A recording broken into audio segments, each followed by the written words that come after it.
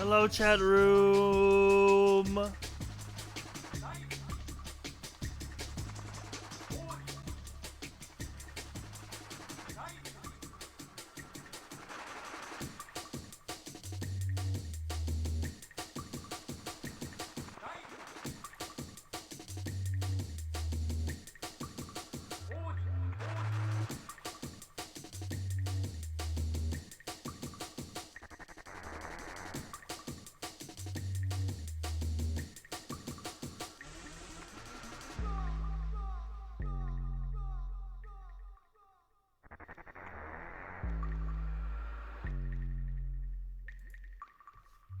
Are Chad the voices in your head for this? Well, you guys are always there, but we're acquiring new voices today.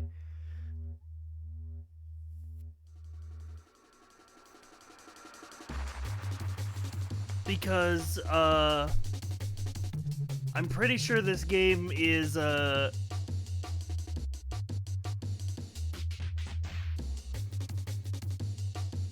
this game is like, it's like D&D Disco Elysium. In that your stats are like voices in your head.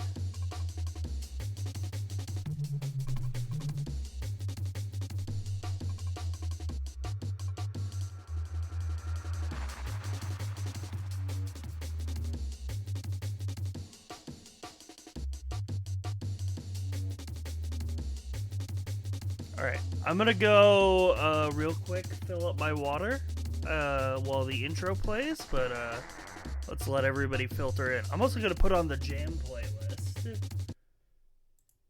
Let's put on the jam playlist. Let's get a jam going.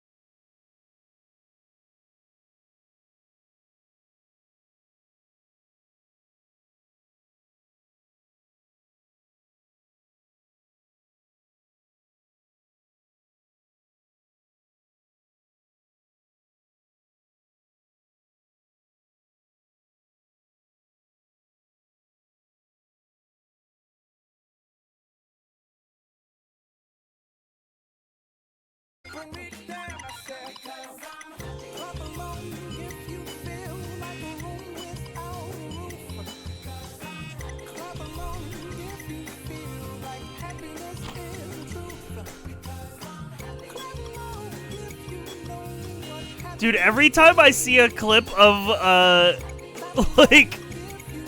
Every time I see a clip of Dexter now, I can't help think of that one guy playing Repo. You know what I'm talking about? He's like a guy playing Repo and he fucking grabs his friend and he's like, tonight's the night. It's happening again.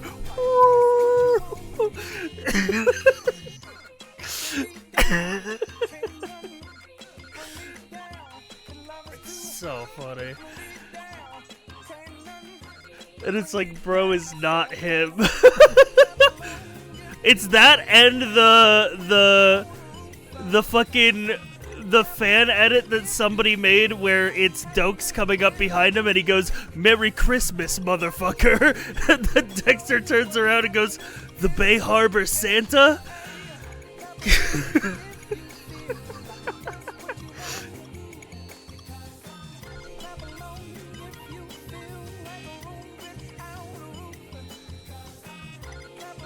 I can't believe it was truly the girls, the gays, and Cypher on voice chat early. Oh yeah, if you got a ping from my Discord at like 6 a.m., I wanted to see how many people I could summon by pinging the second channel.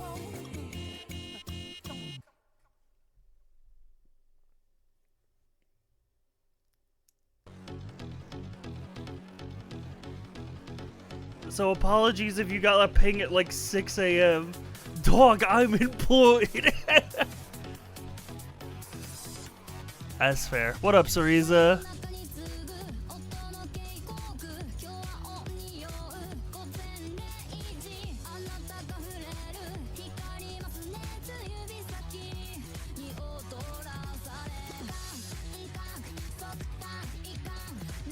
No, you didn't miss second channel content. Vane was playing Slay the Spire 2 in the Discord and screen sharing it to nobody, so I decided to crash their party.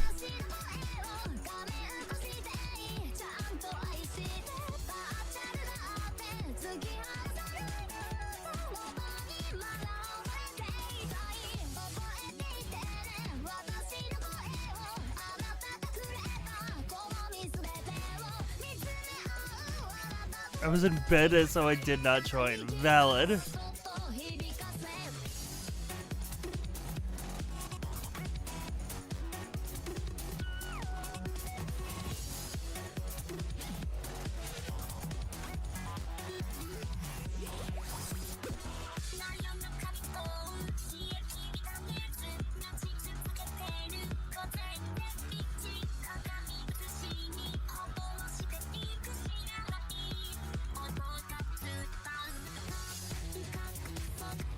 Are we getting Webgames today? Do you guys want Webgames today?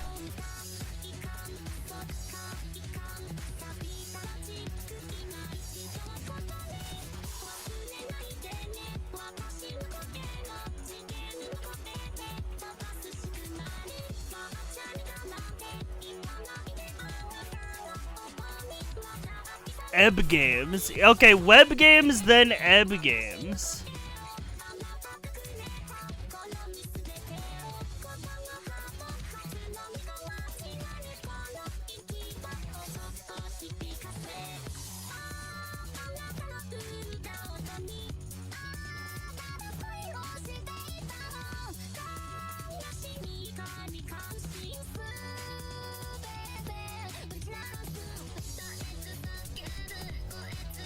Alright.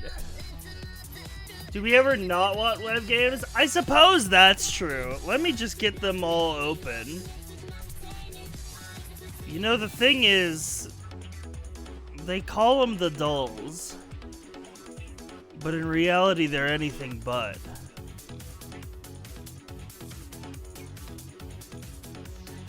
And that's real truth on God, on Kevin Turtle.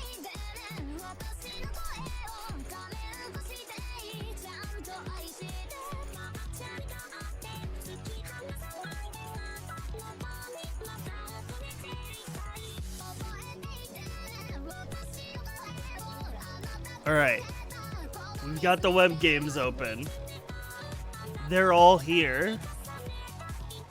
Except I feel like I'm missing one. Vandal, Global, Guess the Game, Scrandle, Food Guesser, Pokedoku Connections. No, I think I got all of them.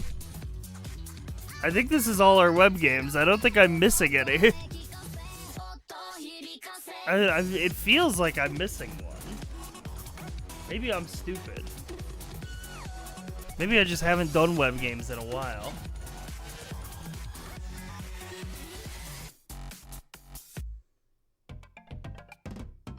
The movie one, I guess. Yeah, but that's a sometimes food web game. That's not a... Oh my god, I'm gonna sneeze. Watch out, I'm gonna sneeze. Never mind. Never mind, it passed. Alright, we're clear. We're clear. I'm not gonna sneeze until like 5 minutes from now when it comes back.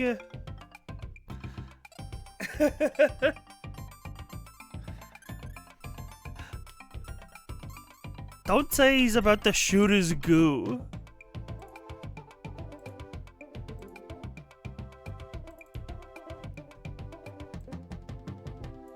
Gruh. Okay.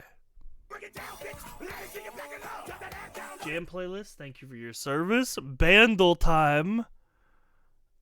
He evolved. Oh yeah, fucking... Hang on. Fucking... Blorbo. Digivolve into... Tuba.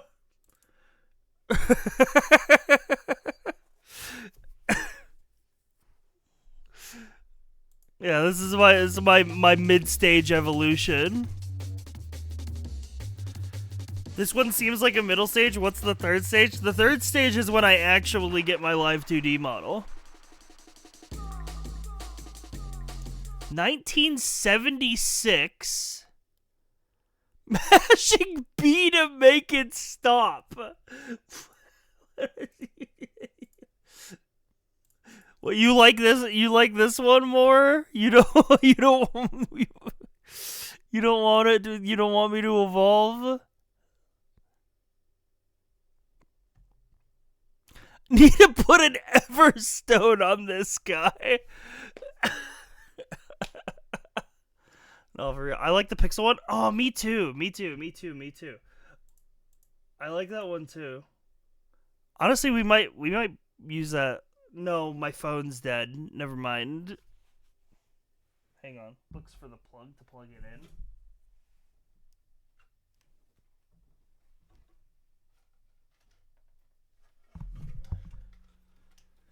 I like the bobber one.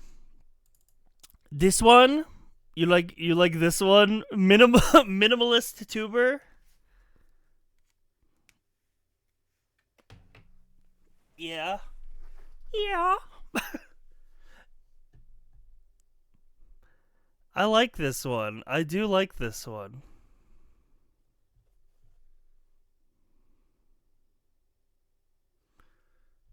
There's also this one. This was from when we did the medieval stream. Yeah, we did medieval RP. We gotta bring this back when we play Manor Lords. Whenever we play Manor Lords, I need to bring this one back.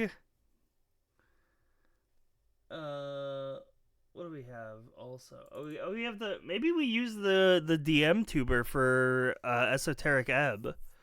I kind of want to get a new version of the DM tuber. Not to say that the version that Jumbie made is bad, but it's just kind of old at this point.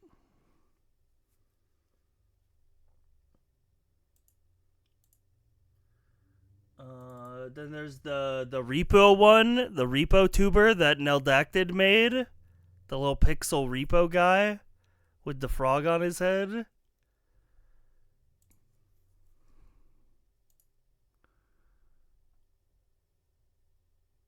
Very, very cool.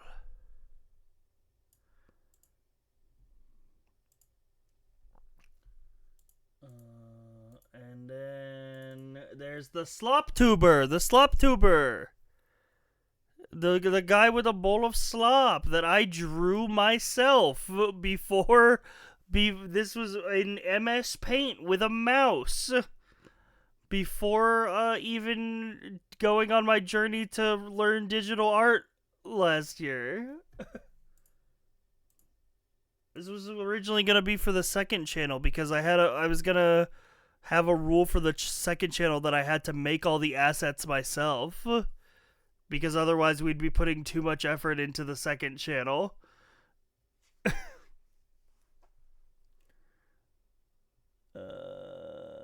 Zoop.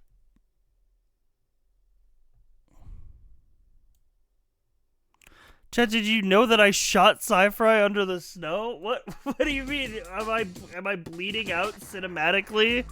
Like fucking the end of Blade Runner 2049?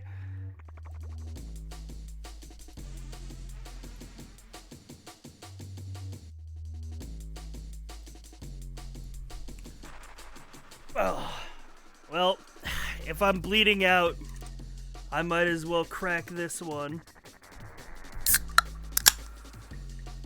Well, crack 'em while you got 'em, boys.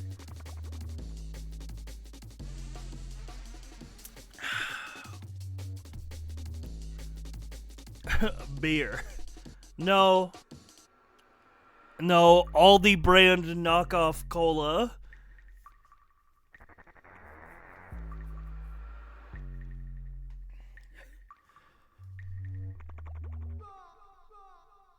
All right. 1976. Give me the drums and the band ensemble, brass ensemble.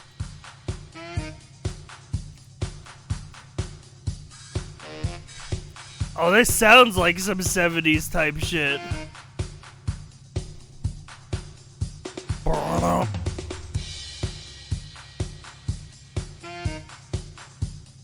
I'm gonna need at least the bass, though.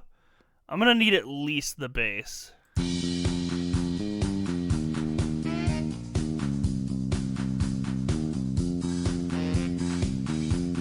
It's funky.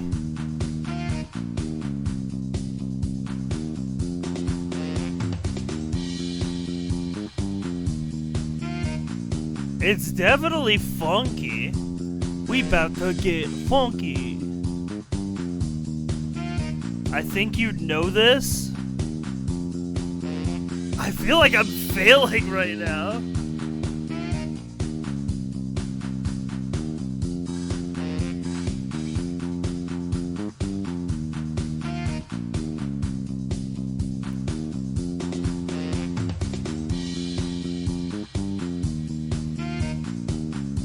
I have no idea.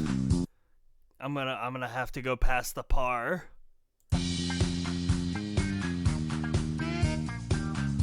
Music that plays in a fucking spy thriller. Austin Powers ass song. That's what I was thinking. That's an Austin Powers ass guitar. I don't know this song, by the way. I feel like if I'm not getting it now, I'm not gonna get it at all. Deceiving OSTS song, yeah. Give me the string.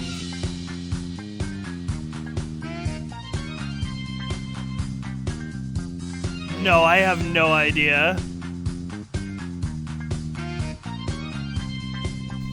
I actually might have never heard this.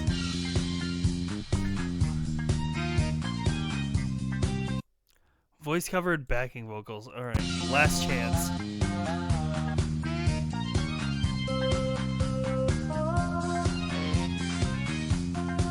Oh my god, it sounds familiar, but I have no fucking clue. I'm blanking completely. The Omega Late Webgames? What? We're 30 minutes into the stream. Fuck you mean Omega Late?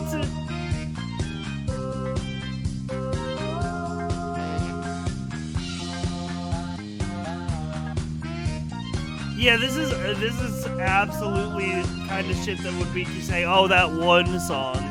No idea. Father Chill? No idea. Daddy Cool. Okay, I now know a second Boney M song. We normally do web games about 15 minutes in. Yeah, but I was busy. I was like getting water and stuff and pooping.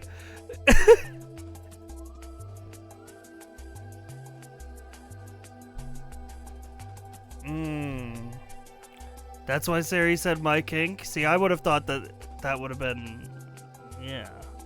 The daddy in question is Handler Walter from Armored Core.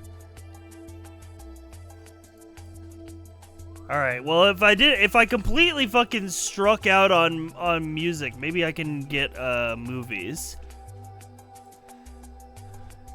Maybe I can get movies better today. Let's talk about toxic masculinity. Let's actually talk about toxic masculinity. 1 star. They did not. This does not give me info other than that they hated this movie. Fight Club? Fight Club is about toxic masculinity, but it doesn't talk about, it doesn't almost talk about sex. I gotta read one of the positive reviews. An endearing and perceptive mix of sweet and vulgar. Director's title. Ooh. Wait, that could be a clue. That could be a clue. This is like a something. This is like a notable director to be like this guy's movie.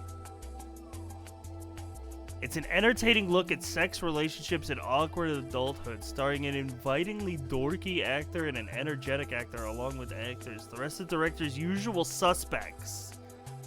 It bounces through engaging comic set pieces and colorful story beats to land an appealing and memorable romantic comedy! Fuck! I'm never gonna be able to guess a rom-com! I'm literally never going to be able to guess a rom-com. Oh... What's the IMDb rating? Actually, what's the Rotten Tomatoes score?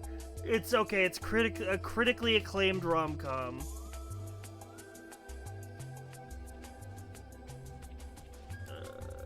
Not really a fan of this type of comedy nor their directorial skills, but there's no denying the actor is perfect as the lead role. He fits that innocent, inexperienced, insecure persona with too well. His performance compensated for the jokes being like a UFO because not one landed.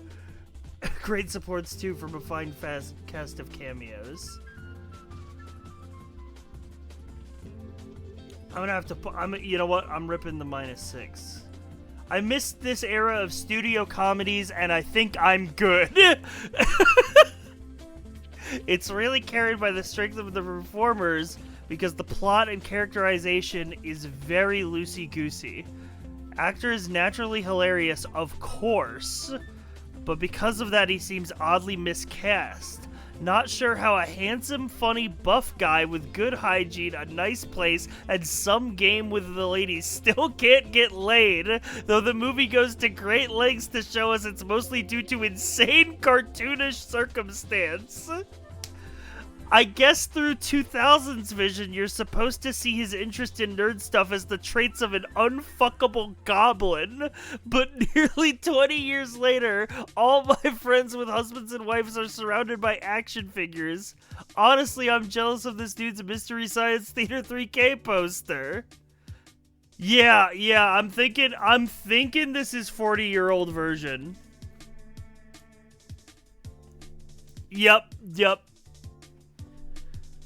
Yep, that's the 40-year-old version. Otherwise known as... Never mind. I was gonna say otherwise known as me in 9 years. But I don't want to will that into the world.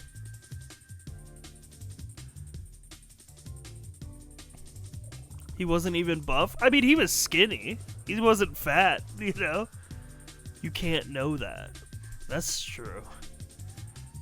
Damn, the letterbox curve would have been a lot more lit. I'm glad I went for the Rotten Tomatoes score rather than the letterbox curve, because it came out 3.3. I would have been like, damn, this movie ass. But I guess people aren't really rating rom-coms from the 2000s on Letterboxd. If you become Steve Carell at 40, that's pretty good. I mean, that's true. I got a good acting career in for anatomy, if that's the case. Chat. Could it be? Could today be the day that Global gives us Laos? Let's go. Come on. Manifest it. Breathe it into being. Show me Laos. Laos is adjacent to the answer. Oh my god. It's so close to being Laos. It's so close to being Laos, but it's not. Give me Cambodia. It's Cambodia.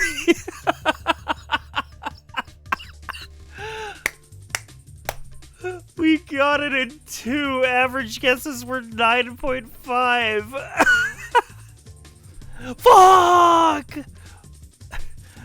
Dude, Laos is actually helping, man. Laos is actually kind of a tech. You know what's kind of crazy?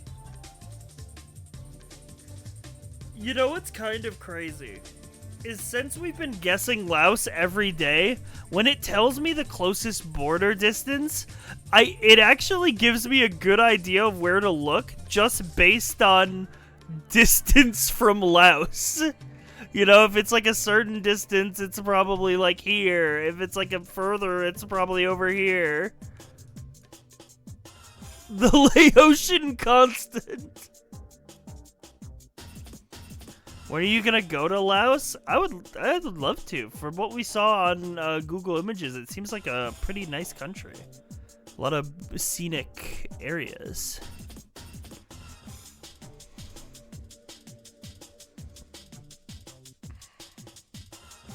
Well, yeah, that's in fact a lot of global players too. Yeah, everybody in Laos is playing global every day, and they're just waiting for it to be their country. DFL distance from left. We could go to the Plain of Jars.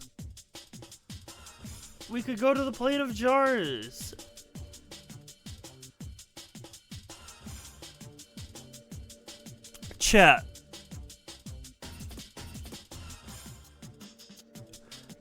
I may be tripping. I may be smoking crack. Why do I feel like this is an Overwatch map?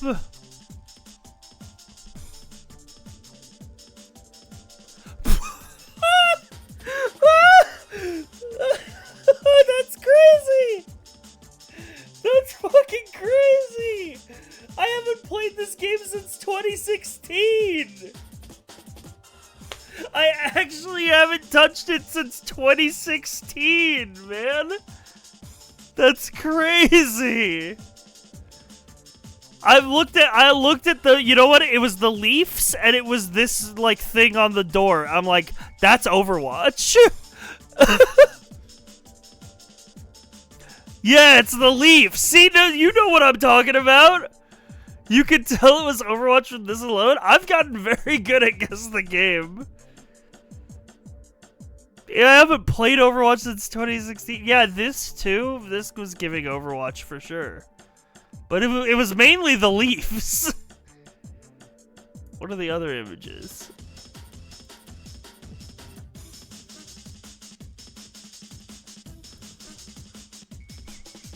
I'm glad that it gave me Overwatch when I said Overwatch 2, because it's the same game.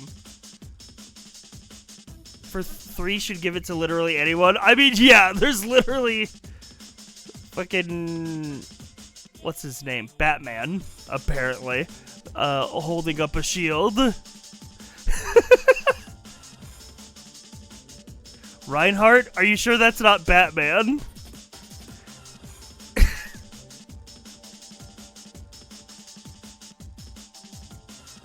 Are you sure that are we sure that's not Batman?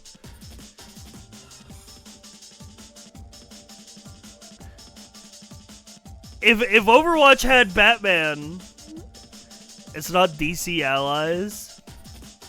Dude, I learned about DC allies recently. Chad, do you know there's an entire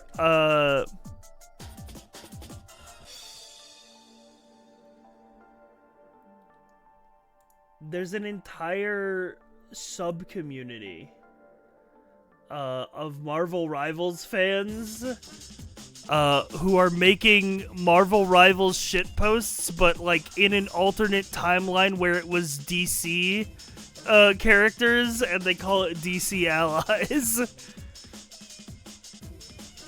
Like they made an ability hero template for the guy who killed Batman's parents.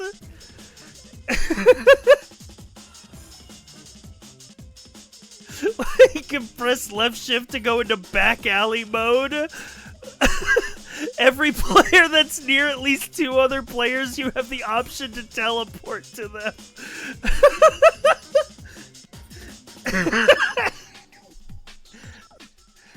Unlikely alliance.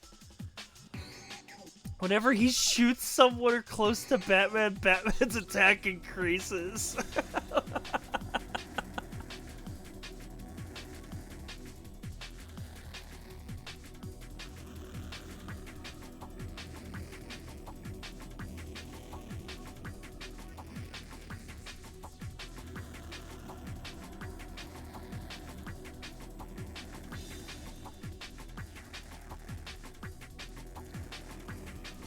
Anyway. Alright. It's Scrandle time. Now, we've been warned about Friday Scrandle. We've been warned about Friday Scrandle before by the Scrandle guy himself. When he made his blog post that said, what's next for Scrandle, and said, sorry about the Friday Scrandle, it will happen again. So, I'm expecting full evil. Like, I'm expecting something on par with the Scrandle that was all just poisonous mushrooms. You know what I'm talking about?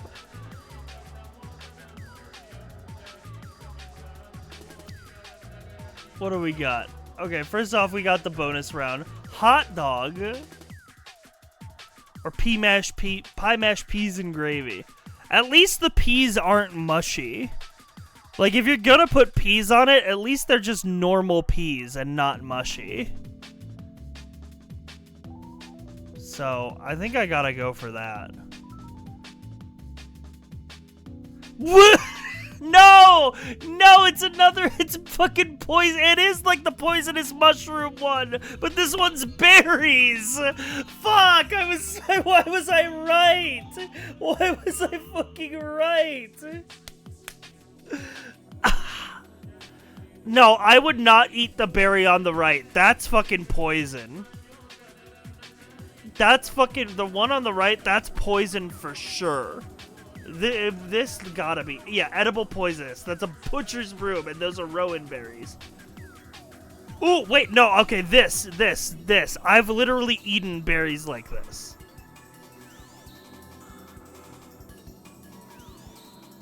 Black currant on the left. Are you a berry knower?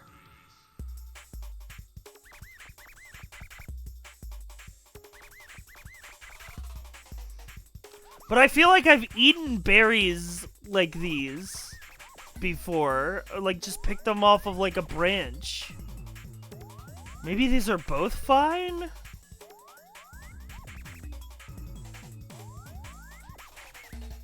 Yeah, but they're small. Yeah, they are small. Too waxy for me, big dog. Poisonous! Yeah, okay, I'm wrong. Oh, maybe I was thinking of these kind of berries.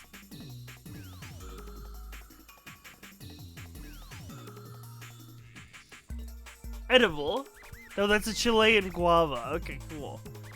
Ah, what the hell is that on the right? It looks like a spider. Yeah, I ain't picking that shit, man. I'm going here. Give me the slows. What the hole? Chat, would you stick your finger in the berry hole?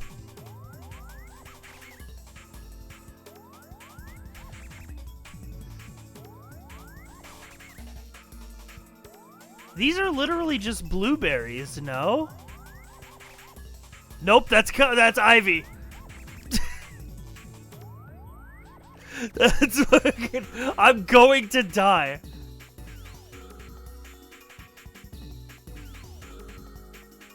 That's like a full-ass fruit.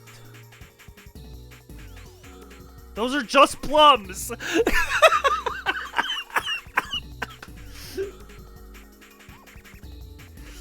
Is a plum a berry? I mean, I guess.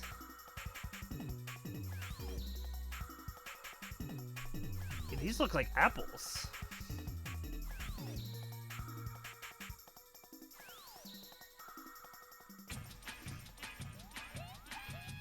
Oh, wait, these look kind of yummy, though. These look kind of like, these look like, what's it called? The salmon eggs, you know what I'm talking about?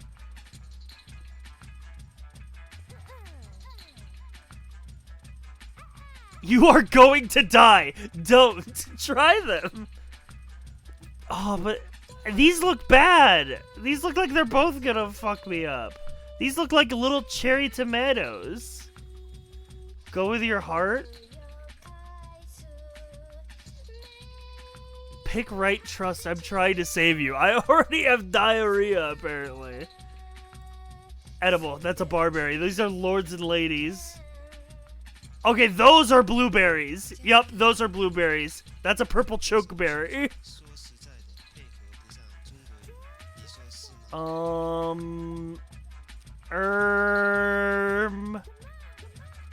These look the same to me.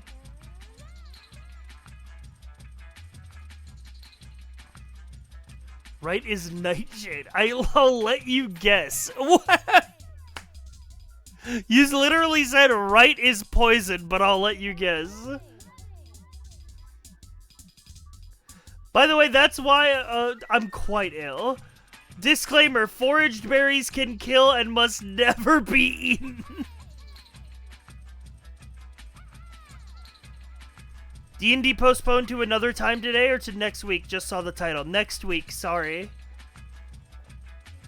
But you should stick around because we're playing this game, which a lot of D&D heads have been talking about. We're playing Esoteric Ebb, which is like a little bit of D&D and a little bit of Disco Elysium together.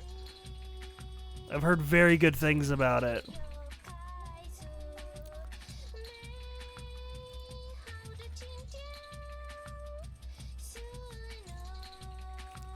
Ooh! Pork, garlic, vinegar, soy sauce, brown sugar, salt, black pepper, paprika, and bay leaves. The savory and garlicky sausage is known for its rich and robust flavor. Hey, maybe like, is this an Italian sausage? Nope. Is it a Polish sausage? Nope. Columpet longansia. Is it a Malay? Warm from Malay. Could this be a Philippines? It is. It's a Filipino sausage. Originating from Columpet, which is a municipality in the province of Bukalan, Philippines. I would love to see these strung up in the tavern. Alright, next round. This is... What is this? Maize meal. Okay, corn. Flour, baking soda. This is like a cornbread. Like a dense cornbread.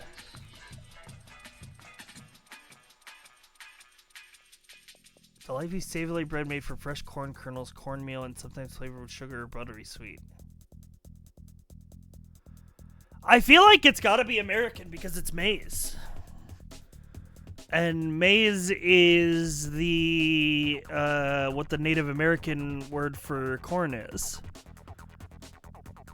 So, I'm gonna guess United States.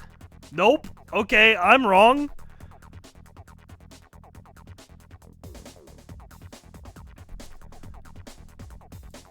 No, it's pointing east. This has to be like a Europe or somewhere. I don't know. Give me like Poland. Ice cold. Holy shit. Okay, never mind. Way further away. Is this fucking like India? Cold still. What the fuck? South Africa. Okay, as South Africa and Eswatini. Okay, we got there. It's a South African dish.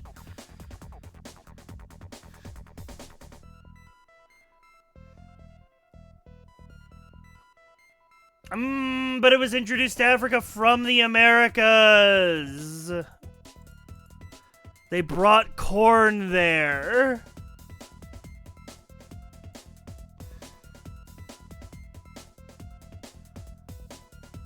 I forgot about the triangle trade. We learned about that in school. Mung beans. I see mung beans. Where was mung beans?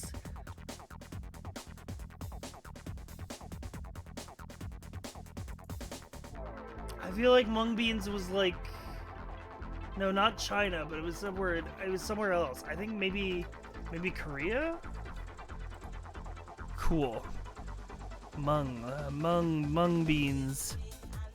That was it. Mung beans, Philippines. No, okay, but it's close. It's close. South of Philippines. This could be in Indonesia. Yup. It's Indonesian. Filled with mung bean paste. Originally influenced by Chinese culture. Typically includes flour, sugar, mung beans, and vegetable oil. Means green bean pastry.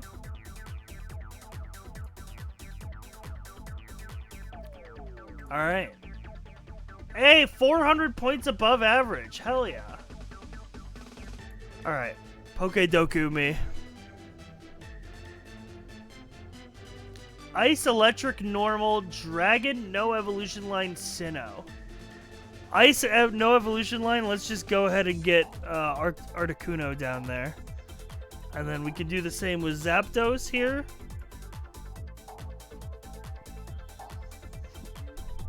And then normal dragon is kind of crazy. Because how can you be normal if you're a dragon?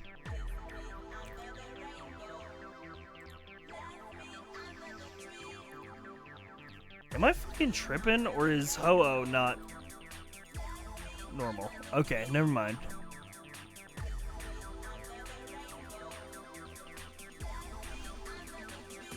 Electric Dragon, Ice Dragon. Sinnoh Ice, a Sinnoh Electric. This is like a Pachirisu, no?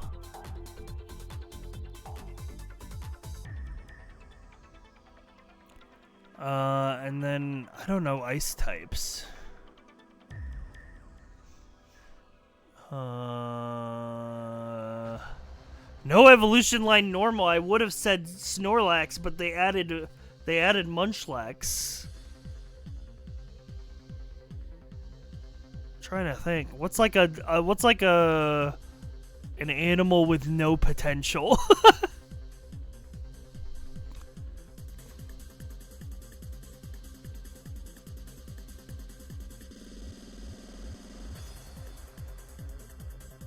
Because normal types are all just like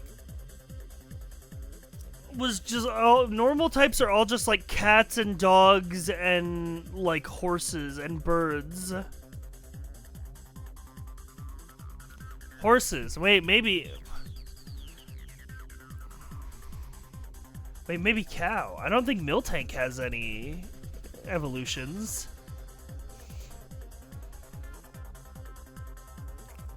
Okay.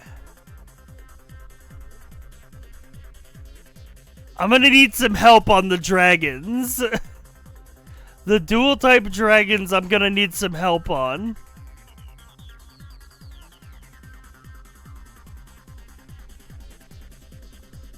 Grandpa Dragon? I have no fucking idea what you're talking about.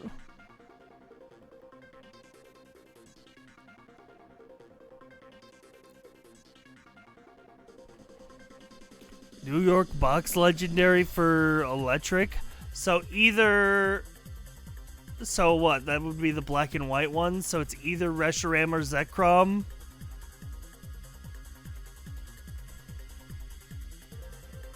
I don't know which one of them is more electric. I'm gonna guess this one. I'm gonna guess the other one.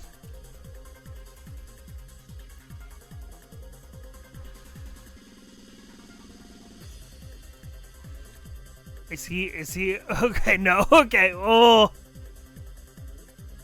Reshiram is fire. I have no fucking clue. Black and White 2? No, I've never even played those games. I don't know. I have no idea. I submit. Kyurem. Excalibur. Kyurem White, Kyurem Black. Drampa. And Cyclizar. Cryogonal. Oh, what can we... Well, yeah, no, I got that one. I didn't read... Kangaskhan.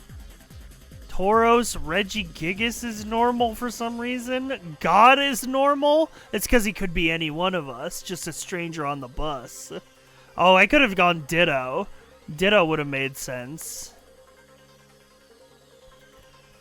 Chat, you know what? I wanna get into gaming. I want to get into gaming. I'm gonna skip connections today. I want to just start the game. I've been waiting to play this game, and I think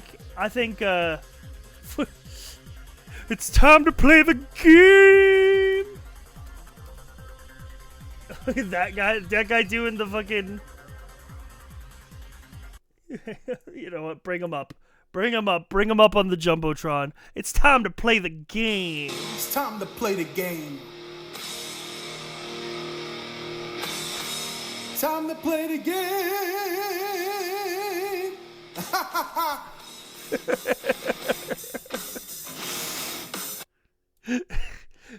It's time to play the game. When the demo came out some time ago, I feasted. I had not heard about this game until it was fully out and people were talking about how good it is. Which is crazy because it seems very D&D inspired. I mean, like, literally, like, there's like a cleric with hit points, hit dice, proficiency. I mean, it might actually be just straight up D&D rules. I don't know if it actually uses, like, the D&D, like, SRD or anything like that. But yeah, become a cleric of legends or ruin the campaign. That was the idea.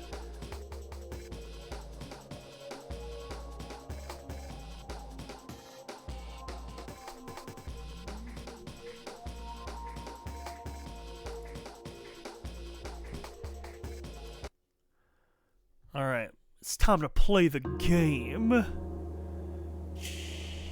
Press any button. I'm gonna press P. It didn't work. I'm gonna tab into the game and I'm gonna press L.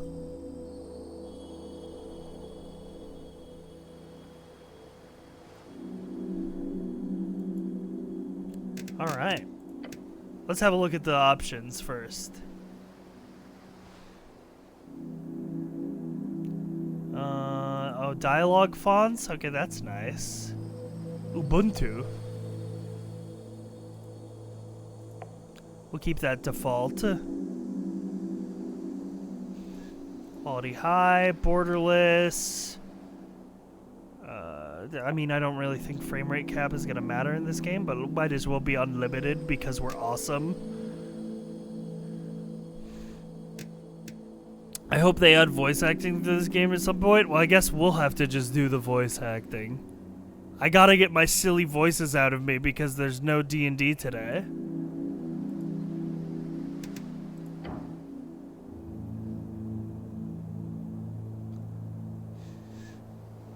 Lore. Oh, here's strength, dexterity, constitution, wisdom, charisma. Yeah, no, I know how these work. Higher strength allows you to equip extra items.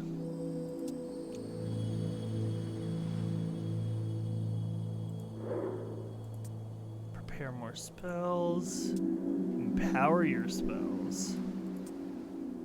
You can automatic discard and select stores. Yeah, it looks like they have different uses. Okay, so no matter what, I'm a cleric. Oh, background focus. Punching bag. You're a farmer's son who grew up in the city. Of course you'd be an outcast. It took time, but you figured out how to cope with it. +2 con, +1 charisma.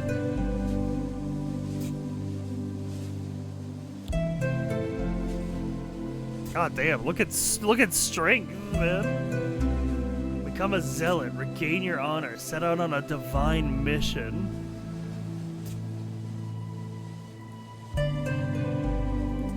Ooh.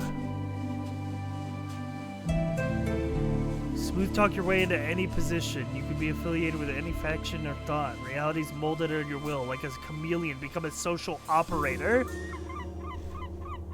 What's dexterity's deal? It's a feeling of self-preservation when everything falls apart around you. Grab as much as you can when the grabbing's good. Progress towards a new future full of freedom. Cleric's unique take on dexterity. Constitution. Listen to your gut, that instinct that kicks in when you're standing in the pit. That's bodily truth. Every choice you make, every emotion you accumulate can be traced back to the lower half of your stomach. Intelligence. Simple, pure, unadulterated ego. Knowledge rules the world, so too shall you one day lead the weak. Bring your genius to the masses. If they do not bow, they do not deserve you. You know everything about the past, therefore it's only rational that you truly know the future. Okay, and what about wisdom? Wisdom is a fucking biblically accurate angel.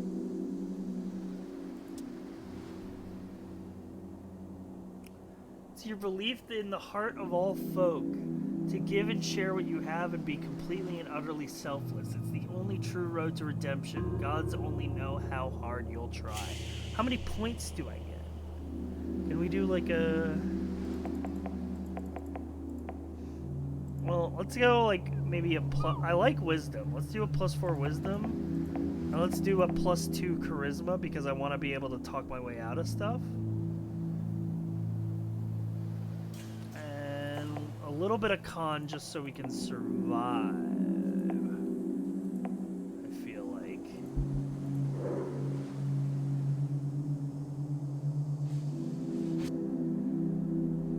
I feel like a little bit of dex will be useful too for survival. I feel kind of stupid, but I think we might be dumping strength. It kind of feels stupid to do it.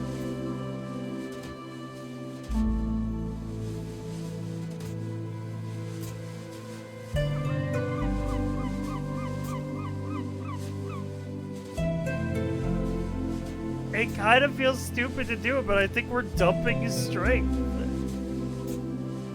Maybe it'll be a more dexterous. Dex and Wisdom are good proficiencies, I feel like. Oh yeah, let's check through all the backgrounds. Kiosk kid. Your mom wasn't around a lot, so to keep out of trouble, she forced you to get a cool job. You despise the smell of newspapers.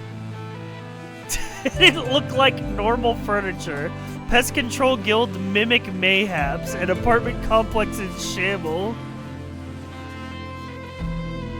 A lore enthusiast. That's me, IRL. Crowd pleaser.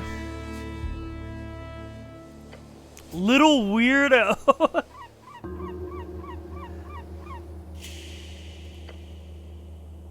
The Asgalet activist. Your friends introduced you to the rebellious belly of Norvik. As a teenager, you spent chaos and worse, dwarf propaganda. Earthguard recruit. After your arrest, there wasn't much arguing about it. 3 grueling years in training, drilled on city code and virtues, but you'd survive. 1 friend. You've only prayed for that one thing during those lonely years, but the gods did not answer, so you learned to manage. Acolyte. Okay, that makes sense. Tower apprentice. Arcane prodigy. Oh, we could be wizard maxing. Palace pawn. Faithful harbinger. Esoteric expert. Revolutionary scribe. Abject apostate. Dead cleric.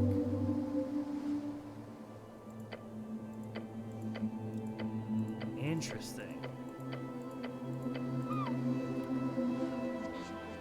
I think I don't know. Arcane prodigy sounds fun.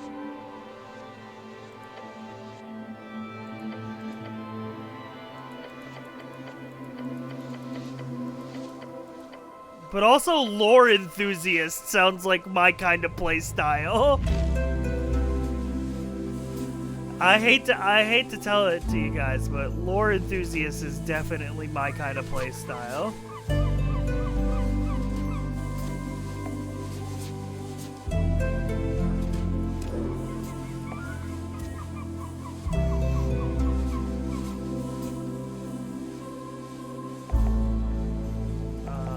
Which honestly means I kind of want more points in int.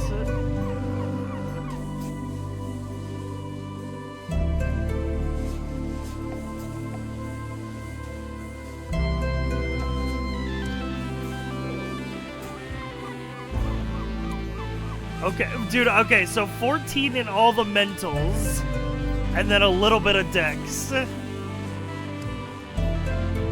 And I'm dumping con for I'm full brain. Switch up Tuba to the DM one? Oh, you're right, yeah, we should. Yeah, let's do this. The role player has arrived. 5 days until the first ever election. An explosion erupts at the heart of the city. No one wants to deal with it, so they send you. The weakest cleric in Norvik, yet also an esoteric genius. The perfect man for the job. Complete your quests in any order. Don't be afraid to make interesting choices. And remember to make them all bow down before you. The campaign will take you from level to 1 to 6. We'll play for 5 to 8 sessions. It's been a journey to put this together. I hope you have a good time. Only strength 6? Avoid going solo in the dungeon.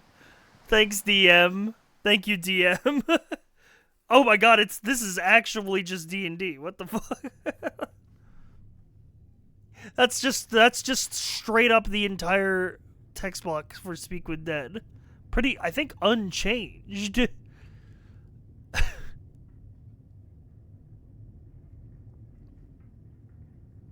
Yeah, I don't even see any changes. 5 to 8 sessions, aka a year due to scheduling.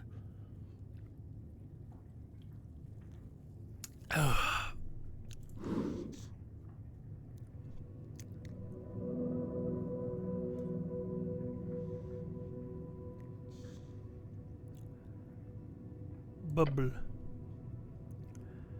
Truth and nothing else, a voice declares. Jor, what is your name?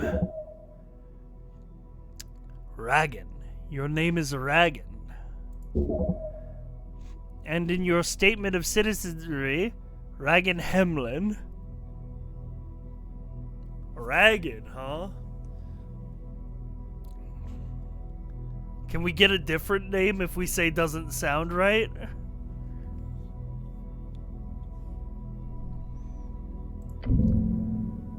No one calls you by your name. Strength DC 12 failure. Yeah, nobody likes you. Boo-hoo. Oh, hello, Charisma. What? You're often referred to as cleric. So my name is...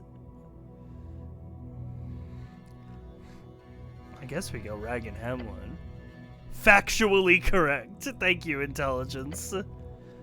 Another question from the darkness. What is your occupation? What is this, an interrogation? What's an occupation in this context?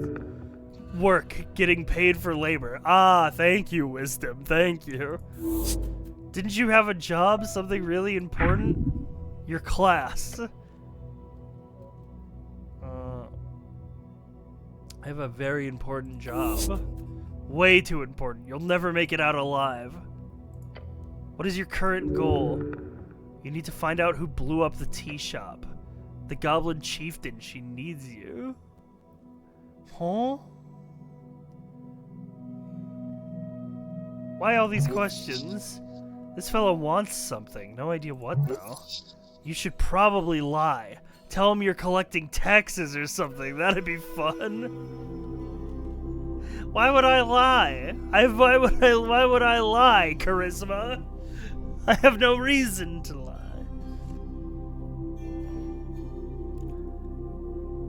A tea shop exploded. Unfortunately, yes. That's not good. I like tea shops. They are lovely, yes. You may ruminate further on tea shops at a later date. There is a question to be answered. I'm gonna stay silent. Yeah, no, giving away your personal aspirations like that could totally come back to bite you. You stay quiet causes deep silence to fall upon the darkness until it's broken by the next question. What is your political affiliation?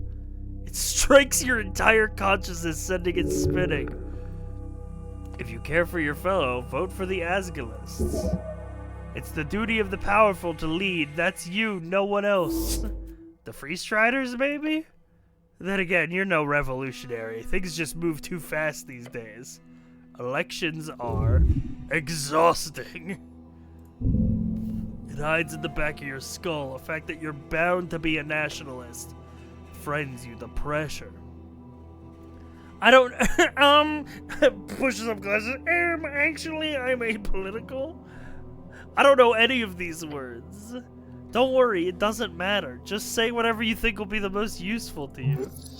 And I think you know exactly what this is. I should be in charge as a God King Wizard Lord.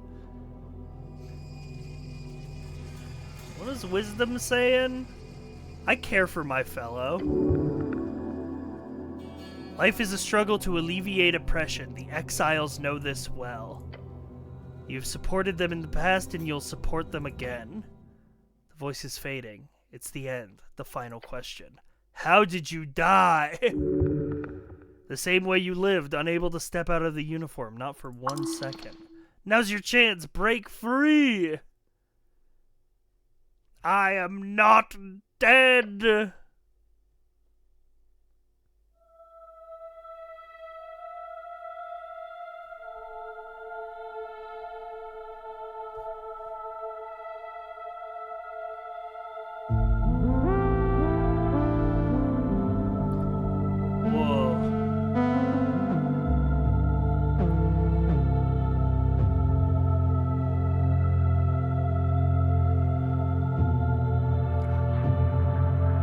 Oh my god, that's why it showed the description of Speak with Dead on the intro screen. They asked me the 3 questions. Oh, that's clever.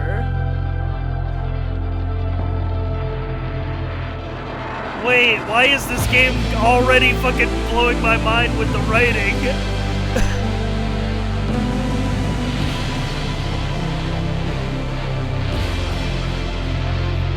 DM-coded game, yeah, for real.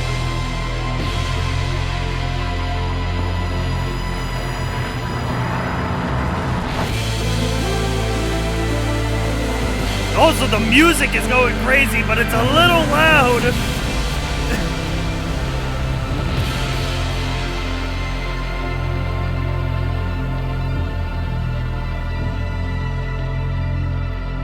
But I don't want to touch anything because I'm afraid it might not pause.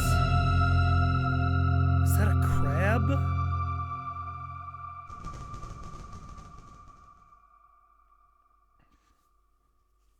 Oh damn, I'm on the damn fucking slab.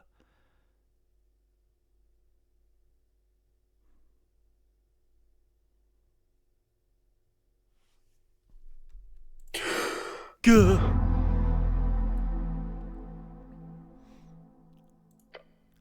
A fresh start. Your heartbeat is loud, screaming. Your body aches, it's stiff, it's as if you slept for days. Ready for the quest to continue. No, strength, I don't think we're good, man. Let's check my stuff. What stuff? Your hands dart around your pouch and uniform. Panic, sweat. No spellbook, no mace. Face it, you've been robbed. Your legs shake, tears begin to form. Deep breaths, your belongings are surely here somewhere. A circular stone chamber for storage of apples and corpses. A pile of apples. Is this Tolstad? Tolstad. Ah. A sprawling island fortress and one of the 5 districts in the city. It sits in the middle of the river Torna, home of Jor's Pillar, a sprawling tunnel network and water lane, the greatest trade hub in Oskani. You're in Tolstad right now. Water lane. The largest trade port in Norvik, located in a massive tunnel piercing the center of Tolstad. It's a so-called marvel of dwarven engineering, and it's the reason so many people commute to Tolstad over many bridges, considered one of the great crafted wonders of the world. Norvik, the central city of Oskani, and the last bastion of humanity. It was founded upon the end of the Reconquest exactly 70 years ago. Oskani, one of the 8 bands along the coast. It's a cold and mountainous realm. I'm sorry, I'm a lore guy. I'm sorry, I'm a lore guy. I'm really sorry, I'm a lore guy. It's a cold mountainous realm. It's your home. Also also known as Jor's realm. The strips of land are divided into 8 bands. The further inland you go, the closer you get to the infinite wastes. It's theorized the ring or a half sphere due to the bend of the horizon. An esoteric divide circling the coast of Jor. Every band has unique esoteric and natural traits. The magic of Jor is esoteric. Jor is the name of our realm, also the legendary wizard who created it. He died during the closing, the end of the Gate era. Wizard, a book-learned arcade spellcaster. Yeah, I knew that one. Anyway, what's this about a quest? Oh, plus 1 HP. Oh, yes, a quest! Earth be blessed. Earth, your god. Ah, I see. That's DC1. Do I remember everything? Yes. Everything is off, but your memory is intact. Your quest was given yesterday. Remember the tea shop? Yes, the tea shop that blew up. Easy job. You'll be done in a day or 2. A quest. I like these. They are dangerous. You might not make it. Oh, okay, see. Well, I've done a job so how much time do I have? Until the election, duh. Which is in 5 days. Time only advances when you make new choices and dialogues. Oh, okay. So, to be clear, I need to figure out who blew up some random tea shop? Yeah, more or less. But you've got like 5 days to do it, so no stress. There's also bullshit politics involved here. You'll love it. Yay! Thank you, Charisma. There's that feeling again. The feeling you're about to enter a path from which there's no going back. Yeah, let's finish the job. Damn right, you'll do great. Alright, but first You feel dizzy. The weight of the Earthguard uniform. A dull pain takes hold. Your body aches. It contents rotting. You must consume an apple now! If your stats are high or low enough, chimes will appear in your mind. They will suggest, inform, and offer unique paths. Trust them at your own risk. I'm so very confused. That's usually the case. Your mind is ungodly powerful. Get yourself together. One step at a time. I must consume an apple. I'm gonna trifle it. I must consume.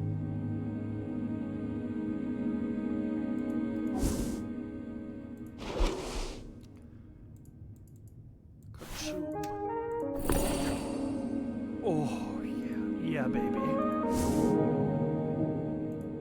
The tea shop that blew up. Election week. The first ever election in Norvegian history will take place in a few days. What will you vote for? You've talked about positive opinions on Asgalism about one single time ever since waking up in the Lich House. It really brings you back.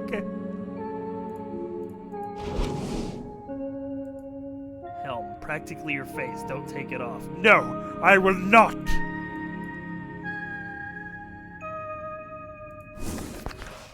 Ooh, a goblin garden. Oh, please. Yes, it keeps the lore. When I ask for lore responses, it puts them in the journal. You're gonna freaking love this game. Esoterics, okay, that's what they're called.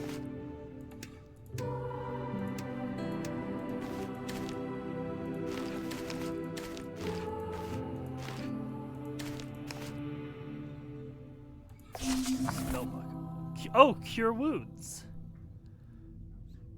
But how many spell slots do I have? Maybe I don't want to use it right now. This isn't yours, is it? What is that? A tattered cloak? No, that's not mine, surely. A shrine of earth. The runes fill your senses as you approach. The color is faded. This monument is hollow, void of life and divinity. And worse, it's covered in rotten apples. These old things are still around, huh? A remnant of blindness and decay. Can I pray here? To what exactly? There are many gods listening to our prayers always. Just remember they might not respond so clearly. I'll think about it. There's an internal energy to it that's underappreciated. Are these rare? No, you find shrines like this all over Norveg. The shrine towers over you. To cast spells, you must first prepare them at shrines. I see. Prepared spells can be cast when the cleric has a reason to do so, either in or out of dialogues. Well, first of all, let's get the apples off of the shrine. It does not take long for you to move some of the nasty apples away from the front of the shrine. A small improvement, but big in the heart. So what other gods are there? Many. You know a few. Okay, let's get some lore. Oh, gained experience. Earth, father of Norvik, you've devoted your life to follow his footsteps. Ilium, the Mender. Ilium was an elven goddess, builder of an army, a cult, and a way of life. an ancient elven empire, now a shell of its former self, once ruled by Ilium the Mender, a walking god who signed a treaty with Earth. Their great woodland stands at the border between Askin and the Reeds. The Reeds are one of the 8 bands, commonly seen as the homeland of humans. Large portions are cursed, holding entire undead cities, eternally burning valleys, and floating mountains. A real lady, this Mender. You've heard the stories, beautiful, terrifying, and all the elf stereotypes rolled into one. They say a look from her could turn a man's heart until his dying breath. Though most men have a story like that, and it's probably more of a woman thing than an elf goddess thing. She would not respond even if you had something to tell her. She's mostly known around these parts as that crazy witch that broke in and charmed 100 warriors back in the day. It's a classic tale, but Earth had a nice chat with her and everything was fine. Earth and Ilium stayed away from each other's business, officially at least. She died a couple decades before Earth did, and nowadays the elves are a bit more expansionistic. Ooh, okay. What about Asgul Ashmask? He's a dwarven god of exiles and egalitarianism. A dwarf of a low caste born in the deep Lecum Moraz tunnels. When he attained divinity, he crushed the kingdoms and formed the Asgul Folkhem Forge. On his death in 470, a great civil war broke out, resulting in the exiling of all his followers to the surface. But his influence was felt in the undercoast and above, as his exiled dwarfs spread Asgulism to all corners of Jor. The undercoast, a nickname for the undersea coast. The gravity-reversed caverns, sea, and archipelago, right underneath the coast. Dig down far enough, you'll pass through the gravity flip. The powerful esoteric effect keeping a perfect gravity balance. His followers do not pray for him, for he is not even seen as a god as most. These aren't actually gods, are they? Not gods technically. It's complicated. They're common divine avatars known to folks of Norvik. One of the 3 pillars of magic, of course. Long ago, true outsider gods invaded Jor's realm, but the gates shut. Their divine essence awakened walking gods along the coast, the term used to describe divine avatars who rose and fell in the divine era. Most major religions on the coast today are built around these figures, and their influence can be felt everywhere. Earth was the last known walking god when he faded 27 years ago. The 3rd out of 5 eras, when the first gods were born out of mortal folk. Damn, you really miss out on so much info when you dump in? Sorry, I picked a lore head as my background too. So, the gods you know are but a spiritual vessel of the true gods beyond our realm. Man, that sounds. Imagine making a D&D setting where the true gods exist beyond the mortal plane, and that the gods that most people worship are actually mortals infused by a divine soul. That's a crazy idea. You'd have, will you call them something stupid, like patron saints or something?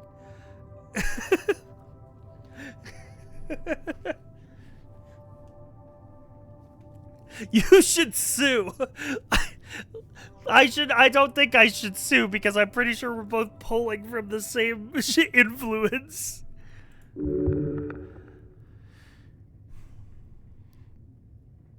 Yet they're the only gods you know, albeit faintly. They listen to your prayers and grant power to their clerics. A rouge played by the powers in the beyond. Ridiculous. I should make a different voice for each of the attributes if we're doing voices today. Tokig the Gambler. A trickster. The type of god only famous for his ridiculous ploys. Tokig the Gambler is seen as a goblin myth. A trickster goblin who united the tribes of Ascani during the Divine Era. Most famous for cutting off his right hand to fulfill a prophecy. In truth, there are few goblins who still worship him after the conquest. I'm done.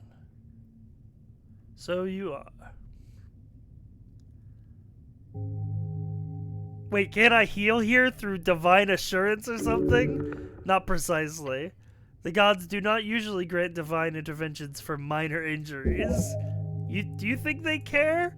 If you want healing, go do it yourself. With the power channeled through Earth, yes.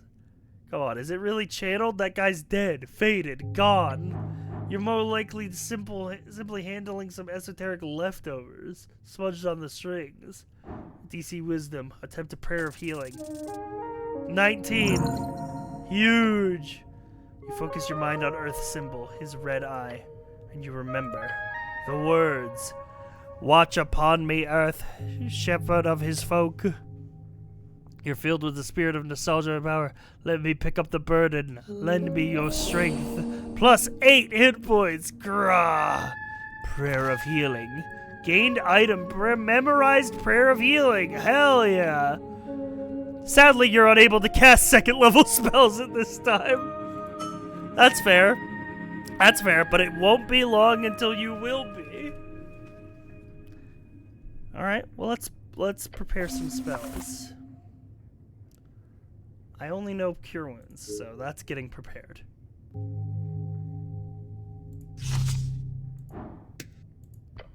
And I should pray. Staring at the chisel monument, you focus your mind. You take a deep breath and begin your prayer. And tranquility. Can I return here when I have more things to think about? Always. You let your mind go through the basics of what you know. A tea shop was destroyed in the middle of the day. Minor injuries were reported. Your goal is to enter the tea shop and investigate it properly. The first election. Your vote won't matter. Your vote will be the most important of all. Ask those around you what they will vote for, and maybe you'll find your own voice along the way. Fair enough. We gotta go start the quest, but it's good to know that we can come back here to contemplate.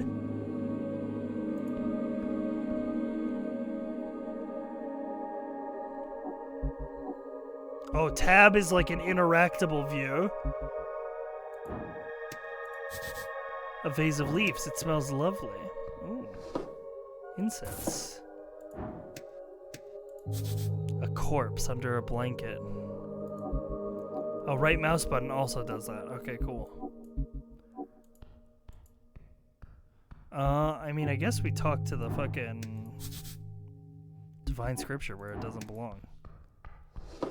Shield of Faith. Oh, fuck yeah. A very important piece of paper. Oh, a voting card. A scuffed voting card made out to Ragnar Hemlin. It's from a Dwarven heart office for some reason. Someone has checked all 5 parties on the list. You need to bring this to a polling place on election day if your voice is to be heard. A pile of apples. This one looks good.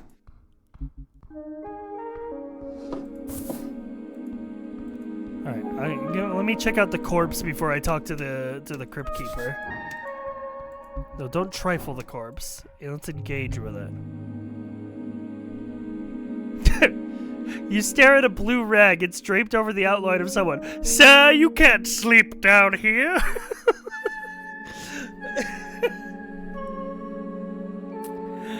You can't bark there. It must be normal to take naps down here. Give it up. Nothing to game here. I should... you know what? Underneath the rag, you find the corpse of a human. Thinning blonde hair, unkempt facial hair, mid-40s, factory worker, Ascani blood. His complexion shows no decay. He's mostly likely under the effect of a preserving spell. Yeah, this guy looks fresh, like he could sit up and talk to you. The DC of a dice choice of a... Yeah, I know. I've played the D&D before.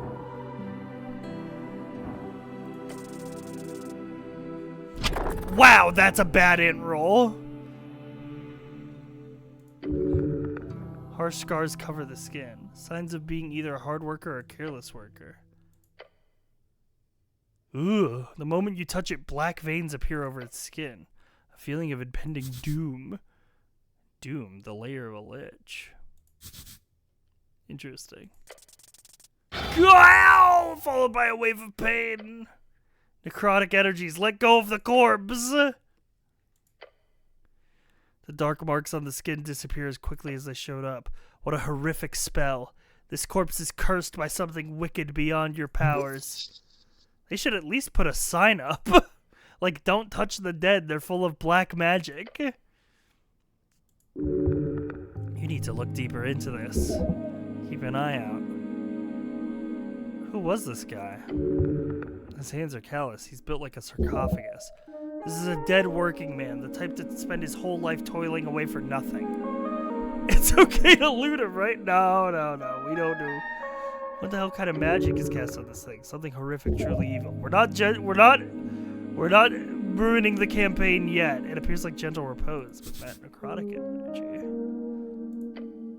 I guess would be an advanced animation ritual. Since you have no knowledge of dark spells, perhaps you could learn more? Whatever it is, don't touch it again. I should stop bothering the corpse now. Well, now I want to eat another apple.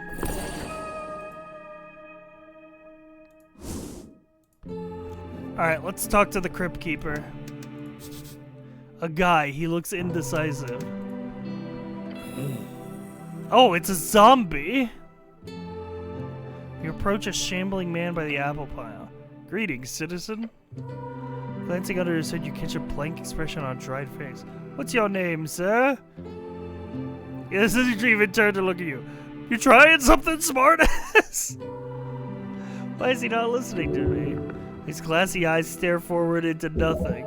This is a reanimated corpse. He's probably a work zombie, although it's been illegal to employ undead since the Bone Purge of 11.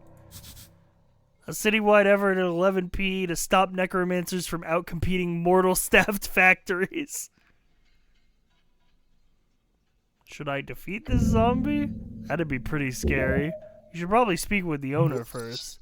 The guy's not harming anyone. Honestly, he's a more productive member of society than you. No offense. No, you're right. I haven't done shit yet, man. That's real. I can't reach that from here. I can't get past the zombie. What's that? A great mountain of apples.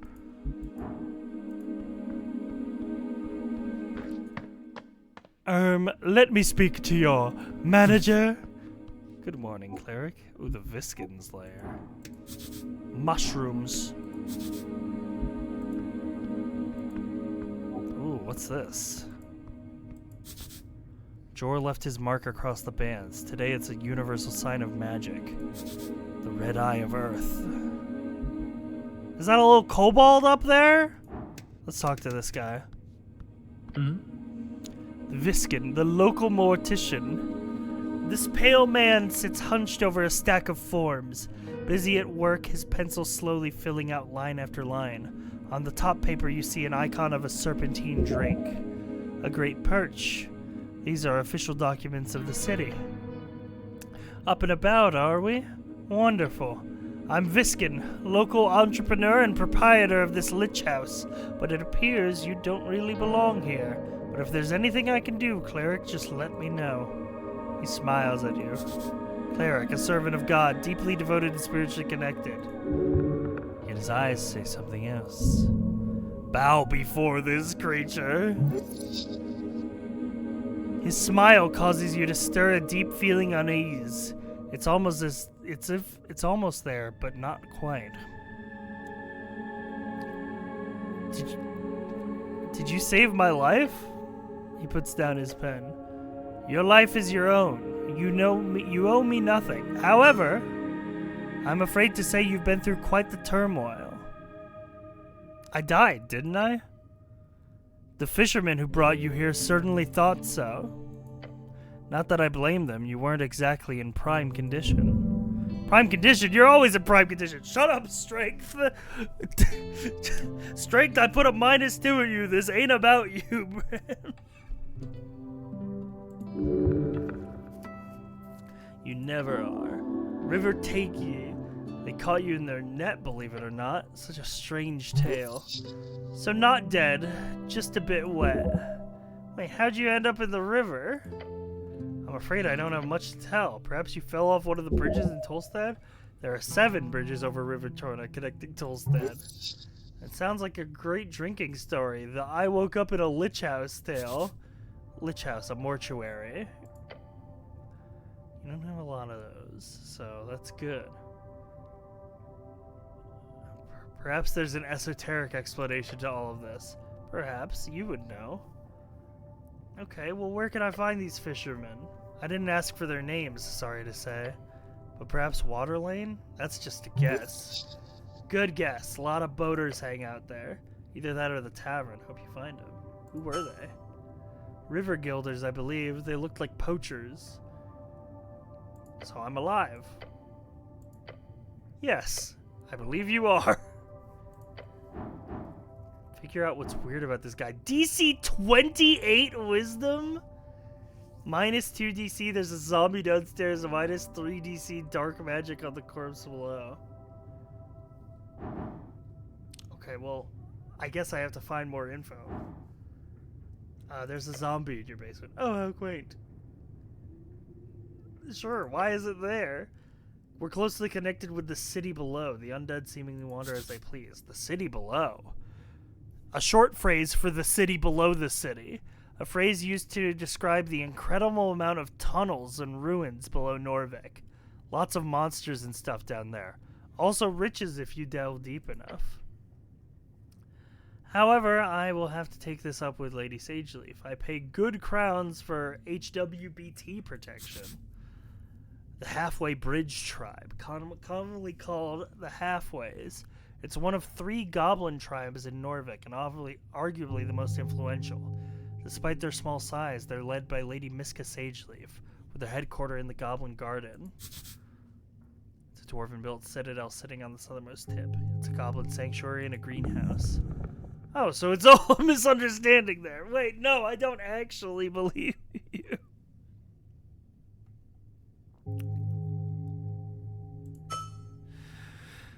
What do you mean?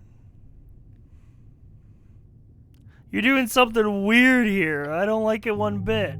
I apologize for putting you in this situation. It's my neglect that led to this undead creature entering the tower. I'll make sure to tighten up.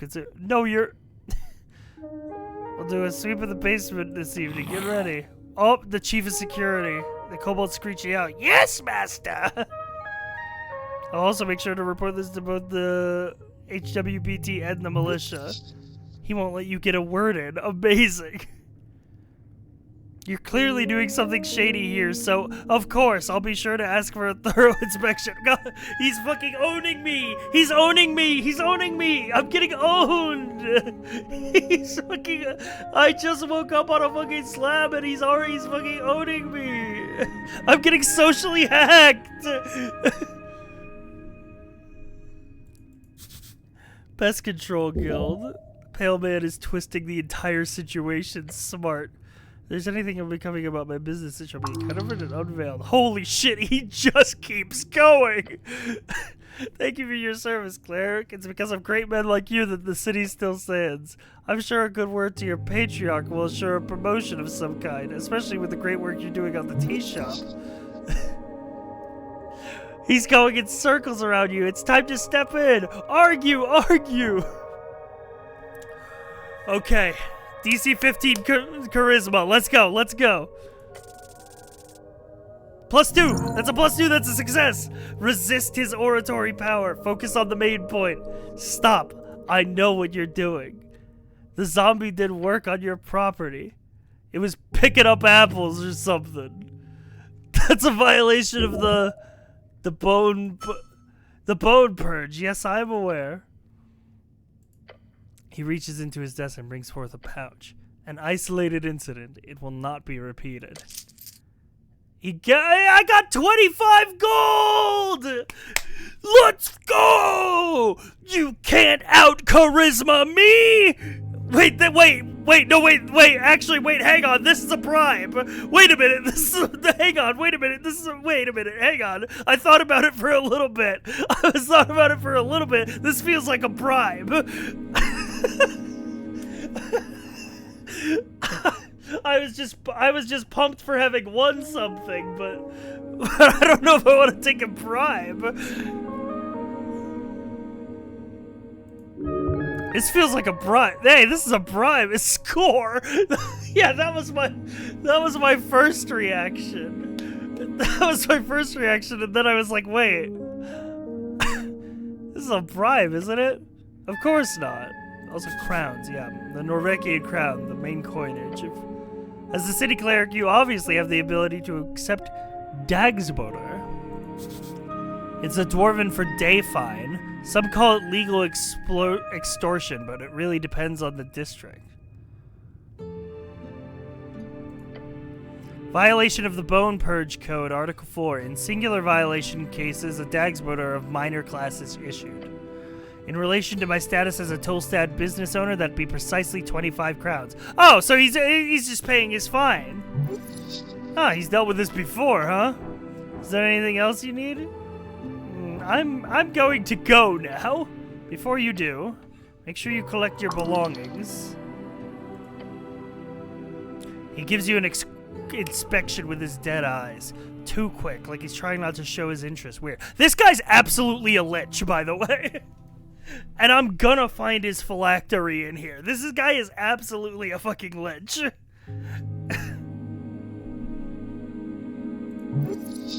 At least he's not hitting on you.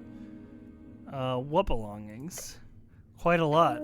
Your uniform, your cloak, and also a voting card. A peculiar voting card. Every party's been marked on it. I'm assuming it's yours. I'm not sure if it's mine. Maybe? Possibly? Pyramid ignores your comment.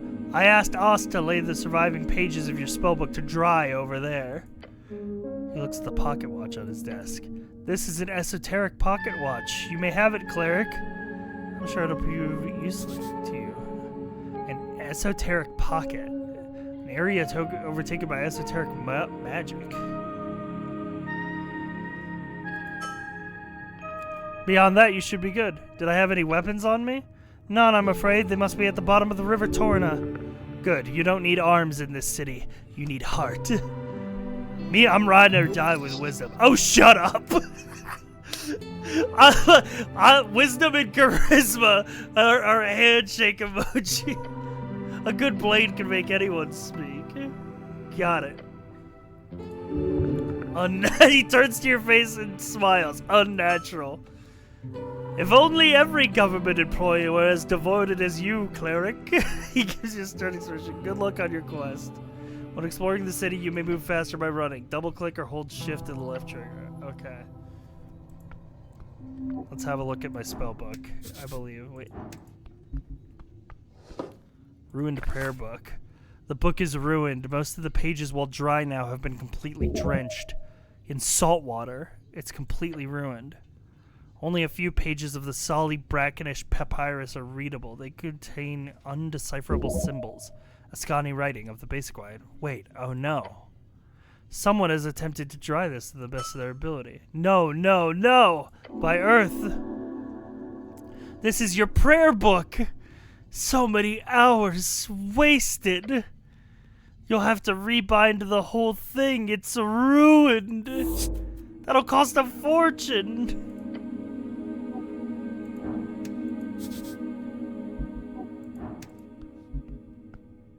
What's going on with this book? An ancient tome. There are fine and handwritten letters scattered across the pages. You can read the symbols, but they're in Old Draconic Demornian, the common language of man. Arcane era. 511 years of rapid magical and technological growth, as well as the birth and death of the great human magicracies, ended 27 years ago. De Verbis Draconum Ars Occulta. The author's name appears to be Kelvin de Mornay. Right, I need to get my hands on comprehend languages. You do. It's highly annoying that you seem to have lost your memorization. Find a spell scroll. Maybe you could buy it somewhere? It's fairly common. Can I try to read it? No. You have no idea what this means. The tongue of the dragon masters of old Demior. Her humans served them faithfully for centuries before the Arcanists rose up.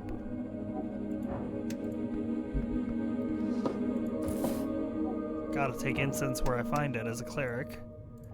What's going on with this bookshelf? So many books.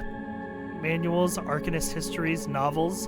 Some of them stand out as classics, but it could be useful to refresh your mind.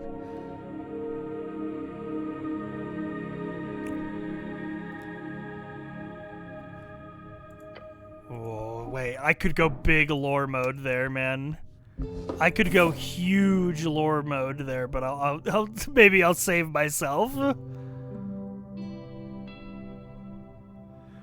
But seriously, why is the morgue buried in apples? Somebody in chat said, theory, when apples rot, they smell sweet. It probably masks the corpse smell. Wait, that seems right. That seems like what the answer would be. Because they said there was a bunch of rotten apples, too.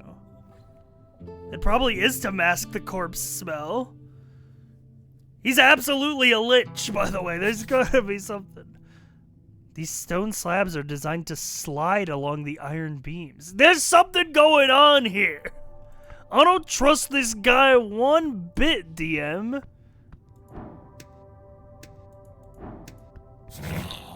Human no cause trouble. Well, I don't want to steal his crossbow, but I will talk to him. Oh, look, cute little kobold. Wiggling his little claw feet, he follows your every move with cold, unflinching eyes. Master, say you behave. You're adorable. The kobold glares at you. Complete and utter annihilation. The aura of a conqueror. A killer. Your soul shudders. A battle of will. Don't give in. I glare back. Your eyes meet each other, still and ever vigilant. The kobold does not move.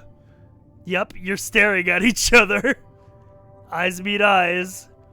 You're looking at the kobold's eyes. You're looking hard. You should probably stop.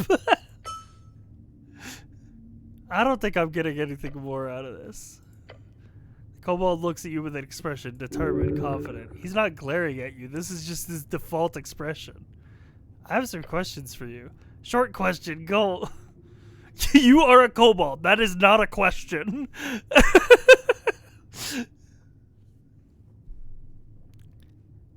Who are you?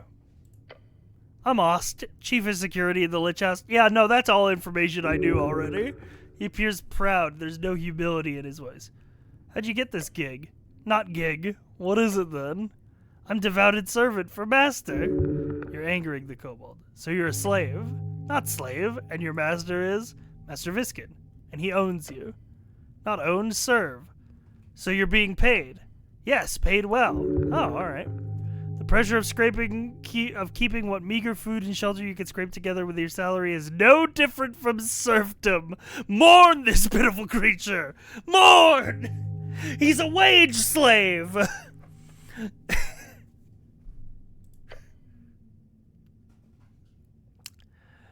You wouldn't actually shoot me, would you? No promises. Do you have a license for that crossbow? My crossbow, not yours. Yelgin's Accord, a signed agreement between districts of Norvik allowing the free use of arms and magic below a reasonable amount. It would allow a freelance mercenary the access of a crossbow. Okay, that's a good law to write down. I can't legally take your crossbow. Legally, also logically. Where were you when the tea shop incident occurred? Incident? Tea shop blow up. Boom. Big boom? Big boom. When it happens, I was on water lane, on mission. Mission? Not mission, meant to say errand. What were you doing in water lane? Milk? Doing milk? Deliver. You deliver milk? Yes, side hustle. Okay, man. I respect it. Kobolds don't even drink milk. I want to know more. I want to know a lot less. Fuck. Chat, do we ask about the milk?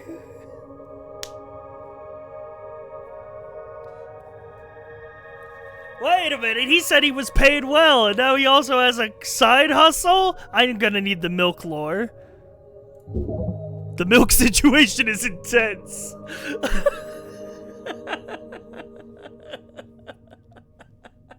The milk situation is crazy.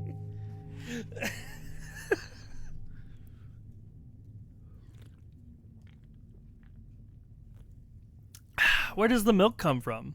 Cows. Where do you get the milk? Market. Who buys it? Humans, water lane humans. They pay for many fresh milk before dawn. Humans, tall and beautiful like yourself, known as the pest of the coast by those who are less inclined to reproduce like rabbits. Side hustles are smart. You should do a milk run later. It pays.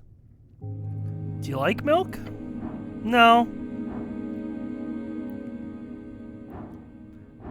Oh wait, this is an important check. This is an important check. Do we establish ourselves as a milk enjoyer?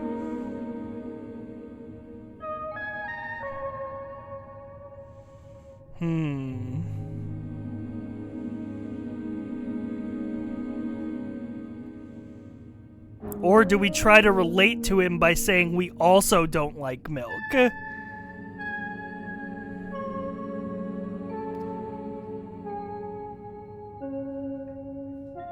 You know what? I'm gonna try. You smirk, a confident laugh escaping your lips. You turn towards the ceiling, smiling. I also don't like milk. Your comment has made a dent upon the world. This is why they should follow you. You are a worthy leader. Win them over with lies and deceit. Control them with flattery and love.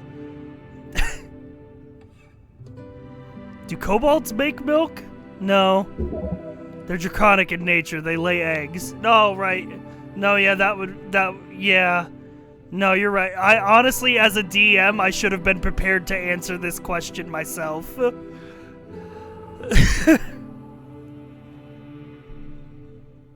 Can I have some milk? No. I don't have anything else to say about the milk. Milk curious. Thank you. You should totally find out more about this. It could be a big money maker. Thanks for your time, Kobold. Shard of Jor. What's a Shard of Jor?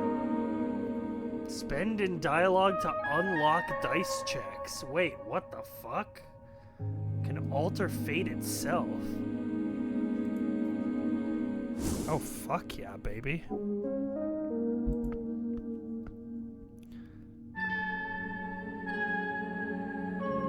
Sai, as an anti-milk DM, where do you land on the Yuan-Ti Schnitties debate? Well, it's complicated. Because they are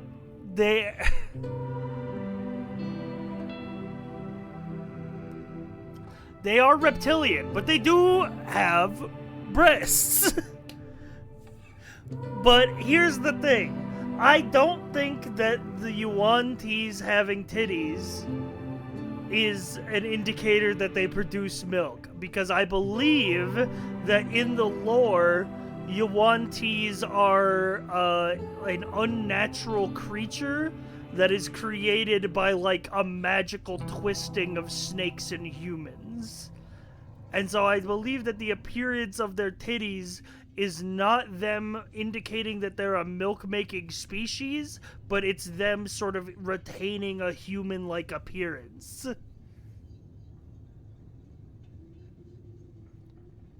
Basically, I'm a fence sitter.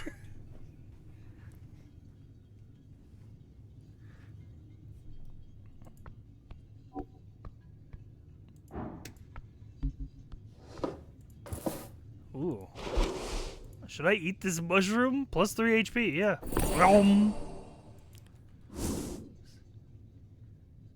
That was an exceptionally erudite answer.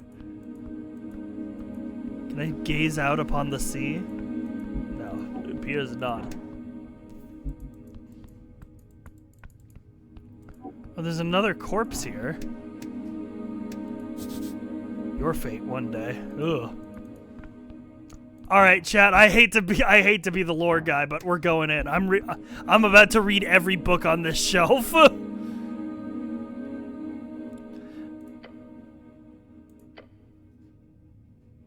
You love to be the lore guy. Okay, you're right. Let's read Autobiography Prax by Lord Phileas Prax. A classic. You kept this book on your bedside table for your years during your scribing years. You look at the first page. In these pages I shall endeavor to recount the journey of a mind born to greatness, a will tempered by the crucible of ambition, and a spirit bound to the relentless pursuit of the arcane. My name is Phileas Prax. It goes on to make grandiose statements on his personal abilities of magic.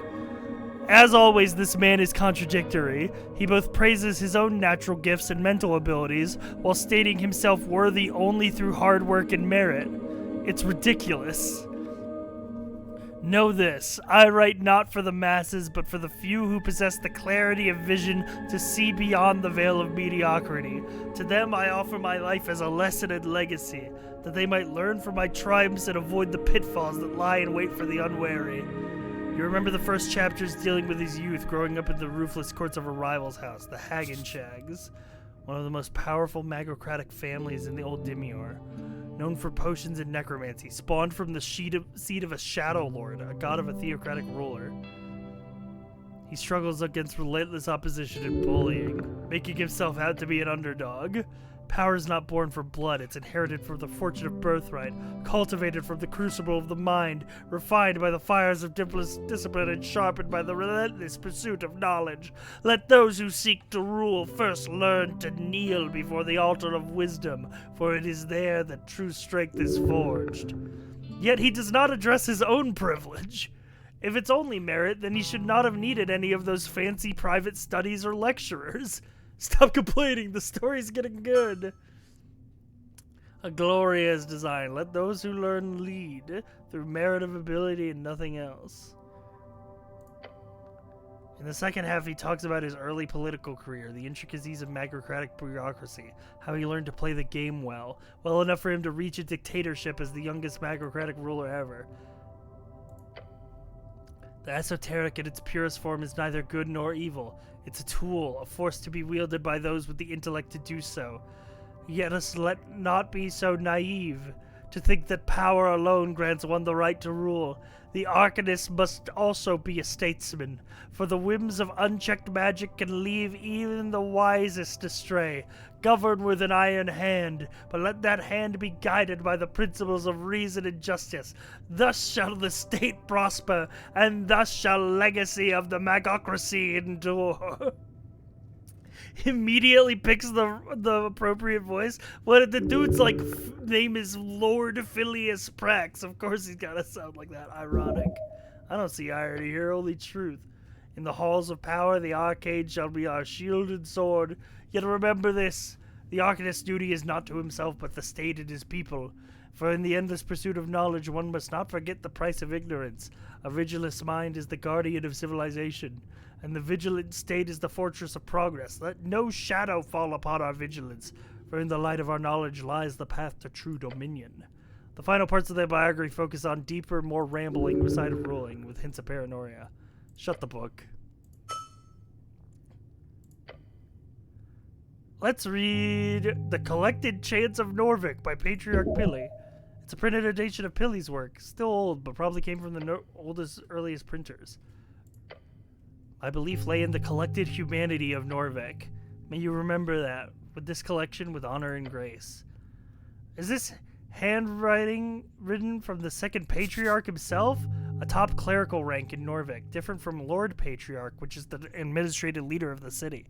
Only about a dozen men currently hold this rank. They manage a section of clerics at the Towers, the home of the Order of Arcane Clerics, also known as the OCN.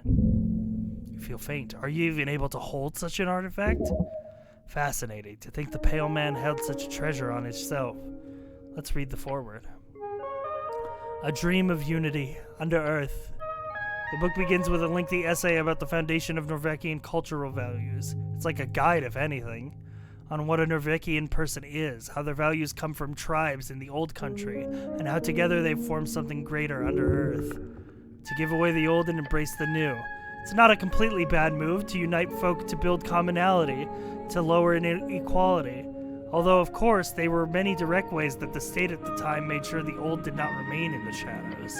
Violence and oppression at times. This exactly explains how a new Norvegian culture will help the city grow, fighting against inequity and injustice, mainly by being generous and not hoarding wealth. I naive thought. It touches upon the connections with the dwarfs and how the Norvegian spirit is not just contained within humans only. It's not just blood, it's sweat and tears as well. The folks that unite with us will not be seen as other. They too are Earth's folk. They too are Earth's guard. This is a long-ass forward. It's a lovely sentiment. Indeed, something to live up to. Let's read Torna's lament. I went to you with foreign shores, my lord, my guard. I pray you keep from harm the beasts each shard, a proof of your devotion. Thus I give myself to your folk. I give my life for a home at the river, in that sliver of land, to vanquish the beasts who roam, the evil who lair, the fires that burn, to build a life along the river. Every shepherd knows the song, it bellows up the river. Earth lives in that sliver of land. It's your favorite. Cool.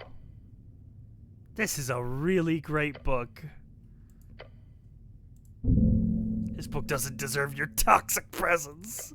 If you were stronger, more capable, then perhaps you could have carried that weight. You really want that book. One day it could be yours. You're confusing me. I'm putting the book back. Hey, there's some issues with stealing going on here. Just ignore it. Chat, what's his stat spread? I picked all the good stats and none of the bad ones. Ooh, folk tales. The Trill Sisters book is an index of several tales, many of which you heard growing up. These stories shape reality. From the mind does not distinguish a tale from a real-life lesson. They are but the same. One of these tales you see the one you remember the most, the one about the gnome and the titan, a term for gigantic creatures. This story always spoke to you, mostly because of the unlikely friendship between the two. In the old days, when dragons ruled the skies and titans wandered the earth, there lived a gnome named Abacus, known far and wide as a half-wit. Whether by fate or folly, he often found himself in the oddest of places, and so it was he stumbled into a deep valley of Askin. That valley was home to Kalyumor, the Mist Titan, a colossal being with fur as thick as ancient forests and limbs that clutched the very mountains. His upper body was hidden in, or perhaps made of, the swirling mist that filled the valley. But on this day, the valley was not the serene refuge that it had once been. The air was thick with ash, the rivers ran black, and the trees stood as charred hucks. Esoth, the ancient red dragon, had set the forest aflame, hoping to drive Kalyumor from his domain and claim the fertile valley for himself. Esoth, the red dragon. His power through trickery and betrayal is legendary. Rumors say his spirit haunts the burned coast to this day. Kalyumor was furious. His great form... Story time? Yeah, sorry for lore maxing. I picked the fucking lore nerd thing. Sorry if you wanted to actually go on the adventure at any time soon. We're gonna be lore maxing for a while. Kalyumor was furious. His great form trembled with rage as he searched for the source of destruction. His eyes fell upon Abacus, who was wandering aimlessly, his tiny mind puzzled. To think that the coast was filled with the beasts of Jor. Let's continue to the verses. Thrick, lum, chum, who dares bring fire to where none should come? Ashes taint my sacred mist. Speak, small one, lest you be missed. Abacus looked up, squinting through the fog, and scratched his head. Fire? No, I've no fire to share. No flame do I bring, nor ash to bear. For in the dark I see clear as day. 'Tis those who can't that need the flame, they say. Thrick, lum, chum, what nonsense from your tongue does come? Who is it that needs this blaze, that blackens my mist and dims my days? For question thee, who needs a flame to light their path and stoke their claim? Perhaps it is Ethsith, the king, whose fires to your valley bring. Thrick lum chum, the dragon's days are surely done. Guide me, gnome, to where he lies. Together we shall dim his skies. A wonderful little tale about the little and large. The story goes on to wax about the friendship sparked between this eldritch titan and this silly little gnome as they sought out Ethsith on his throne. The ancient red dragon then falls to the titan's might, and after Avisus accidentally guides him to the correct location. One of the classic stories every child at Ascot is told growing up. It's important to remember that this is an oral tale passed down over generations. This is simply the shape in which it was written down. Who knows exactly how it was in its original? Fuck yeah. Fuck yeah, bud.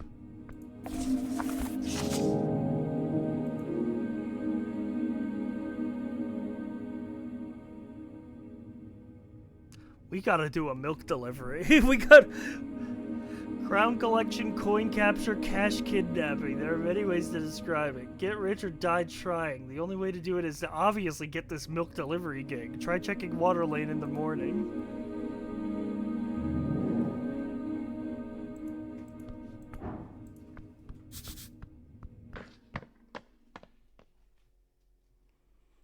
Oh my god.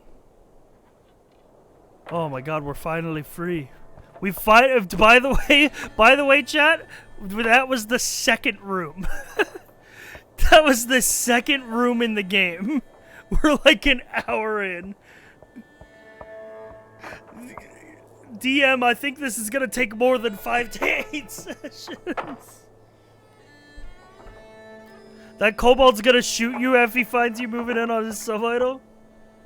Your avatar fits this game perfectly. It's the one I use for D&D. There's a bunch of dwarfs over here. Can I talk to dwarfs? Around the amphitheater scene, you see a number of dwarfs hard at work. They're constructing a banner, a bright green flag. The banner of Asgard, the fool. One of the dwarfs stands face to you with a furrowed brow. He appears to be in a staring contest with the orc on the other side of the theater.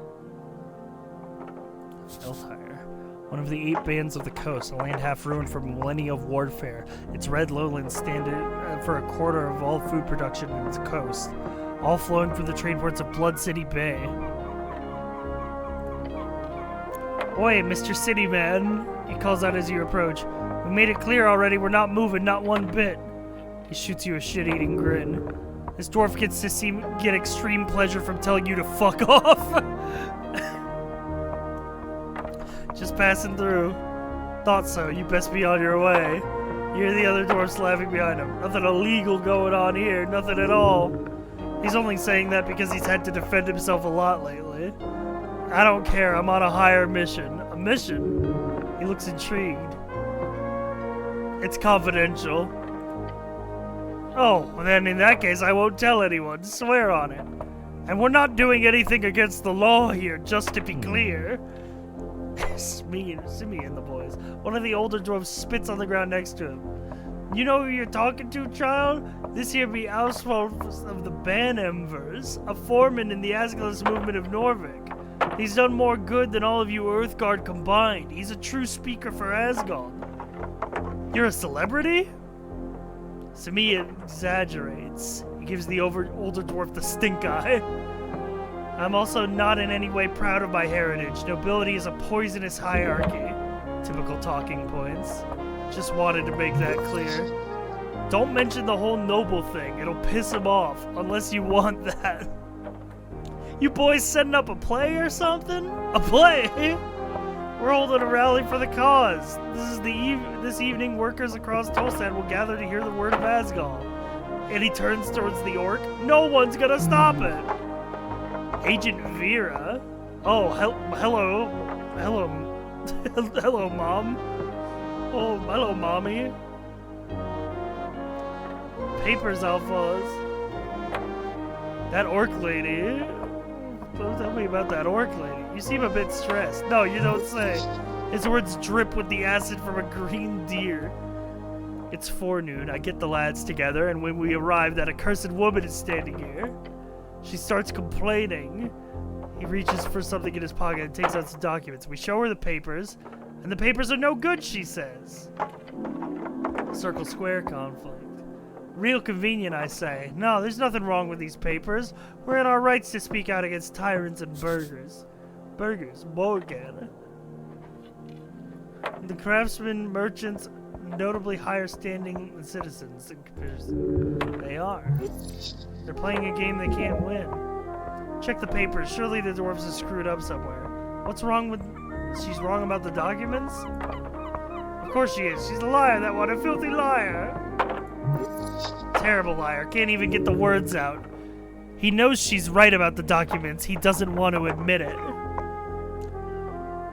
Isn't it a bit macabre to hold a rally on top of a morgue? Morgue? He grumbles to himself and glances over to the Lich House stairs. I thought it was a dentist. Fair assessment. No matter, the Asgul movement's not afraid of death. Big words, Alphaz. Grits his teeth. Damn orc. Can I see the papers? Construct an argument as to why you should get the papers. Let's go, Int. Tell them you're an expert and that you're on their side. I'm an expert. Yes, also I'm on your side. I'm your best shot at getting out of this. He sighs and grabs something from his pocket. He hands over the scroll. I trust you with these documents, city man. Tell us we're in the wrong, I dare you. Because we're not, the older dwarf joins in. Take a step back and check it out. Let's see what's going on here.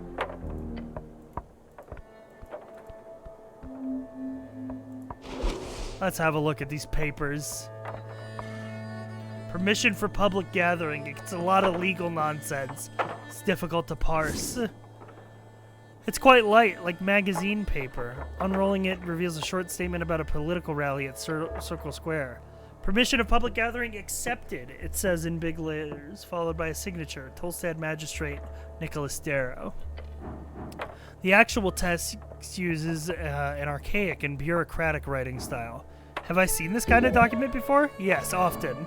In your scribing duty, you've signed these a number of times. Cool document. It's not.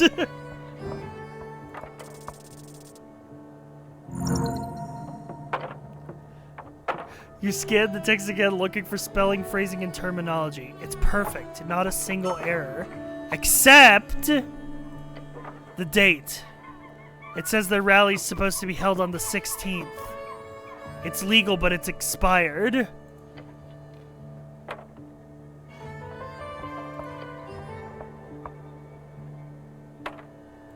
Let me go talk to the orc lady. Wait, what's in the pots? Oh, a little bit of incense. What does the incense do? I have been picking up hell of it. Can be used to recover first level spell slots. Oh, shit. The orc observes you with great interest. Like what you see?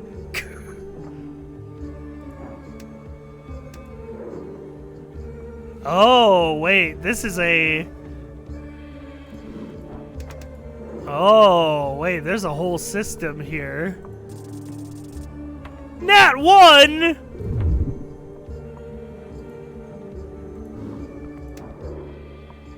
Okay, well, I fucking suck at Nat 20!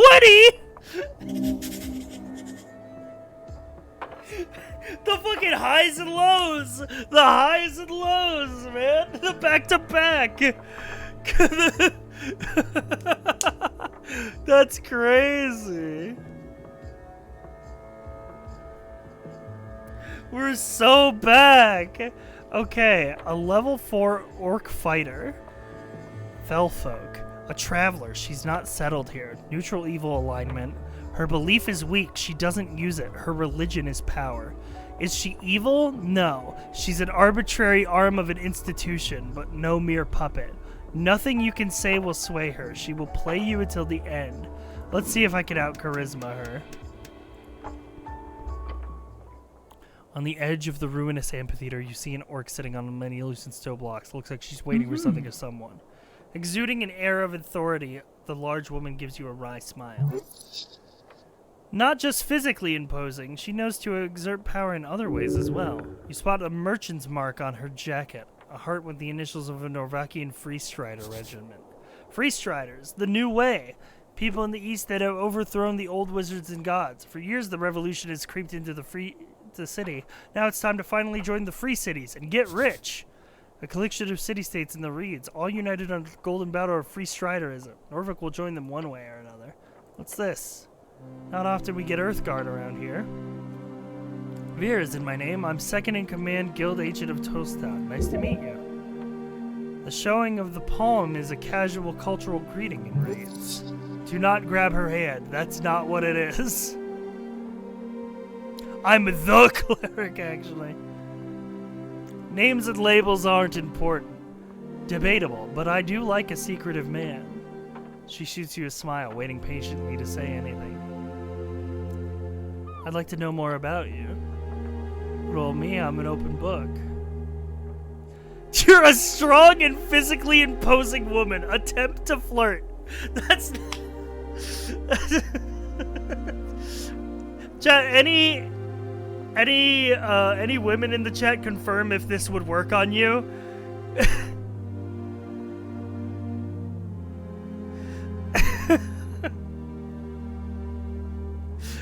If someone came up and said, you're strong and physically imposing, would you count that as flirting?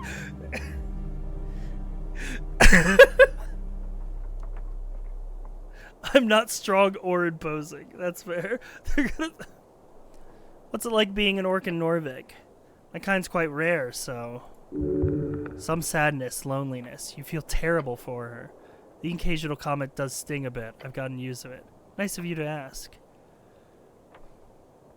Yes, I'm a wonderful person. Don't fucking... Oh, this is so fucking... Yeah, as a human, I know what it's like. You do? I'll be damned. You don't mind asking... Exactly. Members of the Holy River Order are a minority in this city. Technically true. Best kind of true. Thank you, intelligence.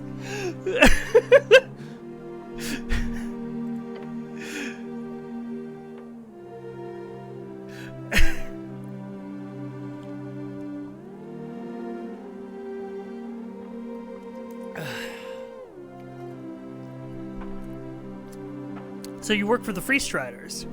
I don't work for the revolution. It's just a revolution. You fool, you knew that, maybe? I work for the Iskani Reeds Trading Company, one of the many branches of the expansionist organizations along the course. We promote the Freestrider ideals in Askin. Currently, we focus on making sure the election goes smoothly, along with economic concerns. I enjoy working for them very much, but not on slow days like this, but alas.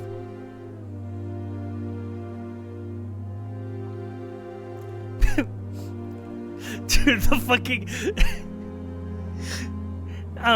pushes up glasses. Actually, I'm apolitical. I don't like politics in my video games. That's why I play Metal Gear Solid.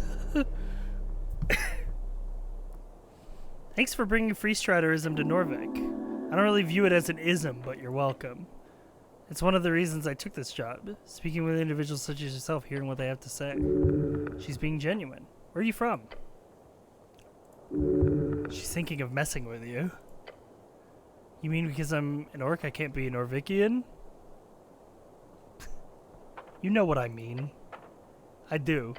I'm from Blood City Bay. I ran with the warbands when I was a girl. Blood City Bay, the most populated city on the coast. Built upon the corpse of Gorgorian, the Great and Terrible. A sprawling mess of woodland walkways carved of the calcified remains. Once famous for its fleet of airships deployed in the Coast War. It is the origin of the Industrial Revolution, and while New Thazin has overtaken it as the leader of manufacturing, it still stands as one of the most industrial city-states. A devil second in line to rule the deepest layer in hell. Legends say he was presented with a deal. Conquer one pocket dimension in exchange he would be granted the throne. A millennia of fighting orcs, elves, and several walking gods later, his corpse is now used in the foundation of Blood City Bay. Took me all across the Ghost, far from the cursed plains of Feltire, a land of elven ruins with magically fertile lowlands. In its center sits Blood City Bay. We were hired during the Third Revolutionary War in Reeds. When it was over, I stayed behind. All those memories coming back to her. She's seen a lot. I'm done asking questions about you. Silly me? What about you? I'm a literal walking corpse. Necromancy isn't unheard of, but who am I, Judge? Be undead if you want to. What's the deal with the dwarves? Oh, them? Complicated as anything. I wouldn't be sitting here wasting my precious day if it wasn't for them, but in short, they're holding an unlawful assembly. And they won't let me look at the document proving it. Not frustrating at all. She telegraphs her sarcasm heavily. This is useful when communicating with slower individuals. Explain it to me in detail. It's all just an inconvenience. Her eyes say pain in the ass. These Asgilists have decided to hold a rally here on the Circle Square. Asgilists, the workers who built this city want to rule it. Seems only just. Their vision of a fair and even society where those who live underneath rise up to show their worth. After all, why can't we share? Unfortunately, you need a permission of public gathering, or a PPG. PPG needs to be approved by the district council. They do not have a proper PPG. You pick up on her use of the word proper. What does that entail? Proper? It's marked for last week. It's expired. But can you believe her? She's not lying, but there's something else. And you're just sitting here because... Simple, really. The dwarves are ignoring my call to disperse, so here I am as a witness. If they don't leave by sundown, they'll be fined or arrested. Why don't you just come back at sundown? I would if it wasn't for the fact I need to witness the entirety of the trespassing. Since they were served during the morning, if they don't disperse by sundown, they'll be inflicted by an entire day's worth of fines. I haven't insisted to it or a secretary, but we're stretched up this thin with the election coming up. Arrested by whom?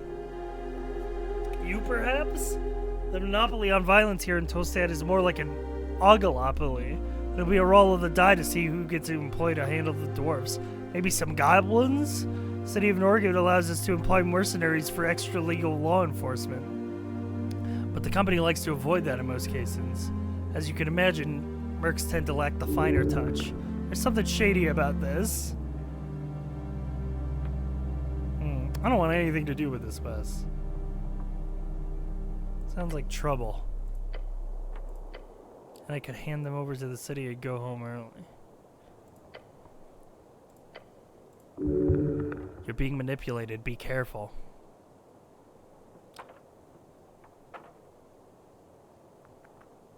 I'll solve this. Wouldn't that be something that you could just swoop in and save the day? That's what I'll do. I'm a hero, you see. You are indeed. She keeps laughing. You certainly entertain her.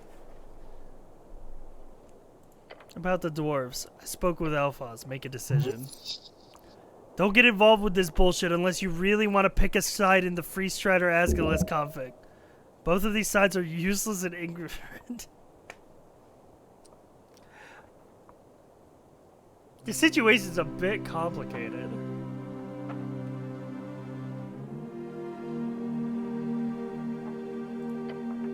I agree, that doesn't change the outcome. We have to draw the line somewhere. Good diplomatic bullshit answer. I love it.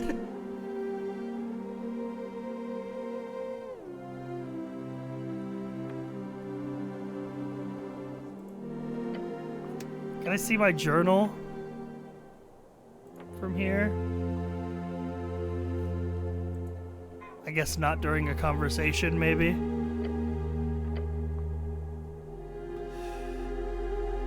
I mean, he do have an expired papers, but also, like, she's clearly motivated by her own affiliation.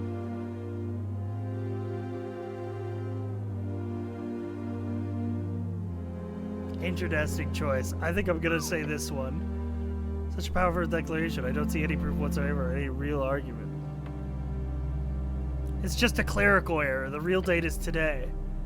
I don't care if there's an error who made it. The papers say one thing, that's the fault of the player. The law is more flexible than that. Tell that to the magistrates. The 5 rulers of the 5 districts. The coin lord, home lord, shield lord, food lord, and law lord. Each has a unique role in bureaucracy.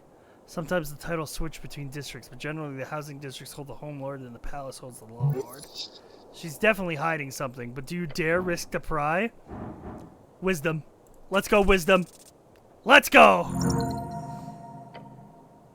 You get a feeling of unease as you imagine this from her perspective. A formidable woman with lots of pride. Her accomplishments are glorious. She's achieved so much, yet she's sitting here, performing this meaningless task. It's not meaningless. It's terribly important. Stopping this rally will show the ineffectiveness of the Asgals once more.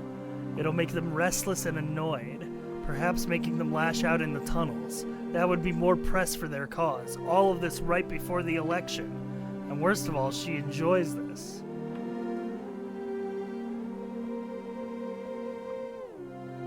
It's smart stopping them in their tracks like this. It's simply about doing what's right, cleric. No, it's about money and power, nothing else. You're going about this the wrong way. You know her nature now. Time to de-escalate. The dwarfs are stubborn, you know this. Leave this place. The dwarfs will hold their rally. They're proud, but they're not stupid. Were you to go away, admit soft defeat, they will not hold their rally. They will leave as well. You speak this with confidence. You know it as well as I do. Never liked diplomats. She stands up, her figure towering over you. Hello, ma'am. Little Uthgard, or cleric, or whatever you are. Tell your friends they win. I'm done playing. She grabs you by the cuffs and pulls you closer. Hello, ma'am. Being dragged by this creature makes your innards churn. She stares into the slits of your helmet. Don't expect any assistance. Hello, ma'am. She releases you from her grip with a foul expression and walks away down the stairs. She listened to reason, but she didn't like it. Interesting.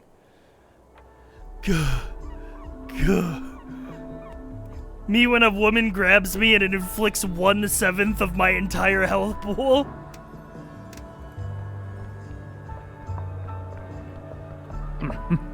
She just up and left? The beast is felled, boys.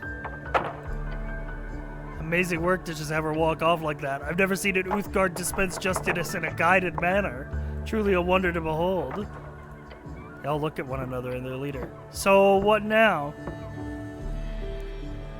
The PPG is still expired, I'm sorry to say. Annoying, but true. We can't stay. They grumble. We can't stay. Pack it up, boys. We're heading off. Just watch him. He turns to you and sticks a finger in your face. You're a strange lad, but I see some good in you. If you want to make some real change on Tolstad, then join us. Find us down on the crossing. Circle Square conflict completed. You've made friends with the Asgalists. This might prove useful. Or not. Great, I've solved the conflict. Oh, a hammer. Advantageous in situations where you need a hammer. +1 Constitution never stirred me wrong.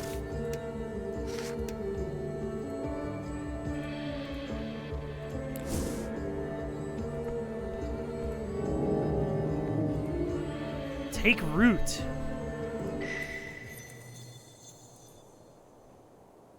What's this?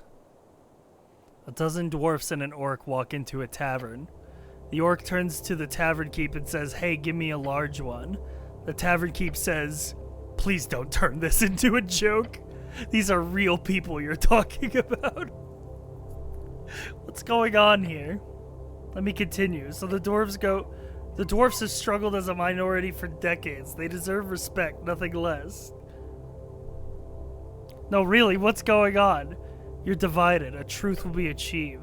Whatever. Look, the gist of the story is the orc is hard at work improving the shitty little city. The dwarfs are annoying and stupid. Got it?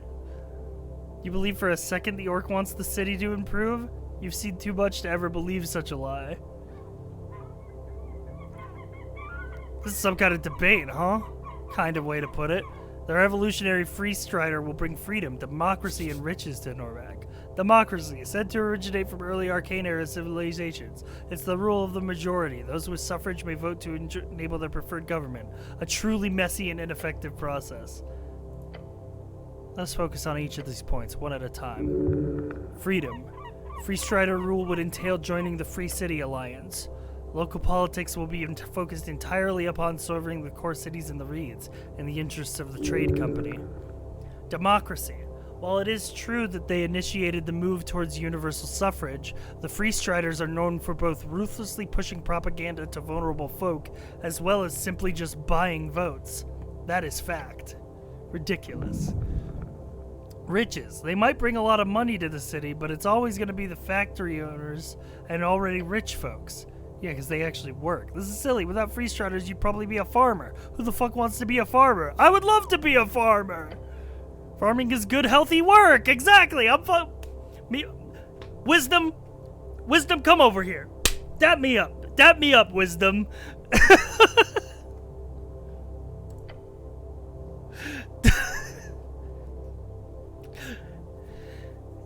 I feel like I should make a decision here. Choose a feat. Ooh. After completing a quest bench, you allow it to take root in your mind. When you do this, you make a choice between available feats. Take a deep breath and stand up against the ever-growing wave of capitalism. With this feat, you restore 1 HP for every hour that passes. Ooh, greed ain't so bad. Dude, of course Dexterity wants to fucking steal everything. Little goblin. Money talks. We choose the Asgalian spirit. You've chosen well. True harmony comes from being in tune with your fellow folk. The Dwarven way is the good way, the egalitarian way.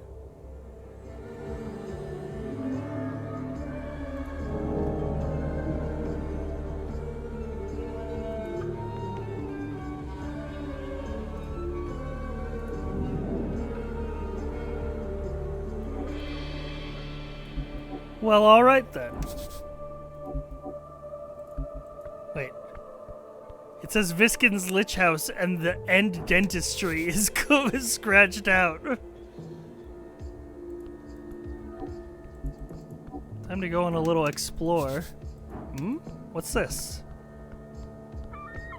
Oh, we're going around.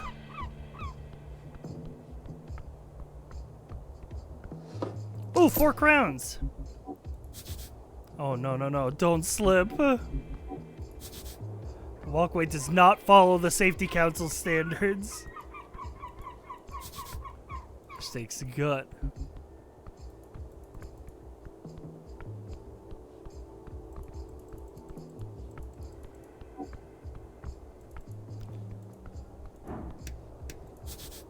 Goblin wall art. Ooh! A green face spattered across the facade, staring wildly towards the flaming sky, and a dragon spread across it, or something like that. Can you call this art? What does this tell me about the state of Norvik? Nothing, really. The goblins are artists? Cool. This is no cheap dwarven rock. This is Gate-era architecture, disguised among the rest. Tell me your secrets. Oh. You sense a crack in the wall. It wasn't there before. You hear the voice, a faint voice. Secrets end when spoken. Oh, good. You're not crazy. Talking to walls now. Awesome. Wait, we can talk to the walls? Yeah. What's it like being a wall? Nothing. Nothing good or bad. Nothing in isolation. Who built you, wall? A god. Which god? Iomestra. DC-20, never heard of that god. What do you know about Norvik? Nothing. Do you know what Norvik is? No. How old are you? 15 timelines. How many years is that? 2,000. Gate era. Could have been built by one of Jor's beasts. What's your name? Chansey. That's a pretty name. Okay. What's your political affiliation? Fear. Are you sure you understand the question? Yes. Alright then. Those are all the questions I have, Wall. The crack disappears as quickly and silently as came to. This was surely an esoteric event, or you're turning mad. Nicest wall you've ever met. Bow to the wall. Thank you for your time. What's this guy up to? Let's have a behold. A devil's scribe, content, hard worker, a nested interest in the current regime. Devils used to be allowed to work into the city only on work visa, so he could have served for several decades. You raise your hand towards the sky. Above you sits a tiny red creature. His wings flutter faintly in the wind. The fiend turns to glance your way. He's annoyed. What you reading? A sigh escapes the fiend's wall. He puts down the paper. The paper is a torn out page from a magazine. He appears to be reading an article on the latest debate. I like the funny pictures. I believe the fiend is being sarcastic. I don't read much unless it's political. I'm a big political guy. I mean, I like the pictures too, man, but I like the articles more. You can read? Congratulations. He's mocking you. Horrifically snide remark. I like this devil already. Wait. Earthguard? A cleric? How's you doing here? You can go wherever you want. Fuck off. A divine mission, the usual. Very well, I won't get in your way. I, for one, am very happy for your presence. This place has gone downhill since the city let goblins and free striders run amok. Oh no, the devil's a kiss ass.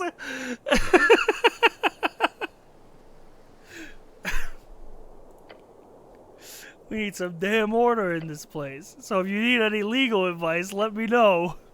Oh, he's a lawyer. You should be aware of the fact that this is literally a devil. Devils, lawful evil fiend. They are lawyers, soul traders, and the most efficient types of leaders and the worst type of middle managers. The numbers are dwindling as of late, but in Blood City Bay they rule supreme. You can hear out any advice, just don't listen blindly.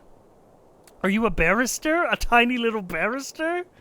I have no legal position. I'm just fairly knowledgeable in the magistrate code. So he works with city law. So what kind of work do you do? If you love what you do, you never work a day in your life. So what do? I do scribing, got some connections within the pals, and believe me, that's gotten me through some tough times. Whenever some rich asshole needs a legal draft in a hurry, who do they send for? The guy with the wings, that's who. He does paperwork. He must be highly knowledgeable in the law. That sounds profitable. Sure is, although there's a lot of time spent waiting around too, so I picked up some hobbies. What do you do in your spare time? Calligraphy. The art of writing and lettering. A hobby for women and weak men. What the... Hey, Strengths, you can't be talking like that. I love me some reading. Gaining access to the Darwin Library changed my life. The largest public library in Norvik. Ooh. What's it like being a little red guy? You want my honest answer or the one I tell my clients? Honest. Okay, let me put it like this. It fucking sucks donkey shit. You know what it takes to get a promotion these days? Is it expensive? Ooh, I wish. We're talking decades of servitude to some sadistic fuck that wants to return to Gorgonian's greatness or something like that. And then after risking your life and humiliating yourself, there's a chance this fucking guy will put in the effort of promoting you. And if you're unlucky, you turn into a freaking bug. Or worse, something without wings. Being a devil is a harsh existence. It requires constant vigilance, hard work, and incredible natural talents to reach any type of high-tiered devildom. You would do quite well as one. Tell me about your promotions. Sorry, forget not everyone knows how devilkin work. Let me put it like this. Devils have a ranking system. Some are lower, some are higher. Hey, thanks for the hit point. Only way to get higher is... Oh, wait, that was my... Because an hour passed. Oh, wait, I'm wasting my day away yapping.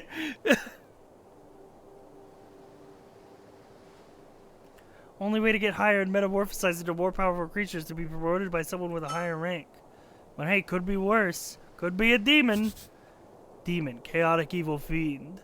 They're the crazy and bloodthirsty monsters. Barbarians fallen out of Heishi, one of the 8 bands. But another of their more civilized spawn do reign in the cities of the Endless Maw. Demons are horrific, chaotic creatures that live by the rule of complete meritocracy, which would be amazing if it wasn't for the complete ineptitude of civilization building. Who are you voting for in the election? What am I voting for? Same as you, the good guys. And that means the city, duh. The elites are literally feeding my trove at this point. You think I'd vote for someone to topple them? So you're selfish in your voting. Yeah, who wouldn't be? You think the dwarves would be voting for some hippie Asgulus if they weren't one with the palaces? I don't think so, not for a second. I'm done. I've asked everything I wanted to. It's over? By the gods. So dramatic. I love this little guy. What should I invest in stocks?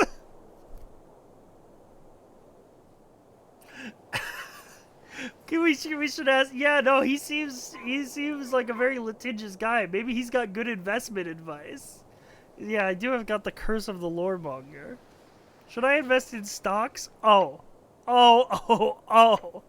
I do not give, nor have I ever given investment advice. But he looks you up and down. I should ask, you ever bought shares before? I don't share with anyone, little red man.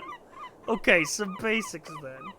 Popularized by the late Divine Era human adventure companies. A share is essentially a percentage of ownership in a certain venture. It could be a guild, a company, or a specific adventure. Something that's to grow over time, so you can increase the value of your securities in that venture. It's a risky way to increase your capital without doing any real work. God, this devil is good. Learn from him. Why is it risky? It sounds like free money. Good question. Imagine you invest in an adventuring party. They head to the Verdant Hills to dive into a Gate-era tomb, or an esoteric area filled with talking cats. Something weird and dangerous, but with the potential for cool treasure to be found and brought back. Major chance these adventurers die on the journey. If they do, you lose the money you investment. They could make it back, in which case you get a percentage of the treasure, but how often do adventurers come back with a bunch of treasure these days? Have you ever bought stocks? Sure, I spend about 40% of my income in risky ventures. Sometimes I even get paid in securities, which is nice since I won't have to pay my middlemen. What about currency trading? Oh, that's just the art of switching between various currencies. Say you got a pouch full of old embers, that's old draconic coins. They're made of gold, so even though there are no governments these days that support it, you can always sell them for the gold value. It's the most basic form of it. But when it comes to city-backed currencies, it gets more complicated. If you get 10 brim marks, the currency of Blood City Bay, and let's say you want to convert them into Reedsian 10s, the currency of the Free Striders, how many do you get? 10? No clue. The value of each currency fluctuates day to day, as does the exchange rate. Not to mention the location. Tens are powerful because of the reach of the Free Striders. Remarks are near useful. The exchange rate, while not nothing, is quite low. That makes Blood City corporations less interested here. Signs of Old Demior are used in some places, sure, but bring them out in Norvik and any shopkeeper will laugh at you. Holding those crystal dicks. On term for... Okay. The Penning. The Cursity of Vizca Kingdoms, a collection of loose dwarven kingdoms. A slightly less valuable crown. The Soul, on the other hand, is extremely valuable just because of the Golden Horde's influence.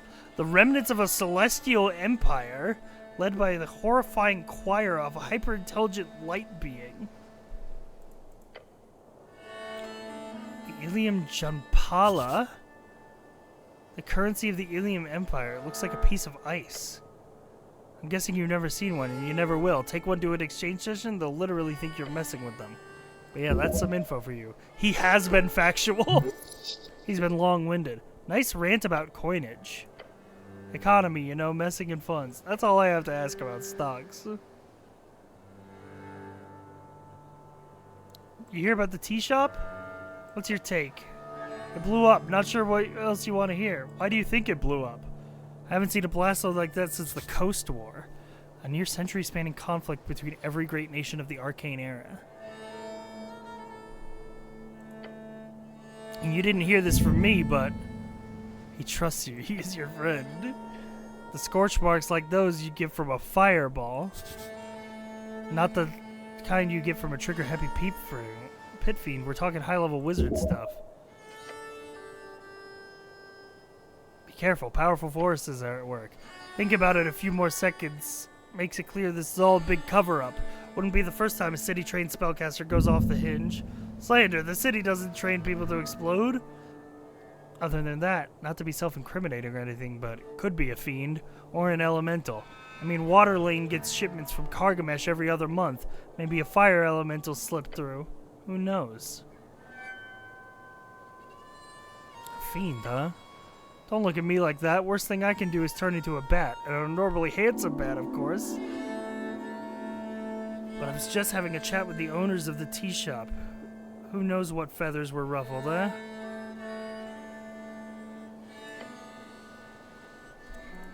Interesting. Ruffled feathers. The owner of the tea shop is unaccounted for. Locate this birdman and find out what he knows.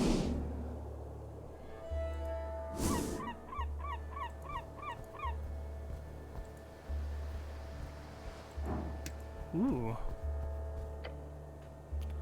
Garden monument.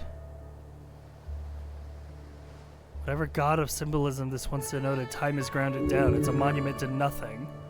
There's something here, but can you understand it? Its purpose? It's cold. Your hands run across the stone. It's more coarse than you thought. The ridges in the spiral are smoother, and you find they're not all coarse. You realize this was most certainly an esoterically constructed art piece. What's more, you feel the outline of script, symbols.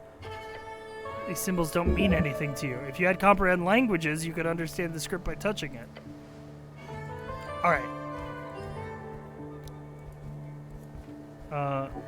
Somebody sleeping here? We should endeavor to find this tea shop, I feel.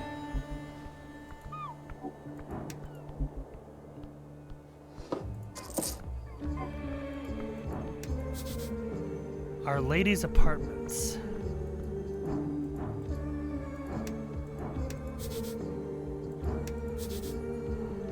Pillar Crossing. Oh wait, don't I have a map in my journal?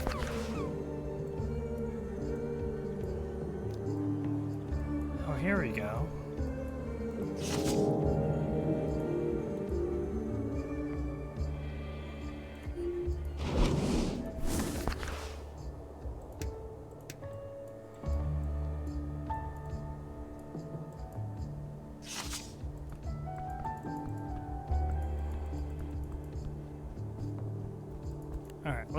Let's go exploring. Wait, I want to talk to the cat. Wait, I want to talk to the cat.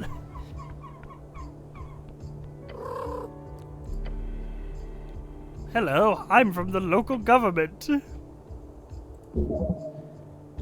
The cat lifts his head up, its dark eyes squint at you for a second. He sniffs the air and ignores you. It knows more than it lets on. Wisdom comes from knowing when to act and when to not. This cat doesn't care for you in the slightest. Pet it or something? I don't know. If you wish to hold a proper conversation with this creature, you need to first level spell Speak with Animals. Pet the cat. What a sense of divine validation. Such independence and arrogance. You should get a cat. Not doing anything yet getting so much love. Learn from this beast.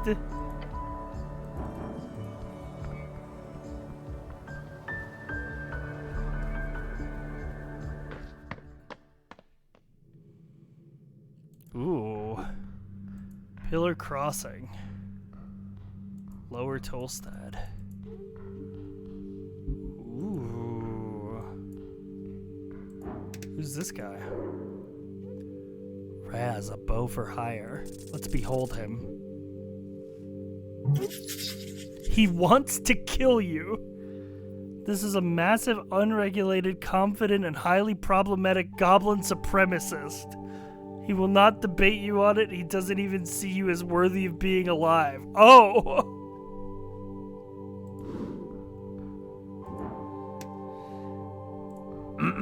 Fuck off, human. Okay. Heard, understood. Tired-looking goblin, he blocks the way forth.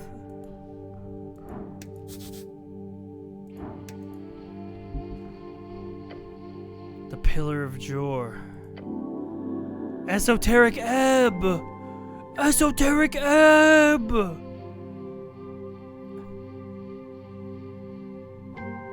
The relic rises endlessly upwards. The central landmark of Novik, the symbol of Earth's conquest. The day he took the red rocks and slayed the Troll King, he looked upon this pillar and declared it a sacred spot for Novikians, for all Earth folk. It was here before Earth, and it'll be here after you, remaining until the end. So what do I do with it? Nothing. It's just a rock to you, a tingly esoteric rock. You can always attempt to focus on it, learn from it. Power. It's speaking to you. Touch the pillar. The Pillar of Jor. The whisper gets louder. It says something to you, something weird. No, wait. It's a conversation. One you don't take part in, but you can try to join in. No! Failure! Closing your eyes, you begin to focus. Your mind plays squarely on the esoteric force. Forms into an arrow. You fire it forward, but it's repelled. Opening your eyes, your hand is no longer pressed against the so-cold surface. This is wrong. Try again later. Whatever's whispering to you from beyond is more powerful than you imagine. Well, no wondrous pillar action right now. A wizard! Look at that guy!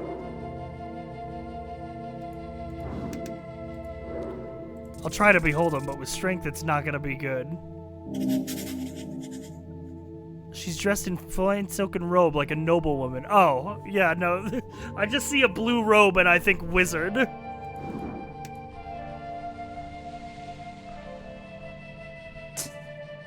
The girl looks across the chasm. She's pretending not to look at you. A noblewoman? It's a pretty expensive dress. What's she doing here? Clear your throat loudly. She turns her head towards you. What? What's your favorite color? What? No, go away. You're very rude.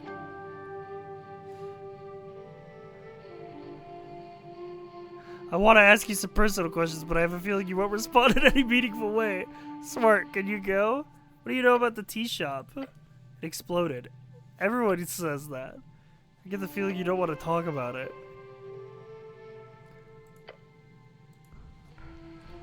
Alright. Alright, then keep your secrets. Water lane view. Where was the tea shop? Dormitory out of commission.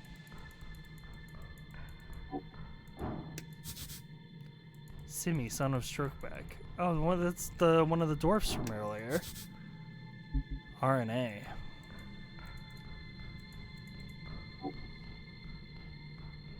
There's a lot going on down here. Snell.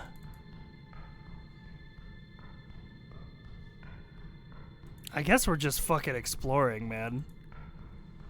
Let's just go where the wind takes us. Let's just go. Let's just explore all around.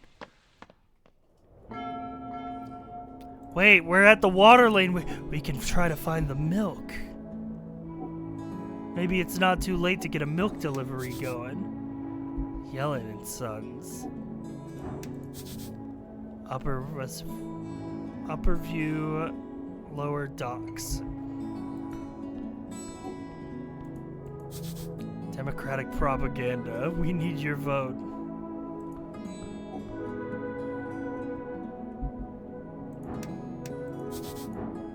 Opens at sundown. Ah.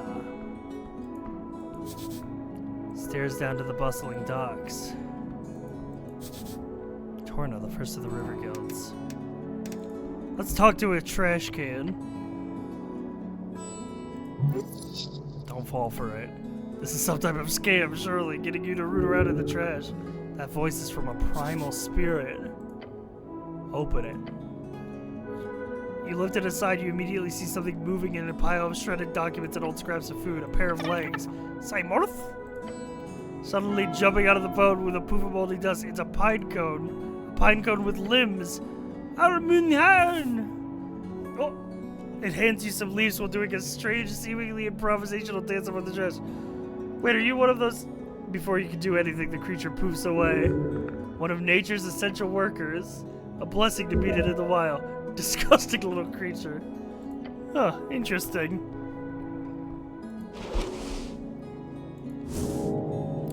We gotta get more spells. This door looks promising. Oh, does it now? You stand before a damp door on a cramped corner house. The wood is dark, swollen with the perpetual moist of water lane. A layer of river mud and algae. Solid rhythmic lock. We wait. A moment passes. The sound of a heavy latch sliding. The door creaks open. A pair of bulbous eyes stare up at you. It's an anoran. A fancy name for frog folk. Oh, you've heard you don't like those terms for some reason.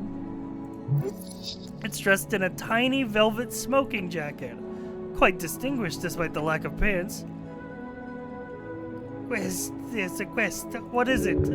He blinks slowly. A translucent membrane flicks across his eyes. I'm busy. Très occupé. I just wanted to introduce myself. Mon Dieu, why? Wait. Are you a, how do you say, le clerge? I am the cleric, yes. Ah, bon. He nods respectfully. At least you are not from the tithe house. He peeks his head out from the door. Tu veux quoi? He's French. As for her contribution to your cause. What do you do here? I live here. Is that a crime now in this modern city? He seemed defensive. Nice house. No, it is as you say, shit. Temporary until I take the next ship home. What's your name? I am Guillermo de Crete. What does it mean? Nothing you need to concern yourself with. Why did you ask if I'm a cleric? Because you smell of incense and self-righteousness. C'est évident. Imbecile. Rude. But accurate. Fuck it, man. I'm not above asking a frog for money. Just smile, the kind of smile that opens wallets. I would kiss his ass hard. My good sir, surely a gentleman of your stature supports the arts or the holy cause? Ah, flattery. He sighs, his throat pouch inflating slightly. Told you. You are charming. He reaches for something on the other side of the door. Take this, now au revoir. He shoves a fancy bottle towards you. Concentrated rhubarb ale. Ooh. That's no small potion. Anoran must be well connected. This will make things much smoother. And the door did look promising. A little frog handed me a potion. Grants a minor wait. Charisma increase for a week?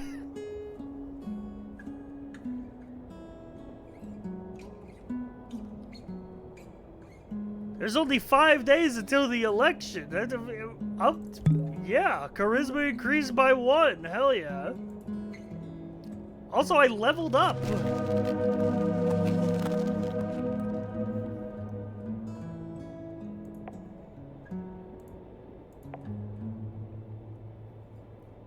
Huge. Which means I have 16 charisma now, a +3. Holy.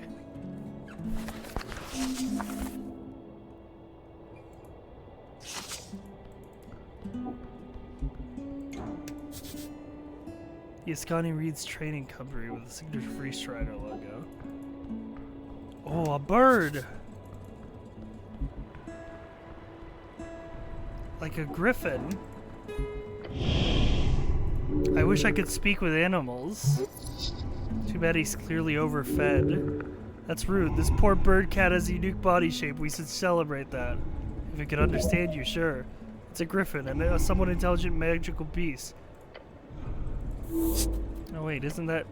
There's an entrance to the warehouse on the other roof. If you want to get inside, you're gonna have to get past this bad boy. I should not engage with him right now.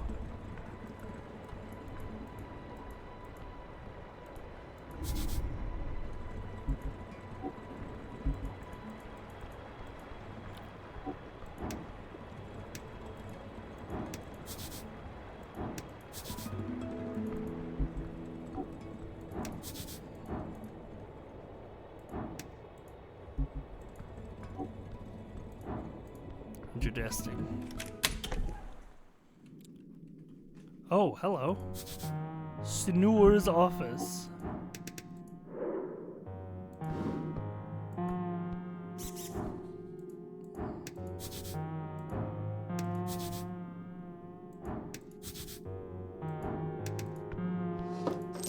Sorry, I'm a trifler.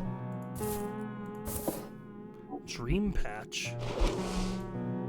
Used to recover 3rd level spell slots? That's fucking crazy.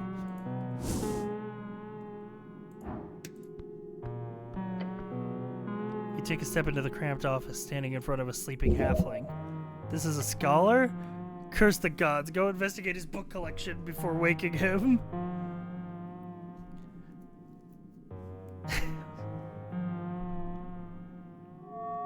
Hello? Oh. He moans slowly, opens his bushy eyes, his confused gaze focused on you. Life is pain. What? Terrible, terrible pain. Oh, he mutters and rubs his face.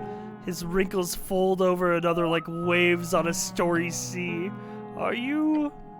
He looks at you with a weary expression, rubs his nose and sniffs twice. You here for the invoice?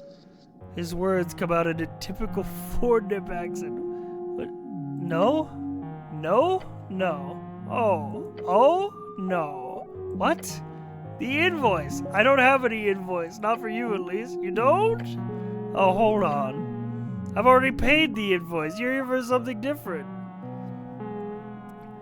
I've got questions about the tea shop, mostly. Tea shop? And you're dealing with interesting events. The city's seen its fair share of great calamities over the years, and the tea shop explosion appears tiny in comparison. Probably, but I have questions regardless. Of course. Curiosity is vital for keeping the old brain in motion, so I commend you, cleric. This halfling is wild in a fun way. I'm Snore Appleton, a scholar of Fordnip University, in dedicated service to the progress of AIS. Alignment Intent Studies. Alignment, an esoteric effect which brands each creature on the coast with one of 9 labels. 2 on axis, lawful to chaotic and good to evil. It's debated exactly who or what determines the parameters. Spells like Detect Alignment are capable of parsing the effect. Primarily, my expertise lands on the topic of alignment. It has many historical and contemporary applications. Some bullshit, I will tell you. These days, I mostly deal with other forms of study. Specifically, I run this office here on the experimental technique of psychoanalysis. What magic is that? No magic at all, although there has been some detect thoughts involved at points in development. It's a form of mind healing, as they call it. I'll be one to call it support instead. It's essentially the idea that the mental present is shaped by the mental past, and through dialogue, our unreleased unconscious ghosts can be vanquished. So it's talking about feelings? I know, truly horrifying. A Reedsian friend of mine once told me this joke, and I apologize if it's too vulgar for your taste, but he sputters through words through little chortles. What, Chad? We gotta hear the joke. Right. A cleric, an arcanist, and a rogue delve into the lair of a succubus. The fiend treats all 3 men, throwing them in her dungeon. But she grows fancy to them, so she offers them a choice. For each man who can successfully satisfy her, she will let that man go. Otherwise, she ends them, so to say. You actually haven't heard this one. What a rambunctious tale. Do go on. So the 3 adventurers debated which order to go. Eventually, the rogue and the arcanist decide the cleric should go first, as he's a virgin and will be least likely to increase her standards. The cleric, being divine and so on, prays to his god and goes to the fiend's bedchambers. He comes out in 10 minutes later, completely unharmed, and gives a thumb up to his 2 friends, who of course feel a great sense of relief. The Arcanist goes in neck, confident and arrogant. If the cleric could do it, the fiend must be easy. Within minutes, his bones roll out of the bedchamber entrance. The man has been incinerated by hellish flame. The rogue is horrified, but realizes obviously the Arcanist overestimated his abilities, so he carefully enters the bedchamber, ready to put every ounce of effort into it. Less than a minute later, screams erupt from the bedchamber, and the rogue's lifeless corpse falls out of the entrance. The cleric prays for the souls of his comrades and gathers the remains for burial. The succubus steps out, smoking a cigarette. She tells the cleric, "My, your friends were truly terrible. They were just fumbling around down there. At least you managed to touch it a little." To which the cleric responds, "You are a truly awful creature, and I will pray for your presence to be exorcised from this plane of existence until the day I die." Then, before he walks away, the cleric adds, "Oh, but I did heal that horrible wound you had between your legs. Hopefully it'll make you less evil." I don't get it. Oh. My kind of humor, you would say. In short, you could view the succubus as an evil in the world when religious fervor would pay to repair. However, not such restoration could often lead to a not-so-optimal path. Or more simply, you could say it's a basic allegory for alignment. Meant well for all intents, but his actions cost the lives of his comrades. Is that evil or good? Either way, I'm wasting my time talking to this guy. I don't have any... I don't really care. I am currently exploring the dream of anima animus. That's something to do with masculinity and femininity, based on syntax ideas. A dream of a man and a woman. What a pervert. You like this little guy. That sounds boring. I disagree. Beyond that, I focus on my unverified theories. The folk spirit. Have you heard of it? Sounds like a collective folk view on morality. Is that some kind of unified or moral ethical code of a people or culture? No, it's... That's actually not that far off. You've got a good head on you, cleric. The folk spirit is a little work done for my new theories. Most of it is, if you excuse my Anarin, fucking bullshit. But in short, it's about how each folk share a number of core communal archetypes, or myths. I've traveled across the coast and collect many tales, writing down thousands of stories previously only preserved orally. All to see how well my theory holds up. Apologize, I'm ranting here. Let us put a stop to it. What do you want?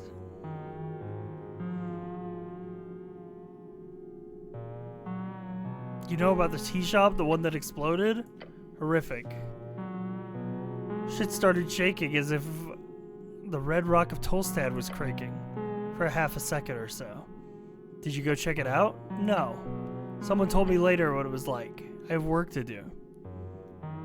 You hear anything of it? Rumors? You shouldn't believe rumors, cleric. But yes, I did hear some nasty stuff. Some people seem to think the owner did it himself since he's missing.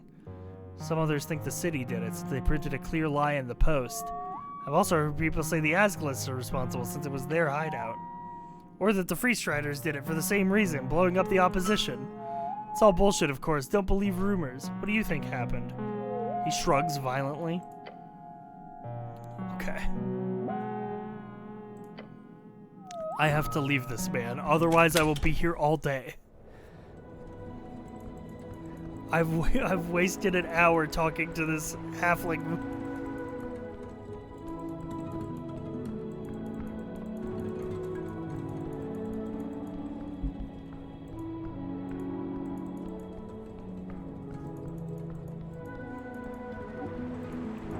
Ooh, down to the docks?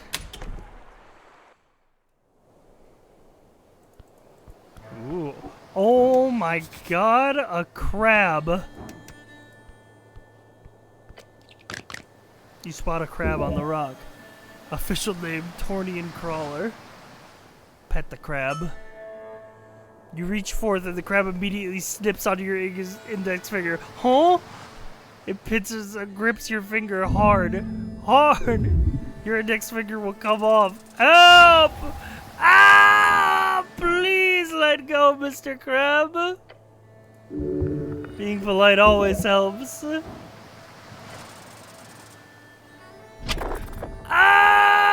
This is how you die. Help! The blood is not flowing. Slowly you will die. Can I cast a spell? Cure wounds. Ah! I'm gonna die! You bet and you pry. The crab will not let go. Help! Ah! I'm gonna... Get me out of here! This crab off of me! It's a DC 8! Just roll above a 10, please! DM, please! Why can't I roll well? Help! Help me!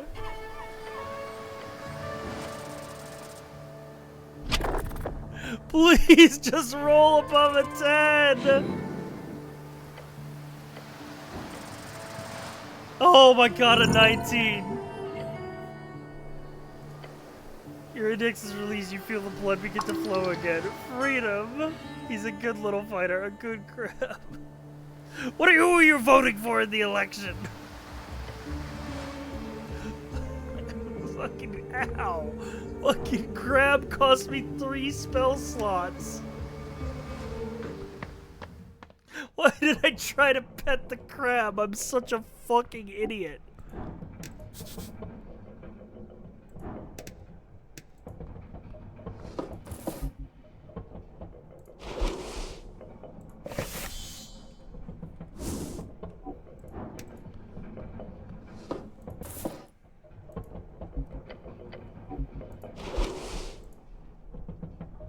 Ooh, a treat.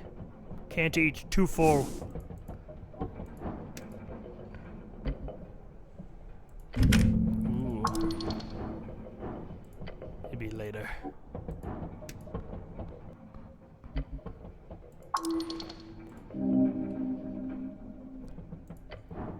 I can climb a ladder. Oh, yeah, DC 5 to climb a ladder. Yep, we know. Classic, classic. Guys, did you know that in D&D it's a DC 5 strength check to climb a ladder? It's not just something that you can do automatically. It's a DC 5 athletics check to climb a ladder. Scary. You are at the top of the ladder! Oh, there's another crab up here! Okay, wait, okay, he's fine. Bunch of site safety rules that said a broken contact local union rep. Let's head out this way.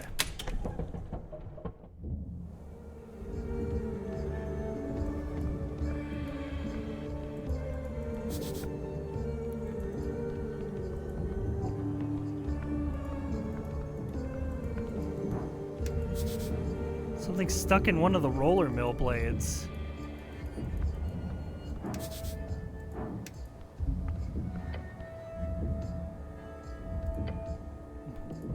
You see a rod. A fancy thing, decorated. How did it end up there?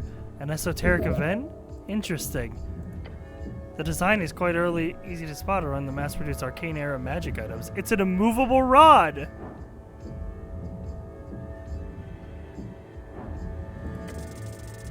Let's grab that shit. Love an immovable rod. Balance at the edge, and you get it! Movable rod. It's a hardwood frame with fancy iron set pieces. Along the handle is a button. However, it appears permanently pressed down on. Quick swipe of your hand reveals its magical nature. However, it's clearly broken. Oh my... Fuck. Oh, I just realized it's an immovable rod, but the fucking button is permanently pushed down. So it's a magic item in D&D. Is it called an immovable rod, which is basically like a rod, and whenever you let go of the button, it becomes stationary wherever you are, wherever it is. But because it's the button is down. Gets stuck to the ground, obviously. It's a broken, immovable rod. It's a movable rod. Sure. Whatever the object it touches last, the rod will be esoterically locked and aligned with. It can't be moved once it touches an object until it comes in contact with a second object. So what could it be used for? Used? Oh, nothing. It's quite literally a stick. Well, if used very carefully, it could be a bookend. Is it worth it? I mean, it's a cool stick. Oh, yeah, that definitely looks like the tea shop that blew up. Holy shit.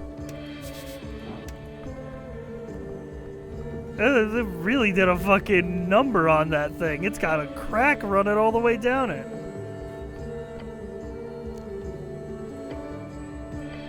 Tea shop. Let's take a peek inside. Powerful force left these marks. Coin Lord's Meat updated. City notice, no trespassing.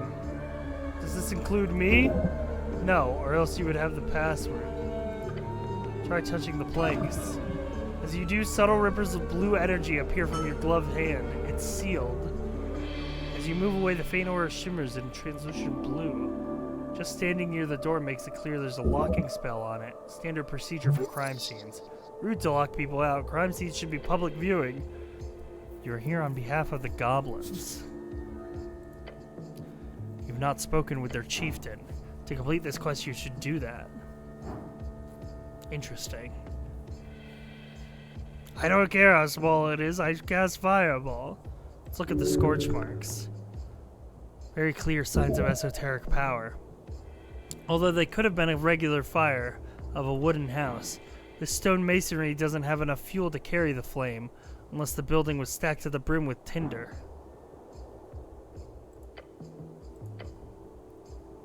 By the order of Coin Lord Darrow, the following premises are under city seizure. Unlawful trespassing will be lying under the 13 holster contempt. You need the magistrate's password. A counter, fallen wooden beams. This place is a mess, a scorched mess. Arcane lock.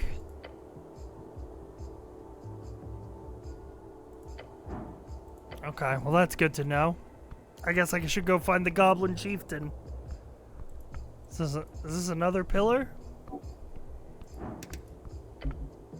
Another pillar of Jor. Oh wait, no, this is the same pillar. This is just the top of it.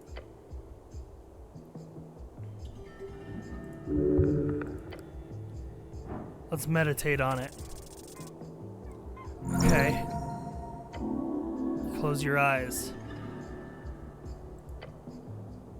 You shape your mind into an arrow, shooting it out towards the esoteric force. Find the rhythm to Jor's realm, hear his voice. You've marked it with your spirit. Feel warm and deep. It goes deep down and far up. You're unsure. Feel there are more spots you need to investigate.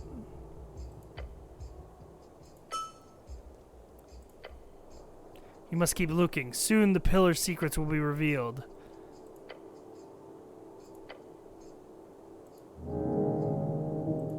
Esoteric Ebb. There's a rhythm to Jor's realm. You heard his voice. Find it at his closest pillar. It reaches deep. Investigate it on every level.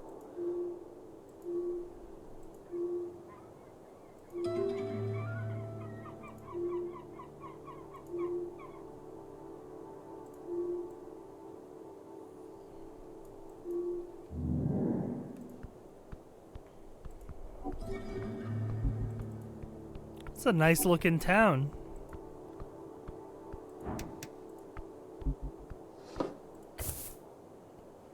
You reach into the bin and pull up a somewhat intact cardamom tree. No, do not. You did not just let me be clear. You find yourself on Pillar Road. You see a treat in the bin. It's been out there for gods know how long. And you think to yourself, hey, what the hell? I'll eat some trash.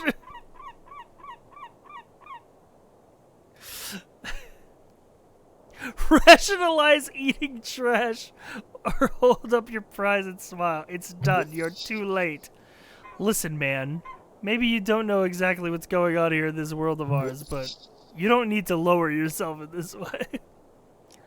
Taking stuff is great, but you can't just take a half-eaten pastry out of the trash, man. Rationalize eating trash. How are you gonna do that exactly? Hold on, let's clear things up a bit. This treat, was it in the garbage or above the garbage? Adjacent? Adjacent to the garbage is still garbage. Will I ever recover from this? Sorry to say, you've officially crossed the line dividing man from bum. You are now a bum. That's fair.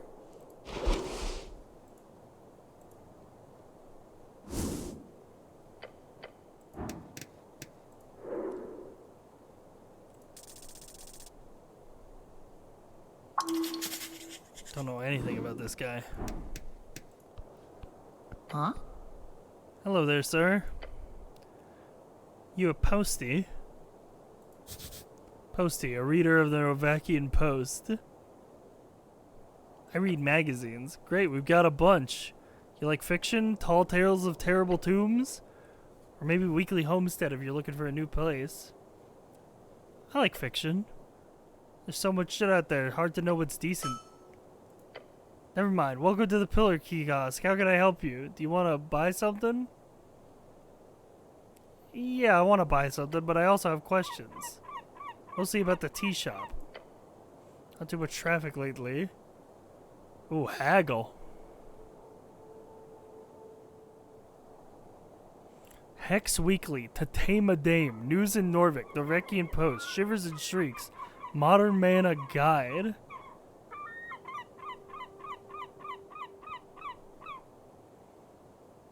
Let's get News in Norvik. Haggled off 2 crowns, only paid 7.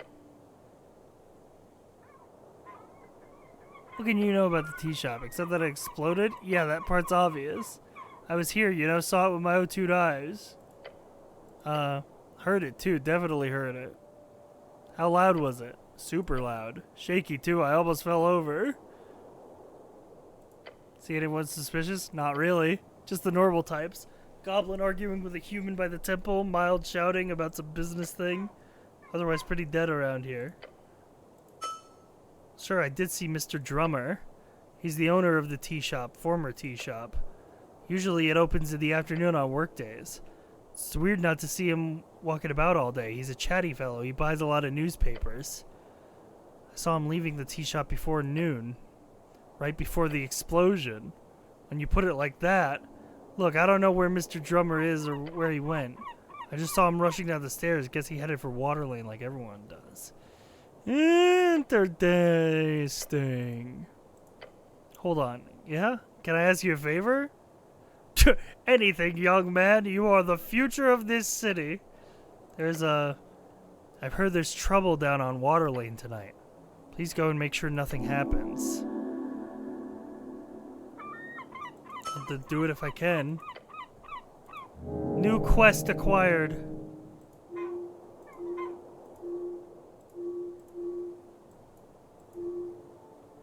You heard there's gonna be trouble on Waterlane this evening and your first day on Tolstad. You should check it out.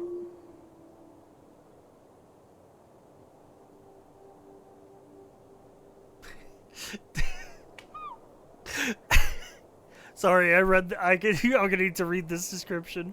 The city is changing, as are you. You've always been volatile in your political views. Now it's time to choose for real.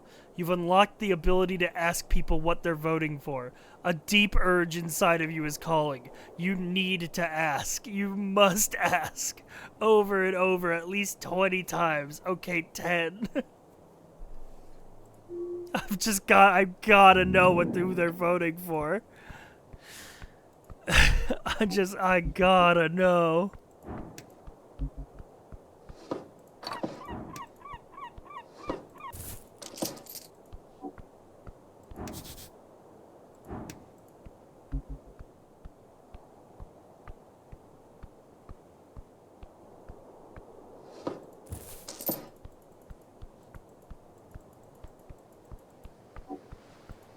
Oh my god, that's a big seagull.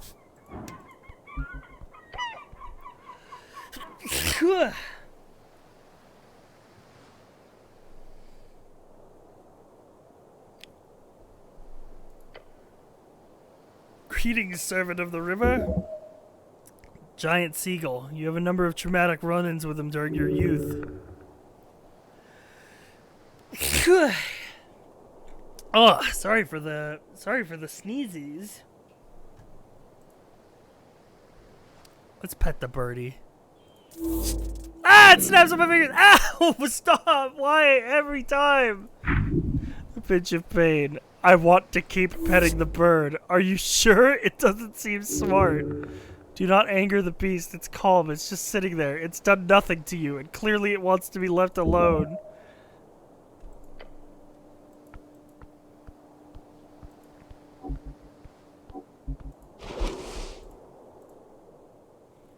Can't eat too full.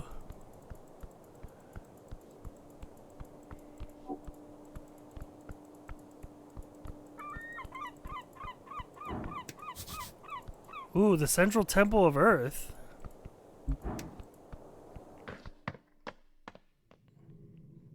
You're 2 for 2 on taking random damage from animals. All who pass are mine to keep. Holy shit, look at fucking John Knight over here. The duck. This is a true warrior. They're undead apparently, too.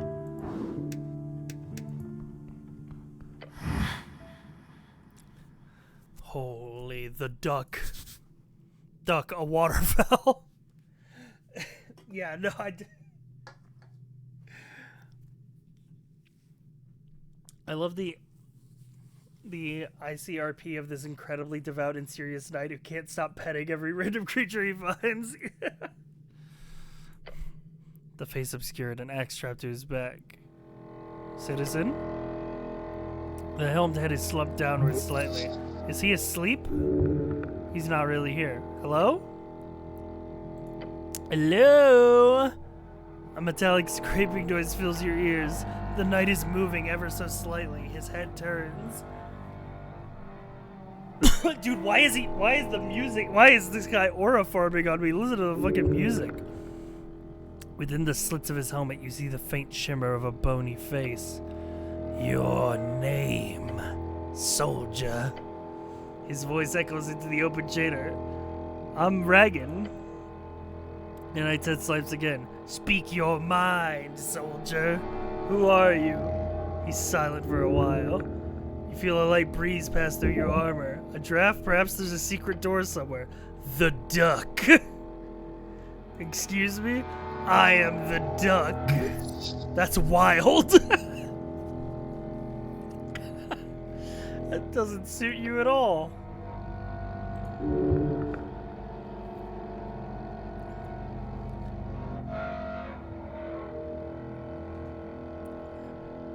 Whom do you serve? I serve Radiant, yes? Once again, he turns to look at you. The darkness within his helmet seeming to reach out towards you. As if grabbing hold of the very air, you feel everything go cold. I serve nothing. A lie and a truth at once. Good, he's fucking aura farming on me, man. He's so cool.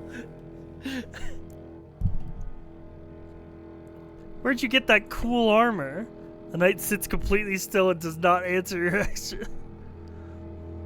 I think you're amazing, my good knight. This creature holds no grudges, yet his hollow disposition taunts your senses. You feel invalid to this man. You must learn from his ways. Attempt to have a firm discussion about masculinity. No, I don't think I need to.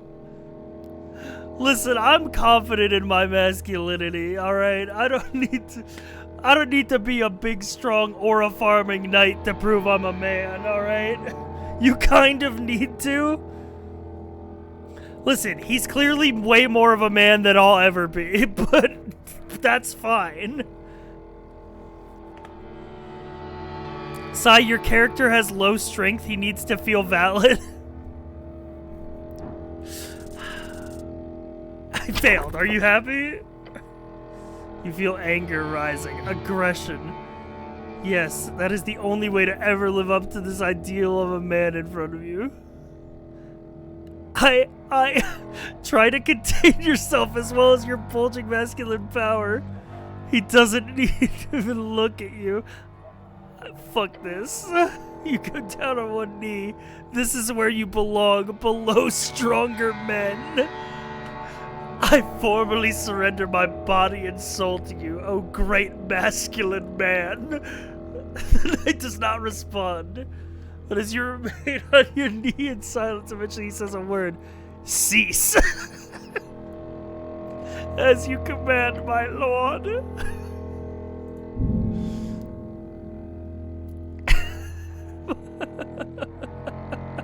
Bro, yeah, he's bro, stop, I'm cringing.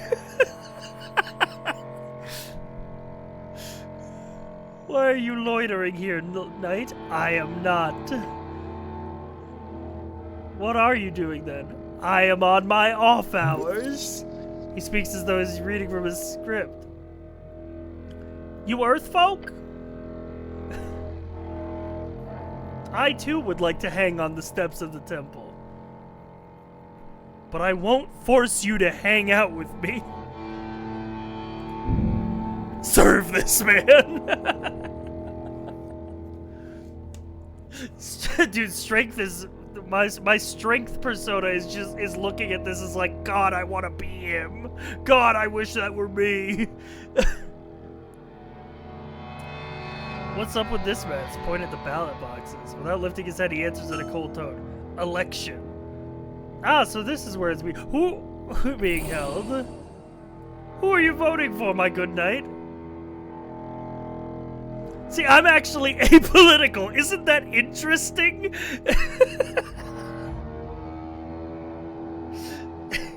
Aren't I an interesting person? I don't get involved in politics. I'm so cool and unique for that. I hate elections. It doesn't even move. Other questions? How do I open that gate down the stairs? I have the key. Can I have it? No. You are too weak for that. See to judge you. The city below is dangerous. You should make sure to prepare properly before heading down there. Perhaps bring spells. Oh, he's the gatekeeper for the dungeon. It's embarrassing to not have already returned to your former state of esoteric mastery. The city below. It is darkness incarnate. Do not tread without care. You never do. God, he's so fucking cool. God, the duck is so fucking cool. God, the duck is everything I'll never be, man. What do you know about the tea shop? Nothing much. He'll talk. Why? Not like you can threaten him exactly. Do you have any piece of info that would help me? A man passed through the halls below. Civilians do not pass there. Past the crypt entrance, through the goblins' domains into the southern caverns. That's the flip caverns where gravity's reversed below the ruins. A man? Dark hair, silk clothes, headwear, dressed in yellow. Sounds like a Resian nobility merchant type.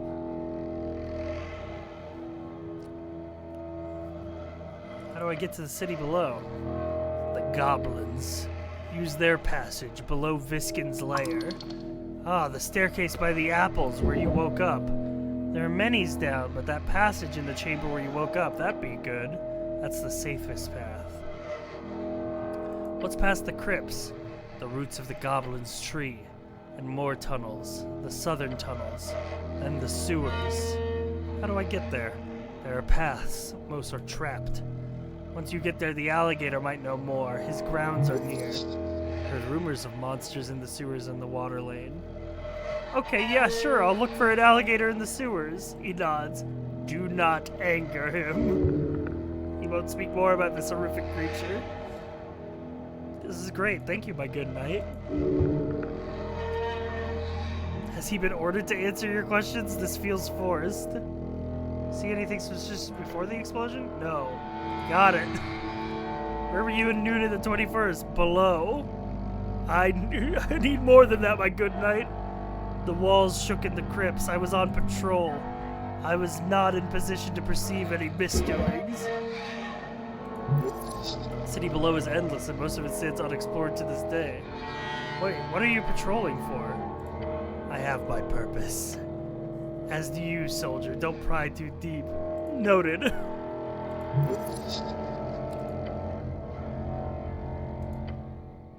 God, he's so fucking cool, man.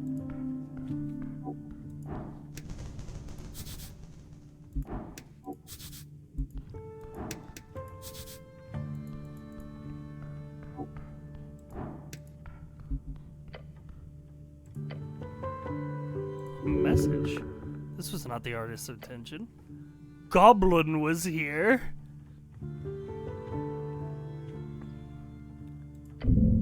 Vandalization. This happened because you're a weak man with a small member. And the entire world will continue to degrade over centuries because of it. And it's okay. It's just the way things are. I don't have a small member. It's always small compared to those who are larger. The competition never ends. The dick measuring competition? Yes. You should view this like a metaphor. It's probably healthy. Why am I thinking about this? You're a man. You can't just not think about it. The train of thought is dumb. It suits you, but it's dumb. If you truly worry so much, there are potions and spells for this. An esoteric man need not worry about physical matters. Anyway, you were focusing on this Goblin fellow. What do I know about him? Goblin's an artist. He's technically wanted in most districts, but no one even knows if he's real. It might be a dozen little guys running around with painted carving tools. What a crazy dialogue. Ooh, the ballot boxes. This is a bunch of scattered boxes. It's a wonderful metaphor for democracy. How long do I have until the election? 5 days. Cool.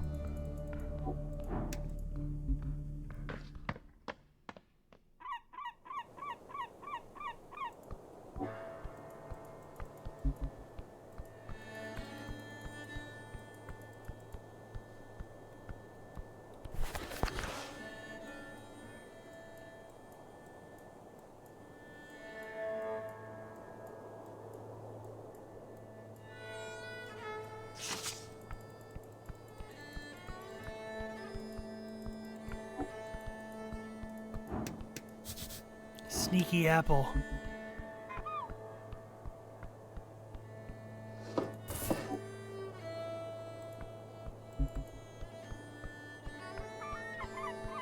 Oh, now I'm back here. Okay, where do I find the Goblin Chieftain then?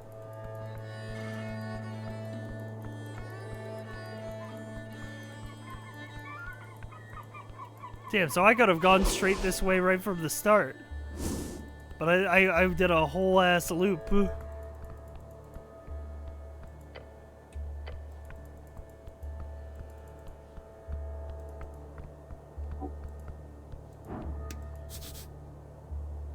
Sleeping. For service, come back after midnight.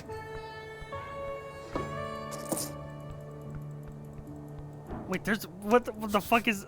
A bike? A handful of, we have bicycles in this world? A handful of bicycles are stationed at a local rack. Useful for traveling long distance with ease and speed. Bike racks are stationed around the city, usually in locales with lots of stairs. Not a lot of bikes. The usual commuters are probably too scared to head past the tea shop. This particular bike is yours. Hang on, when exactly did I come to Tolstad? On the 21st of March, evening. Then you fell. This is as far as you came. The hair at the back of your neck stands as you suddenly shift. Did I stumble? I stumbled over the stone railing. Do I recall anything important? You chained your bike. You stood up. Then pain. Was I alone? No. A lucky strike from some drunk fool, probably. Rusty chain seems brittle, but wraps around the tire, so it would be annoying to get off even if you had the key. Why'd you wrap it like that? You should take better care of this magnificent bike. This is my bike? Yes, you fool. Keep up. Sure, best way of traveling north. Where's my key? Not here. Did you lose it somewhere? Probably in the fucking river. Don't go wandering around looking for your key. It's just a bike. Could getting the key be a quest? It does sound like a quest you would get.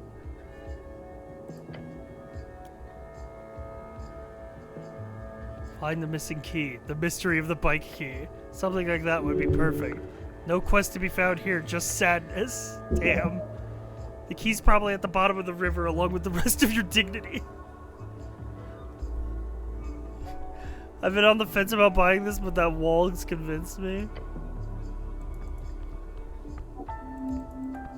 Wait, I want to get my bike.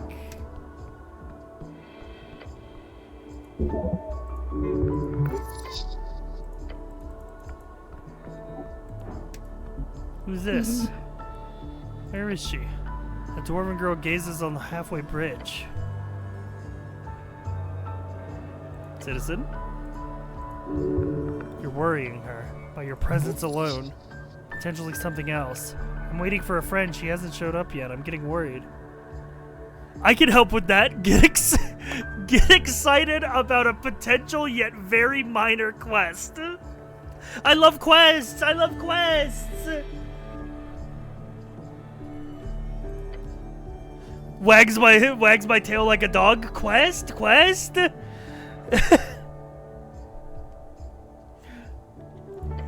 Okay. This girl is neurotic and introverted. That's a mean way of phrasing it, but it's true. Her body language reveals that all too much. She has glasses, she wears a green coat, she's a human, but not that much taller than me. We were supposed to meet up here, but she hasn't shown up here. I'll look for your friend with the glasses. Thanks. I don't spend much time on Tolstad alone. I'm a bit lost, so thanks.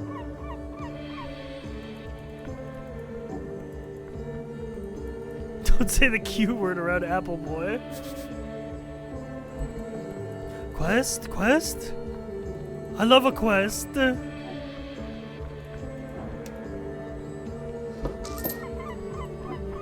Ooh, what's this? Old faded posters nailed to the wall, unreadable. Ooh, a pipe.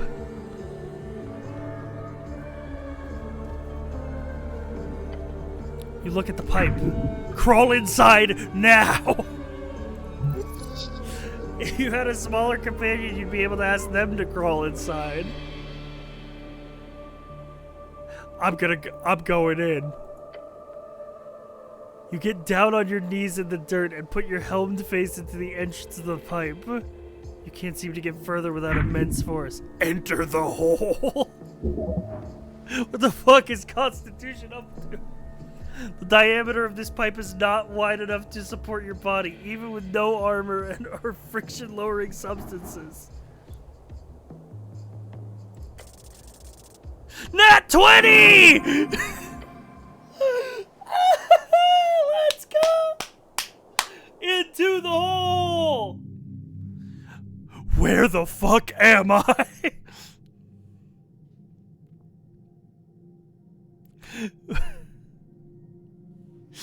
Wait. Oh no. No, I shouldn't be here. I shouldn't be here. Gulp. Embedded on the altar, you see a circular stone slab. Whoever worked this survey site in the past has placed it in its natural position. It's on a copper calendar, but far older. It's a moon chart. Led by the White Mane barbarians of the Divine Era. Let's decipher the current day. No. It's no use. It's broken. Oh. Yeah, this is a useless piece of technology. You feel it's worthy of such a turn. Okay. This is why you don't listen to the Cave Diver Intrusive Thoughts? But there's probably secret lore to find down here, and because I'm awesome.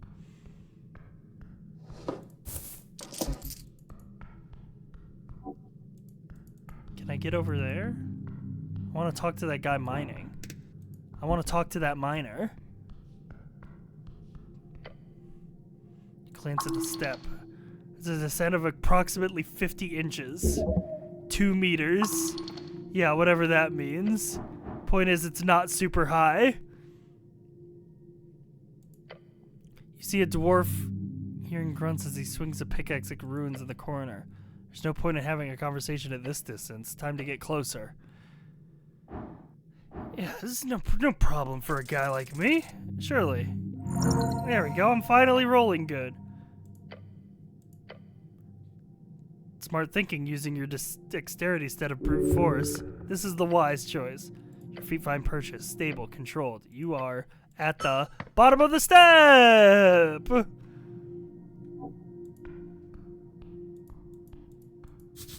One goofy looking cat. Yeah, for real.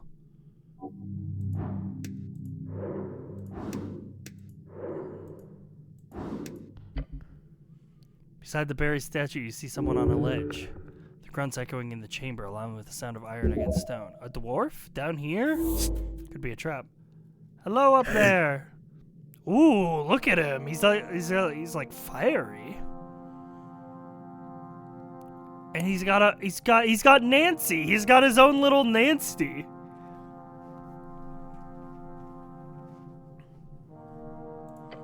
The dwarf's smoldering eyes widen as he sees you. Look, Romulus, we've got an official visiting. If that doesn't make us official, I don't know what will. Romulus, rust monster, tame. Peeking out over the ledge, you spot an orange monster. A rust monster. He's friendly with it. How strange. What are you doing here? Me? Oh, you know. A dwarf's gotta have a hobby. Puts down his tools and strikes a pose. Let me introduce myself. I'm Axel Madsen, a dark dwarf. Ah, he's a dwergar, or as they prefer, underdwarf. You're a Navekian cleric. Yes, don't be complicated. You're here all alone. What kind of man wouldn't be lonely? Yeah. I very much suggest not going into the hallway back there. Listen to him, you know those tunnels well. Why? It's one of those ancient esoteric traps, still functional. It'll burn your beard off. Not sure how much experience you have with the city below the city, but most people who come here, they die. Even clerics don't venture down alone. Don't you have some backup? Backup would be nice, actually. Not really. What? Then what's your goal? You cannot possibly just be taking a stroll down here. I'm supposed to meet up with a goblin chieftain. Oh, right, the goblins are under the city. We needed to crawl in this hole. Oh, you're on business with Lady Sageleaf. Then you should get to her right your way before you end up mimic food. Mimic, horrifying shape-shifting monster, capable of copying the looks of an object. Yeah, I'm familiar. Get yourself some backup just in case. I don't need backup, I'm really, really powerful. But you're down here alone. No, I'm not. I've got Romulus. The monster makes a high-pitched shriek. Adorable in a horrifying way. But what are you doing here? Look at his strange setup. Well, I'm what you would call a historian with ambition. As he says it, the orange beast sends an echoing, hissing noise down the chamber. Exactly, Romulus. We're here on an expedition of grand proportions to find the missing mine of Tolaman, of Tolan Carol, the snail folk, ancient builders of the city below. That sounds like a quest. Oh, yes, indeed. I love quests. I love quests. But just to be clear, I'm not sharing the spoils just like that. Fair enough. Treasure is earned. The lost one's in Tolaman. So here's the deal. I'm in trouble. His pet makes a loud belching noise. Right? He mumbles and gives the monster a pat on the back. You want to help, friend? He's a stranger. This is how fools are robbed. Yeah, I'll help. Great. You see, there are two strange ruins in this section of the city. White Mane ruins, before the dwarfs and the humans, and even trolls. This place was ruled by cats. The theory goes the snails of Tulan had an esoteric mine not far from the Pillar of Jor, the mines of Tulaman, a place of thick veins and endlessly growing amber and platinum. But the walking god of White Mane, for whatever reason, sealed it shut at some point, according to legends. Sealed esoterically, probably, because we can't seem to locate it. Esoteric seals can be broken with the right knowledge. How do you hide an entire mine? You'd be surprised. The city below the city is, what is it, 4 or 5 levels of sprawling tunnels and caves here under Tolstad? It's only the top level that's in any way accessible.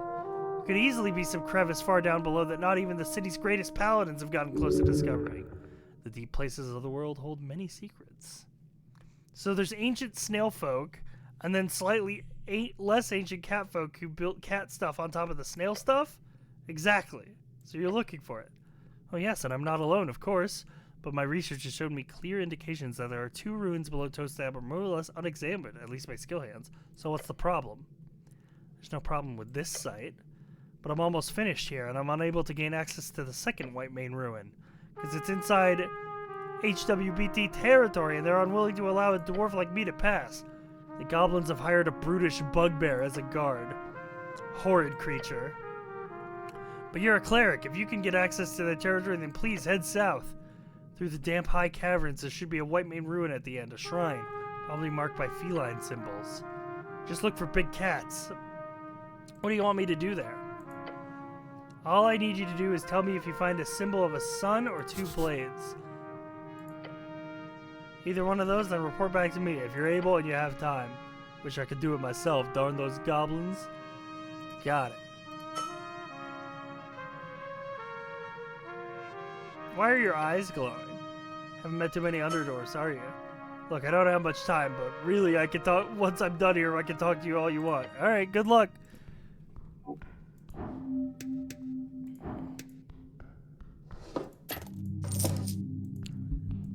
And now to die down here.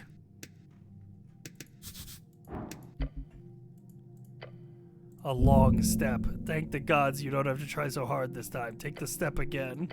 You are at the top of the step. Let's go. Chat, I came down from that hole, so I don't have any way out of here other than the hallway that he said was trapped.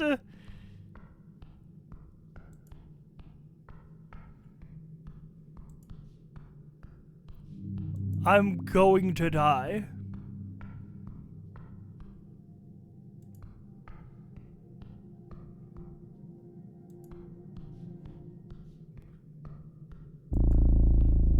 I gotta get out of here.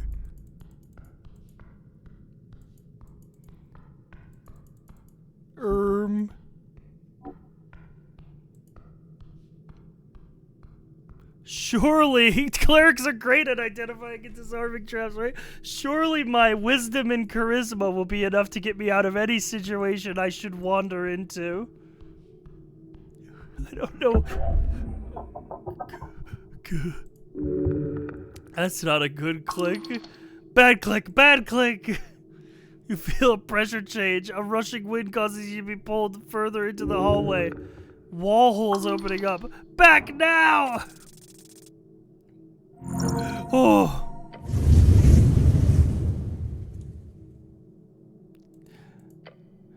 You just barely escaped the deep clutches of skin-melting heat. Standing up, you realize the fire singed the edges of your uniform. Adrenaline leaving the system. Pain burns. Ah, you lived. I'm alive. I'm alive. Now don't enter the hallway before you disable that trap, or you'll get roasted again. Looking back, the hallway has no marks of being filled with flames. For the same reason, it's still functional. It's magic. Terrible, terrible hallway. Okay, so I don't know or have the ability to disarm traps right now. So let's not go down there again. We have to find another way out of here. This just looks like a dead end.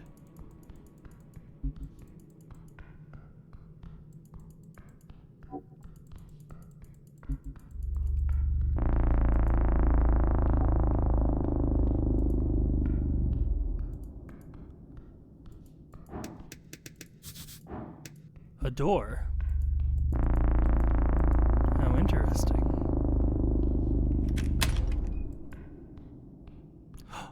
A pillar.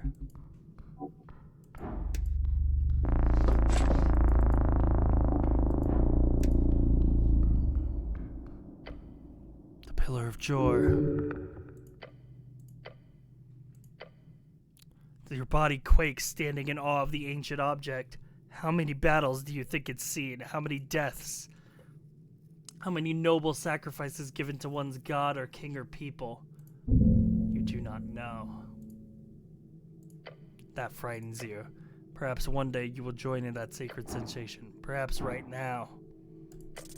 Big roll, big roll. Yes! Your gloved hand presses against the surface. You feel the will to listen, to bear the burden of the solemn voice. Silently mumbling the same words as always, to your God, to your people, and the great city. It fades, the voices grow, not in size, but in number. Some of them join in your prayer, some dismiss it, some hate it. Before you, a dark landscape stretches, covered in the bodies of the damned and the waiting, their souls on display for judgment and callous sorting. Among them, you see one face turn to look at you. At first, you believe it to be him. Then you understand as the man who appears to be both younger and older gives you the kind regret of a father would have seeing the return of a lost child. He turns to face the stairs. You watch him go again. Your heart is racing, blood pumping. You almost faint on the spot. Whatever you saw, it quickly disappears deep into your skull. The pillar doesn't whisper here, it screams. Go down, further down. There's more to the pillar to investigate, in time and further below. Holy, okay, cool.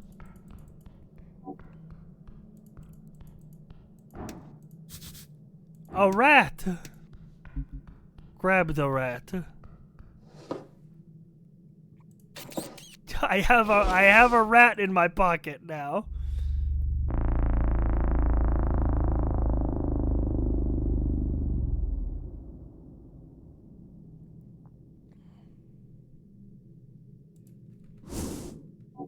Cool.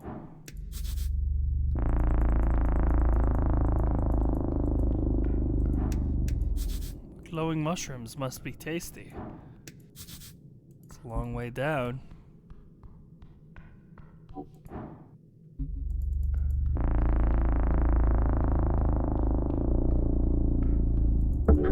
No.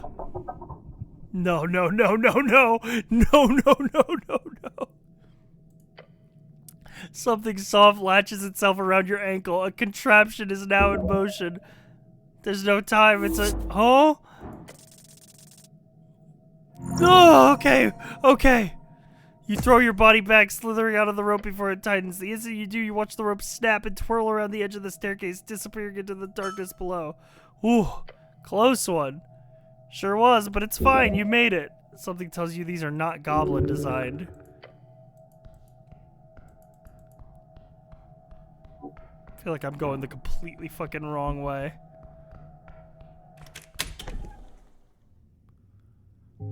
Oh my god, we're back in the fucking apple zone.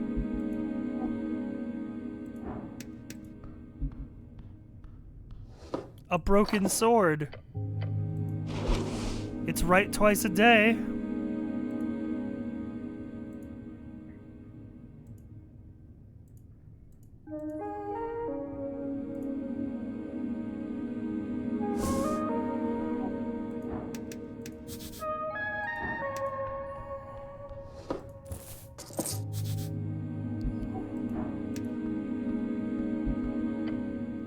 Crate full of sand.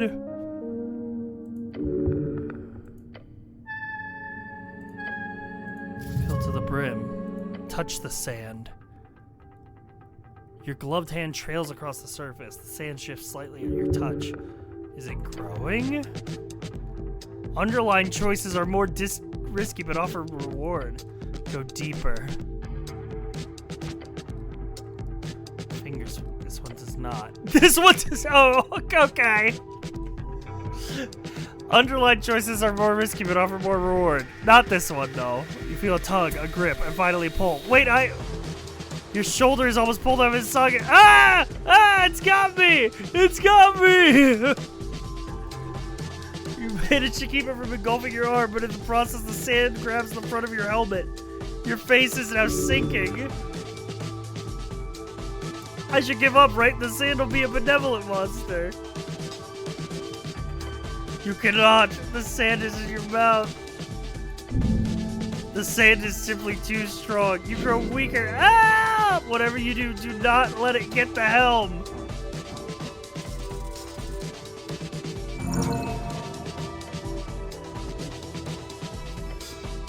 hazy noise of a head no longer filled with so much blood streaming here. I will not die in this crate!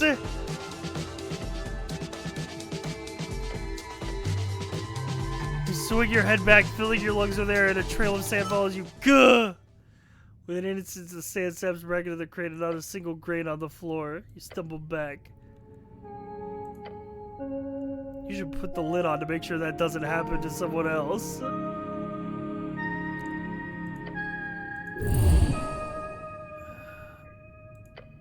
You take a very careful step to get the lid, then you place it gently on top. I've done a great service to the community.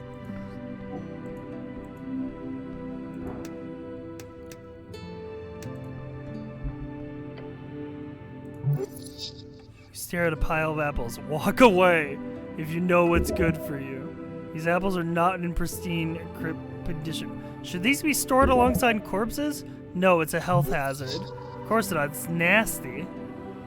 Whose apples are these? The only apple farm in Norvik would be the Goblin Garden. It's the property of the HBWT. Could I eat my way through? You could certainly try. It's not really a question of could, it's do you have the time?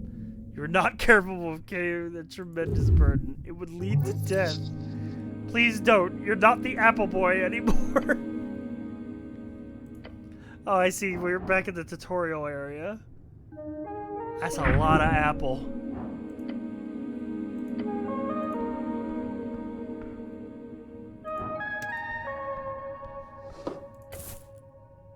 The cloak is sprawled on the other side. You can feel the dampness in your gloves. Oh! It's light blue and tattered. It was once yours. It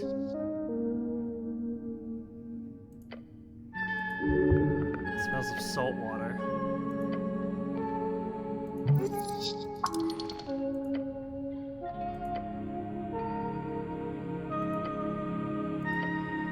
You reach for your fancy red pouch of holding. The cloak slips inside into the extra-dimensional space with a satisfying slurp.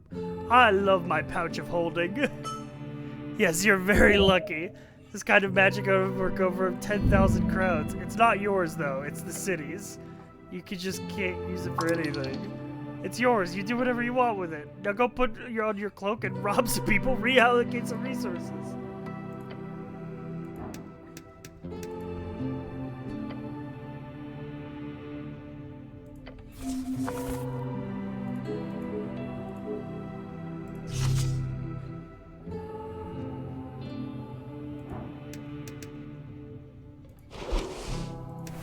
Get some spell slots back.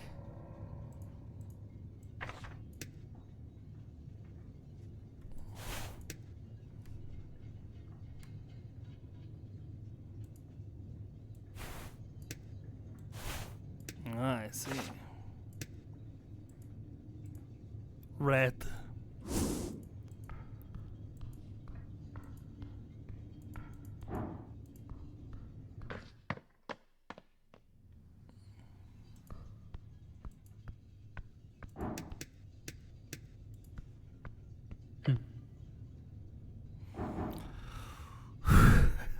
It's still a DC 28 wisdom to figure out what's weird about this guy. I feel like it's not something I'm going to be able to solve immediately.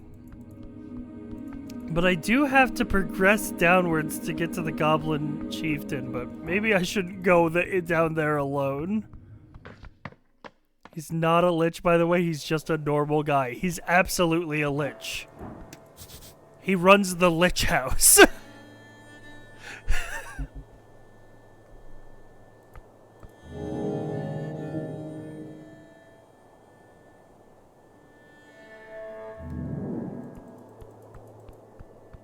That's just a name. Okay, that's judgmental. He had a zombie in his basement. Ooh, the drug sphinx. Ooh, tavern! Opens at 18. Oh. Let me in! I want a tavern experience!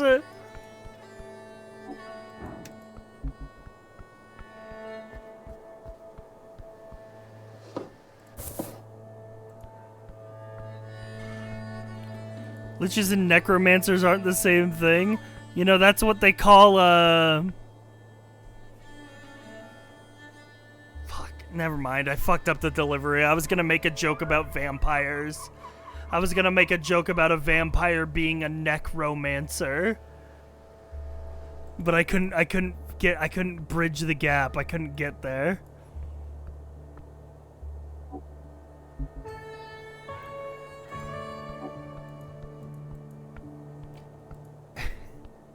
Charisma DC 9 failure. Fuck. Okay. Maybe I can convince the duck to help me.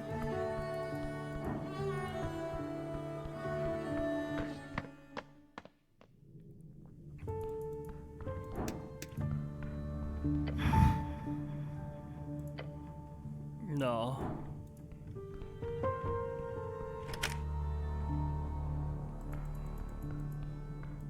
The duck is clearly busy. He's clearly busy aura farming.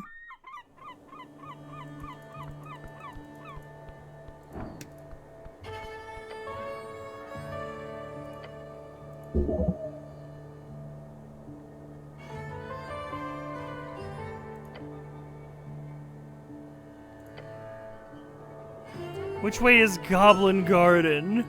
Painted letters on the plaque do not reshape into a guided message. If it had magical properties, it would say downstairs, over grass, into tunnel, glory to sage leaf.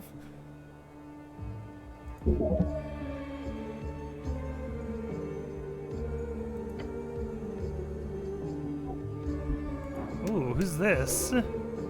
Lady Chamar, a mountain lamb. Follower of the Holy Mountain. Let's talk to him. Let's talk to her.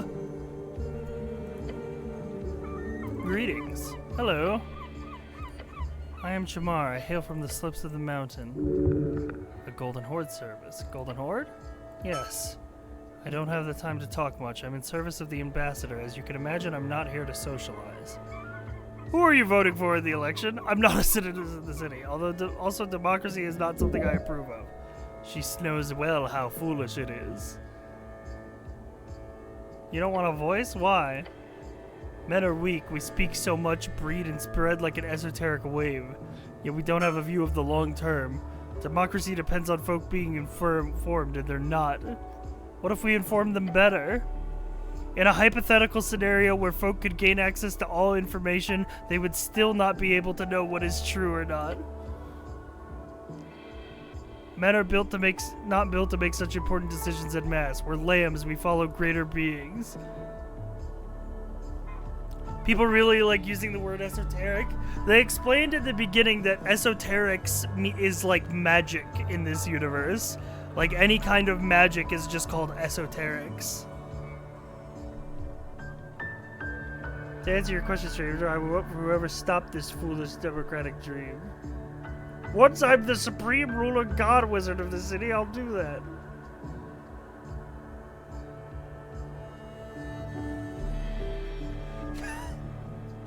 I don't choose any side. That's because I'm a higher being, unaffected by it all, an apolitical being.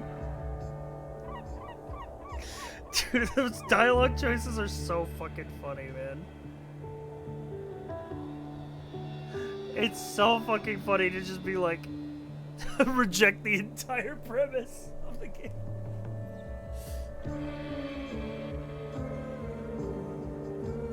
I think the Asgulls are alright. They've got some ideas. You've become an Asgulist. You've gained 10 XP for choosing this political stance 2 times. The Dwarven Delusion. I don't believe their ideas could construct anything longer than a few centuries. A few centuries is good! The Green Dream can live despite this poor fascist's harsh words. I'll take a few centuries of greater equality. What do you know about the tea shop? Nothing. I don't spend time at Tolstad. I'm on business today and will leave. But I'm sorry for the destruction wrought upon your city. Why are you staring at me? Is it a bad thing? This is a bit weird. Then I will attempt to stop. Thanks for informing me.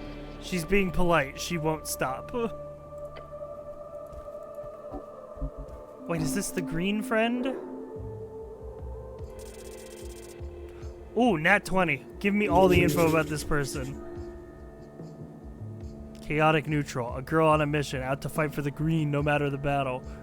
Her brash exterior is no fakery. It's a heart worn on each of her sleeve. Responsibility, that's the weight on her shoulders. She doesn't truly believe in Asgalism, not truly. For happens to be one of those people who does not see any rules upon the urban sprawl and cultural battlefields as worthy of respect. She does not believe anything can be pinned to an ideology. That belief itself is her true ideology, even if she doesn't know it is yet. Oh. Hello, citizen. What are you doing? The girl gives up on trying to jam the slightly too large paper into the mailbox opening. Huh? No, let me help. No, I'm so strong. Watch this. I failed. No.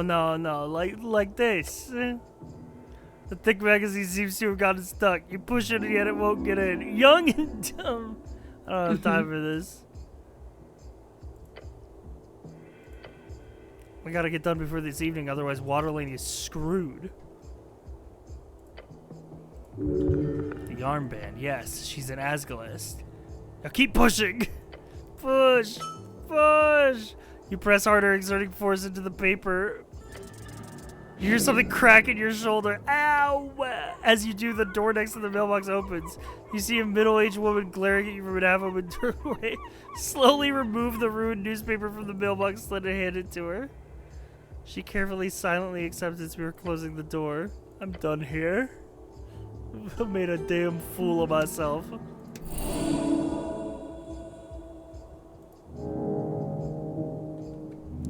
Wait, how long does Shield of Faith last? We should have that up, that's for sure. Also, I haven't explored this, Oh shit, Coin Lord Darrow. Holy fuck. This is Edier, the City Sword Angel. Nat 1, I know nothing about them.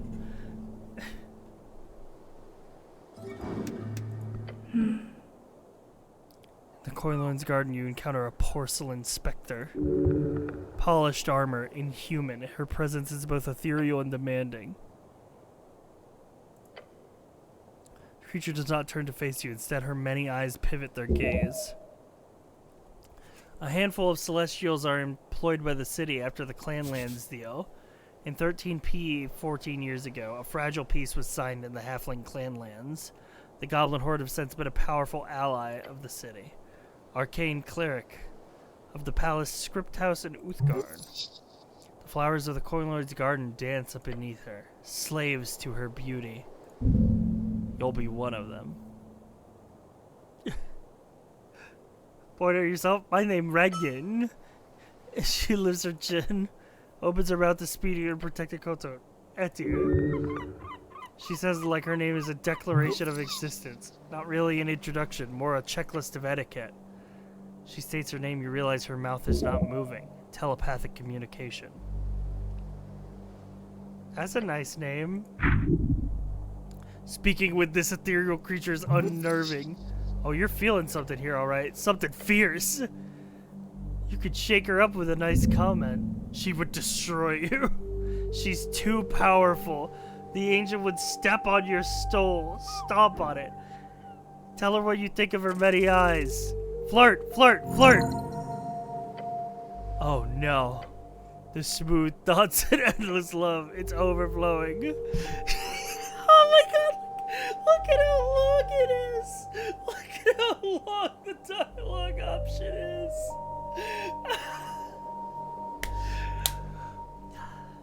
Pray tell, thou celestial harbinger, of such splendid beauty and gleaming countenance, if the light might truly be of your making, For thine ethereal and glorious nature, beheld within that halo of eyes, is my duality which for verily plagues my being and soul. The sun, I say, the sun is nothing compared to you. Point at her and whimper.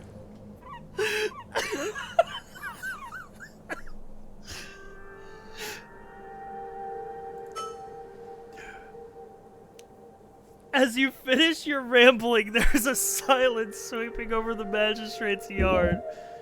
For verily is not a word.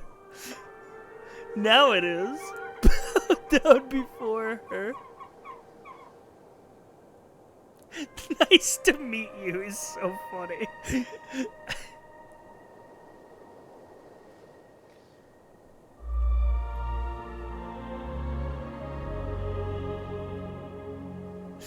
Nice to meet you. The words escape your lips like smooth, honey? Yeah, honey, I'm sure she loves that. She looks down at you with many eyes. No response ever since she raises her head.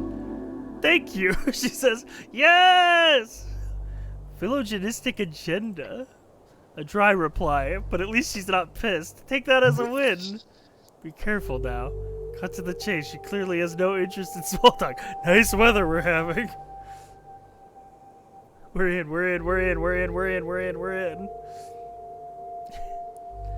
I'm here to investigate the tea shop. The eyes just stare at you. They spin gently around here. Great, nice, we got that cleared up. She's very non-vocal. Getting nowhere with this. Be direct with her.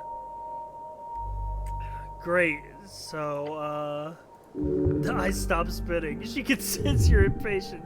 This creature is dread itself. I'll be honest.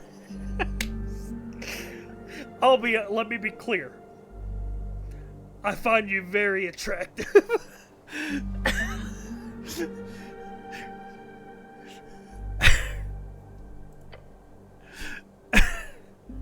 The comment causes the angel to turn her face towards you for the first time. Walk away, walk away, walk away. A celestial tongue. She's mocking you for sure. You can sense she doesn't see you as worthy. Is that alright with you? Perhaps you should stand up for yourself.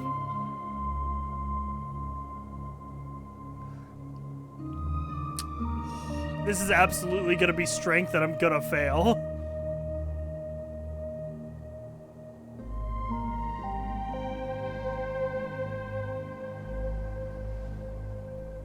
You will die.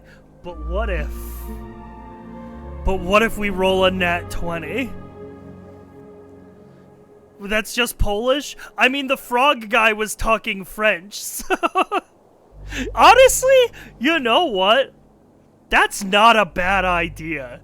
To be honest, honestly, going back, pulling for my D&D brain, that's not a bad idea to assign a real language to a fantasy language, because then you can have people actually speak it in your world, and you don't have to create like a new alphabet.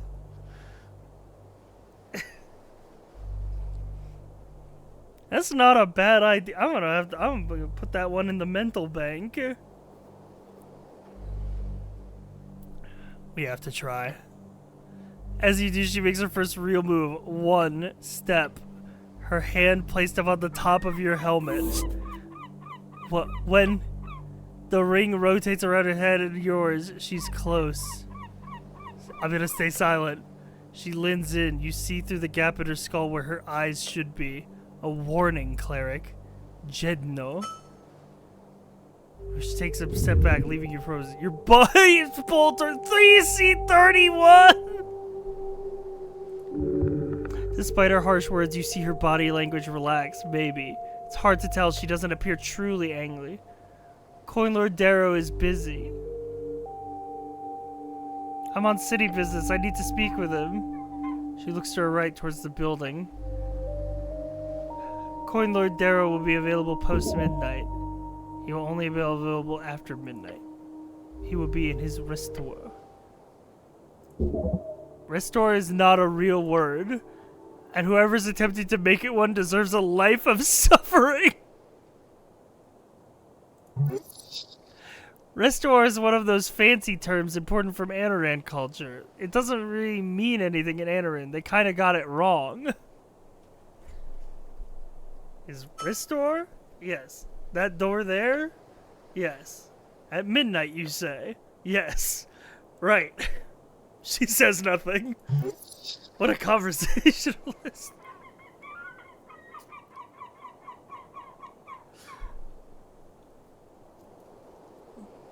Yeah, I need access to the tea shop. But I am authorized. You're not. Damn, she got you. Don't lie, you're not good at it.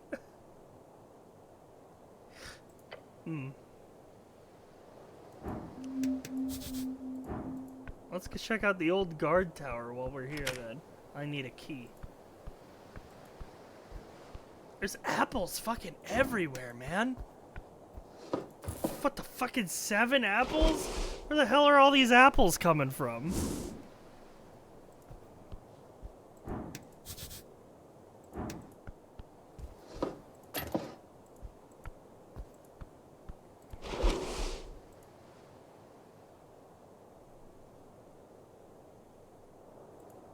Deep storage. I haven't found a dialogue choice where I can spend these shards of joy yet. But apparently I can spend them in dialogues to unlock dice checks. You know a doctor hates to see this city coming. No, for real, for real.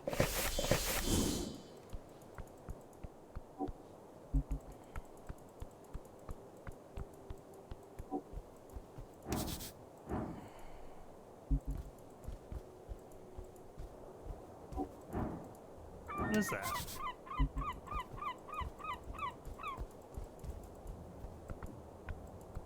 Oh, we're back near the tea shop.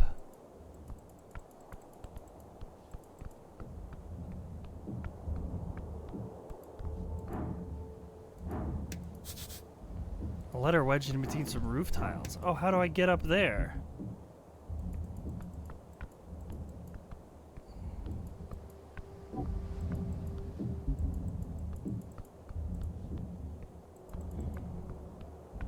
Bro is never finding the goblins. No, you're right. I'm absolutely fucking way too distracted and pilled. Short rest. Oh. After resting, all dice checks are unlocked. Oh, nice. So if I fail something, I can pop a short rest. Welcome to Sci-Fi's channel. Neto, thank you for the raid. Welcome, welcome in, raiders. Dude, raiders. You're gonna want to stick around for this game. The Goblin Garden is ahead. Oh, perfect. This game is fucking awesome. Welcome, welcome in. Holy, look at that. What were you playing, Neto?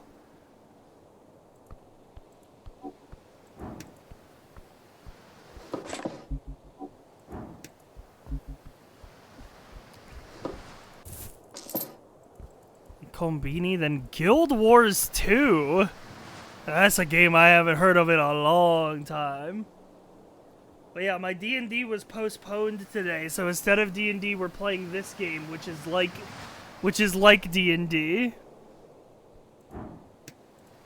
Let's examine this goblin. Ooh, nat 20. This is Schnell. He's a goblin rogue. This goblin gets shit done no matter the odds. He's highly competent, but with a craving of validation. Just look at the way he dresses himself. Is this single or multiplayer? It's single player, but it's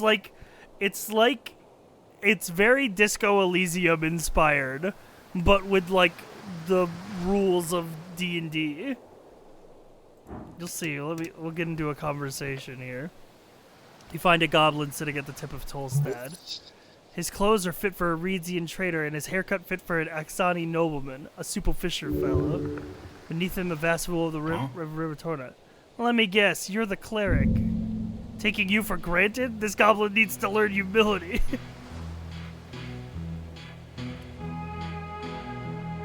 Yes, I am the cleric. He looks tired and annoyed. You lean a little further into being a cleric. You get choosing the 10 times. I'm Snell, runner and handler for the HWBT. Old lady's been waiting for you. The old lady must be the chieftain, the matriarch of the tribe.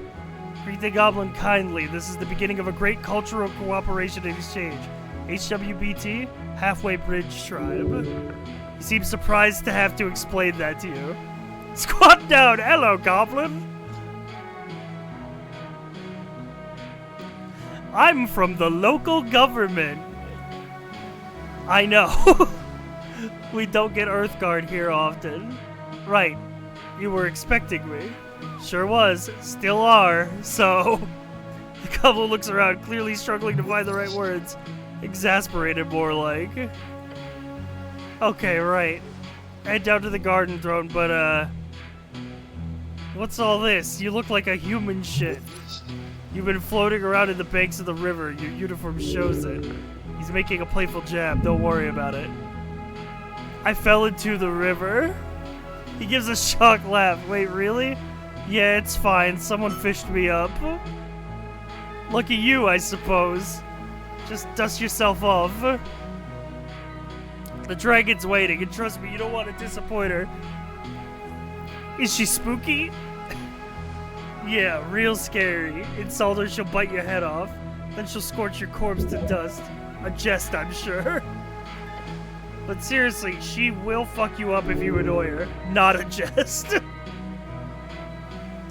Okay, lead me to her. Good, but to make it perfectly clear, some ground rules. Don't say anything stupid. That's gonna be real hard for me. Don't climb the trees. Stay away from edges and, enjoy the garden, cleric. The goblin scurries down the stairs in a hurry. He's nervous. That makes you nervous. She's just another warlord fighting for scraps. Don't let her get to you. Tell her what you want to hear and you'll be fine. Follow him down the stairs. Alright. Chad, I'm scared. A dank smell comes from below. I'm so fucking scared. Goblin guard. Oh my god, there's a mushroom man. Sorry, I'm immediately distracted. There's a mushroom man.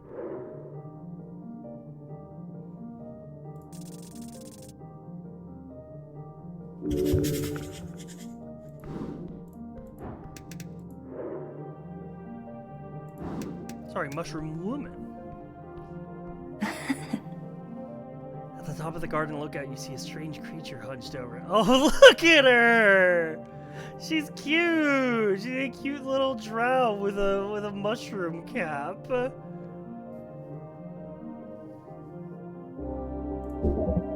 She's making potions. Underneath a large red hat, her drooping gaze slides toward you. Not a hat, that's an actual mushroom growing out of her skull. The elf drops a final piece of mushroom into the bowl of the table, gives you a creepy grin. Nice corner you got here. Slowly and in an appropriately dramatic fashion, she widens her eyes to reveal piercing red pupils. Her grin widens even more somehow. Oh gods, she's trouble. She's real trouble. Just look at the side of her head. Look at those ears, white hair, ashen hue, and those eyes. An elf, aren't they rare? This city holds many folk, but elves are both few in numbers and seldom intermingle with lesser races. But look at her. This is no elf of Ilum. This is an elf of Temia. Hello. You hear a guttural chuckle leave her lips. A man delves into the garden, his sight set on mysterious below. Are you that man? Yes, how did you know that? Goblins are not the only ones who whisper underneath. I'm sure there's ghouls and goons as well. She tilts her head in comically large mushroom hat. I'm talking about plants and such. This elf stammers. Or is that an idiolect? The elf does not as much stammers as she tastes some words more than others. She turns around, her eyes glimmering beyond a mist of spores. Neswiklala of the Green. Call me Nessin. I am underling to Hierophant Offidana, a legendary archdruid of the Undercoast, known for keeping balance, which usually means stopping any proper seafaring civilization from taking hold of the Dark Archipelago. The Dark Archipelago, thousands of islets or spelophones found across the Undercoast. Of course, a druid. You look at your eyes, you can feel it. She communes with nature itself on the regular. You're a druid? Prove it. She gives you a goofy smile. I don't see how I could prove as such more than I currently do. She points to her head mushroom. There are indeed not many folks sitting around pretending to be mushrooms in bushes. Otherwise, the city would be even stranger. I've spent my days handling primal forces, that which grows and decays. Do you know much of it?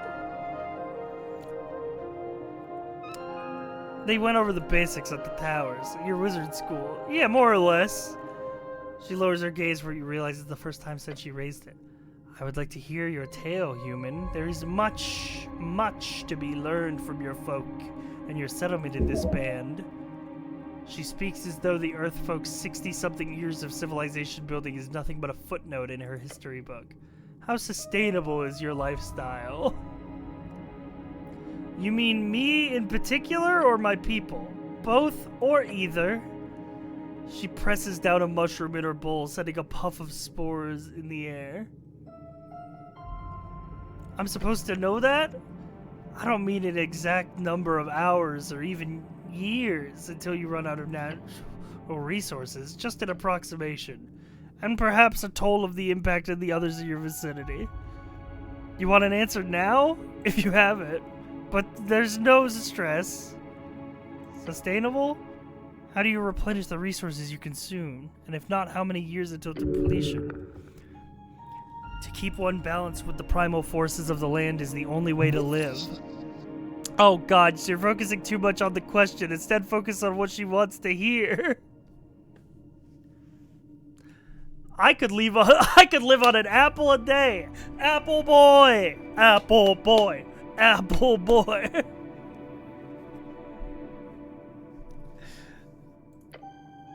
Well, that's not good at all, human. Your kind requires much more sustenance. A true statement. Please consume food.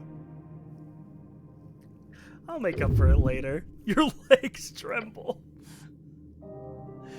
She gives you a worried expression. Care for yourself. Do not let the idealization of a goal hinder a healthy lifestyle. She gives you some mushrooms from her bowl. Please eat. It is as the hedonists say. Listen to your empty stomach. She's well read, even if it's anarchist rubbish. Hedonists, an infamous group of activists and anarchists spawned towards the end of the Coast War. They stand for something, probably. Mostly they're known for inciting riots and playing with demonic forces. She places a palm against the rough floor. Offidana has helped keep the undersea from being overtaken by unbalancing powers. Demigods, fiends, celestials, your human, arcanists. Each creature a power that not only overtakes the primal, they do so with ease. That great war your kind waged upon one another delayed it, but I do certainly believe it's inevitable. She speaks of the unsustainable nature of magic. Hey, don't worry, nature always survives. Most often it does, but look at the so-called burned coast and the cursed lands in Dimenor. The burned coast. Eternally cursed, it's nearly impossible to travel. She means reeds. Dimenor is the old name. She should have called it Old Dimenor. Nature makes it through most things, but there are forces in the world that can wring the life out of every band if it so wishes. Magic isn't what it used to be. She's wise to stay. We must stay vigilant. She takes a deep and deliberate breath. Now enough of complicated topics. Tell me, human, do you have a mate? The elf speaks of nature as a close ally. You should... Wait, what did she say? Stare at her. Well, oh, shit. Wait, what? This is a new bit of UI just opened up. Your cheeks clench. Oh, not my cheeks.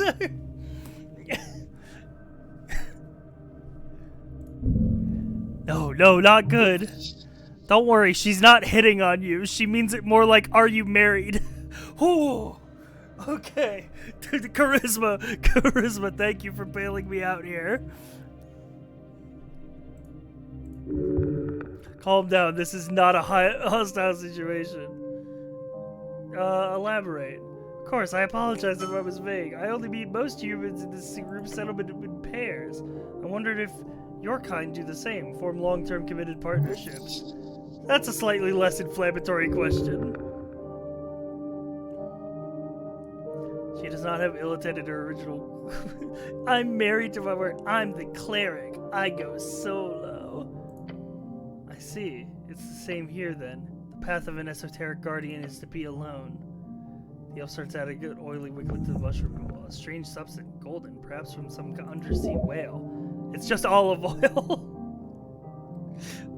It's a cheap brand.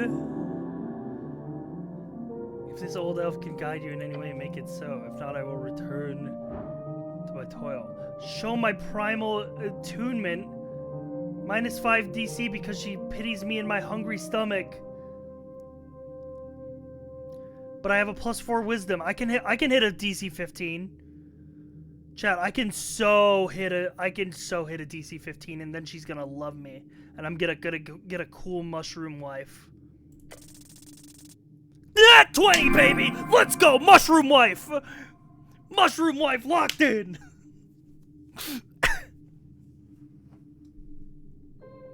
You kneel. You need to prove it. Your attunement to nature. Interesting. Yes. She places the bowl from her desk to the ground before you. You must show what you've learned in your studies. The primal forces are complicated, but you can still sense the tingle of Jor's strings through every branch and mushrooms. The ley lines of esoteric power that hold the realm together. She moves the bowl even closer to you. You've attempted this before. It did not go well. You believe that's all you require. Magic is not an exact science, despite what the instructors in the towers used to tell you. The esoteric in your realm does not conform to rules. That's the only rule they truly follow. Now feel the oily mushrooms inside the bowl, the strings within them, around them. Grab one of them, change it, twist a string.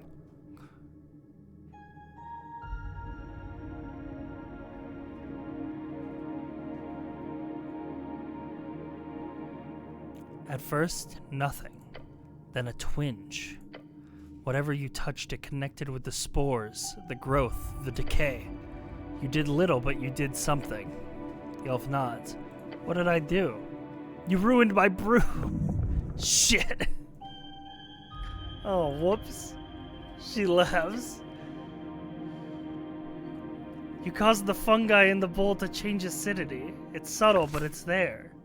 You performed an act of druidcraft. Memorized druidcraft. Use druidcraft to unlock unique interactions with the natural world. Holy shit, I'm druid maxing. I did? She gives you a lecherous smirk. She grabs the bowl and pours the mushrooms onto the ground. The contents wiggle. I made the mushroom come to life? No, they're supposed to move like that. You didn't perform that big of an esoteric feat. Not yet, at least. She chuckles and puts the bowl back on her desk. Perhaps you can be one human I share knowledge with, if that's you wish. Please do. I want to learn. Very well.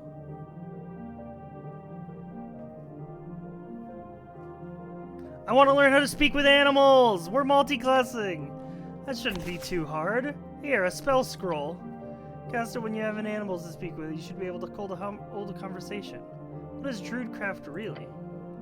I would call it a more useful path of communication with nature. It can be used for many a thing. I would suggest focusing on the basics. Use it to move peacefully through the roots and to show your balanced nature to the primal spirits. Thank you. I say bye.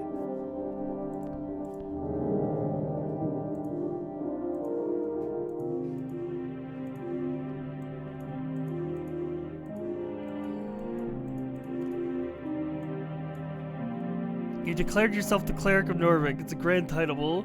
After showing your primal attunement, you're ready to call yourself an aspiring druid. Time will tell if this path is of any interest to you by telling folk about it one single time. Oh, I see. So not only do I have the who I'm voting for in the election, I have the what class do I identify as. But now I have Speak with Animals in my spellbook, and I can memorize it. And I have Druidcraft.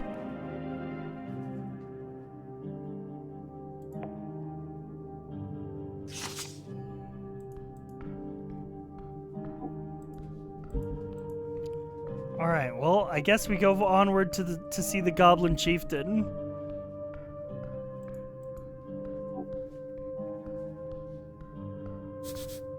Your stomach twists. Beware her illusion. Oh, I'm so fucking scared. I'm so fucking scared. The dragon herself. 21. Lady Sagewith. Goblin Forest. Level 18? Oh my god. Something is very wrong. Her eyes are striking your soul. Hold on to that feeling or you'll be consumed. She wields power you could only dream of, yet her actions betray nature. Evil, good, is selfishness to one's tribe the defining trait? She's no goblin, though her desire lies heavily invested with this tribe. She's older and far more dangerous than all her servants combined. Maybe she is a dragon. The well-dressed goblin stands proud beside his master. Go ahead, cleric. Much of this personhood hinges upon that throne and its order.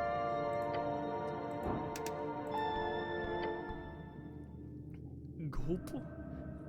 You approach the throne. The sprites flutter, their glow illuminating the trunk of the great tree. Its roots reaching far below, its branches holding dirt over the ceiling above. On the throne sits a tiny goblin, her smirk as bright as it is threatening. Her eyes follow you with intensity, reminding you of a certain pale man. So this is the dragon. Yes, I can see it. Her glare is horrific. Cleric of Norvik, of Earth and the River. Her shrill voice echoes through the chamber. She's talking to you. You're the cleric. Great observation. I was assured by your masters, the top brass of the palace itself. Her words are tainted in disdain. Her voice causes you to shiver.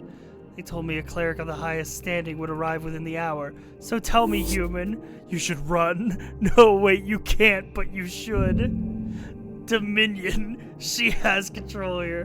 Why am I sitting here waiting? Tread lightly, you need her on your side. Make sure she knows you're on hers. Every word you say could have profound impact on the rest of your quest.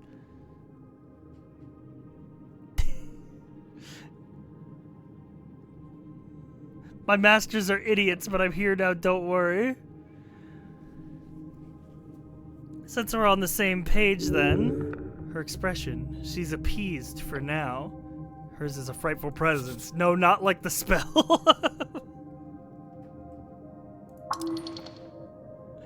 You can't take this much longer. Do not become frightened. Come on, DC 7. Oh, I'm so fucking scared. I'm so fucking scared.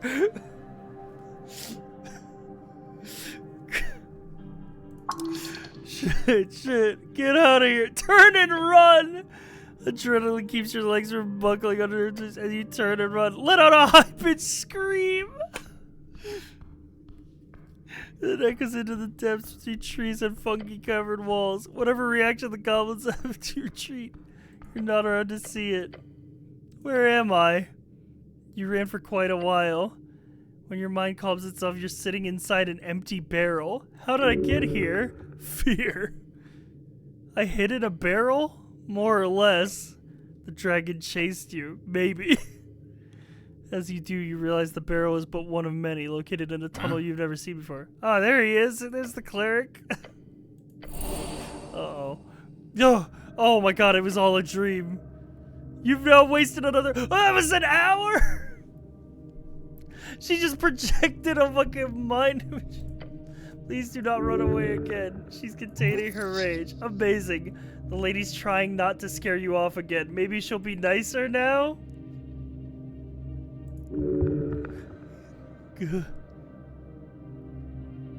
It's not. I apologize, Lady Sageleaf. Yes, whatever. Let us continue. It's vexing to watch my streets descend so far. Are you even aware, cleric? A local business caught in an inferno in the middle of the day right on Pillar Road. My road. The way she says that causes you to tremble. I actually ran away. I get Magistrate Darrow. He alone believes the Halfway Bridge tribe does not have jurisdiction over that location. She appears to have been stewing over this annoyance for some time. Why does Darrow say that? He's a fool born out of nepotism and alcohol. Sick burn. It is or was rented above the holes next to the pillar. The holes. Common slang for the central spire of apartments in Tolstad. The lower ones are less fancy. That means it's part of the core foundation of the island fortress. Therefore, that property is legally an underground rental unit. My people have been handling that damn crow's contract for years. Suddenly, the entire unit goes up in flames, and that's when my people no longer have right to enter the premises to deal with it, even to clean up. No, suddenly it's the city's business, and we should keep our noses out of it. Corruption, plain and simple. Sounds shady. Normal business in Norvik. Don't get me started on the actual effect it has on my people. Snell? Lady Sageleaf? The magistrate says it was an accident involving a fireplace failure. They've yet to send anyone to actually investigate. You want to check it out yourselves? Of course! The lady glances at him. He responds by making a nervous face. He's embarrassed. The explosion occurred on the 21st of March, just past noon. 3 minor injuries were reported. Luckily, foot traffic was low at the time, so despite the massive kaboom, no dead folks. Thank the gods. The gods, I wonder. Who were injured? We only managed to get the name of one name in the chaos. A certain Frank, son of Frank, was said to have walked away with lesser burns. Ah, little Frank Jr. That sort of prefix used by Earthfolk, a human most likely. That ain't a real name.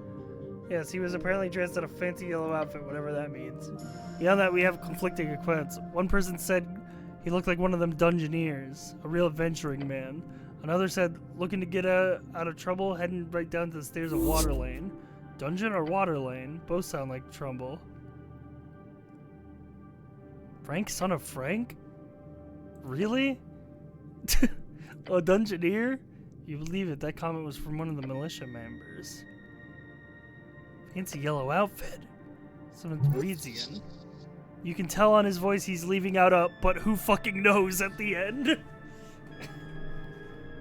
Was he inside at the time? I doubt it, considering the state of the building. Or the Water Lane. Seems like he was heading in that direction, though down could mean a number of things. Why was he there? We don't know. He's annoyed to have to answer that. Where is he now? We don't know. Sounds like you were handed a tough hand. Although one of the militia members mentioned him just calmly walking away down the stairs. Maybe to the crossing or somewhere else. Snell gives a nervous look to his master before answering you. We have theories, but we need proof. The unveiling has begun, cleric. Secrets in the ashes. So dramatic. Love her. Corruption, madness. She claws at the wooden throne. Politics. Ramblings of fools. Bureaucracy wears her down. This is clearly the work of a rogue spellcaster, someone who could not go unpunished. A spell would indeed be the only logical answer for such destruction. I will bring justice. Everyone holds their breath when she speaks. I formally declare a joint venture. The Halfway Bridge tribe and the Earthguard City cleric shall investigate the tea shop and Pillar Road and bring justice to those who seek harm to peace. No creature foul or fair shall escape my rage. The words seep from her maw, burning the air.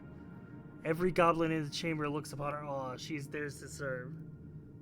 I'm gonna nod solemnly. The goblin enjoys the power she wields over you. Snell. Yes, Lady Sageleaf? You're the handler of this case. You've worked on it since the explosion. You know more than anyone. Oh la la, complimented by his queen. I want you to represent the tribe in this venture. His face lights up. A goblin and a cleric. Together you have access to both the upper and lower Tolstad. You're gonna have this pretty boy around? Damn, I thought it was gonna be fun. His expression is that of shock. He did not expect this. Do not disappoint me. Do I have a say in this? No. Her eyes burrow into your soul. New member to the party. He ignores you. The goblin takes a deep bow. Yes, Lady Sage, your will be done. The mystery of the tea shop shall be uncovered. First priority is the tea shop. We gain access. Snell's gonna be my new best friend. He just doesn't know it yet. Snell has joined as a companion. You can speak with him if you need help finding your way across Tolstad. As much as she's told you there's a danger you're missing here. I visited the tea shop entrance, but it was shut. Yes, by esoteric decree. You gotta ask your coin lord for the passphrase. And we should also look for that witness. Frank, dressed in yellow. He winces. Gods, that's funny. So either water lane or down in the city below. The port of the dungeon. Let's go.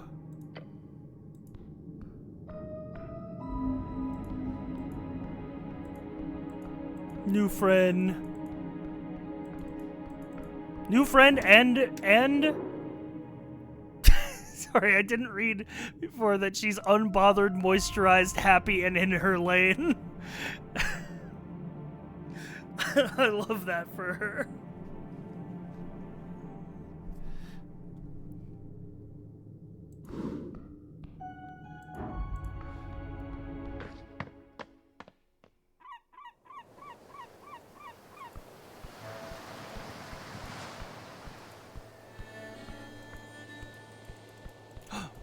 Wait, it's 16:55. Chat, the tavern should be open.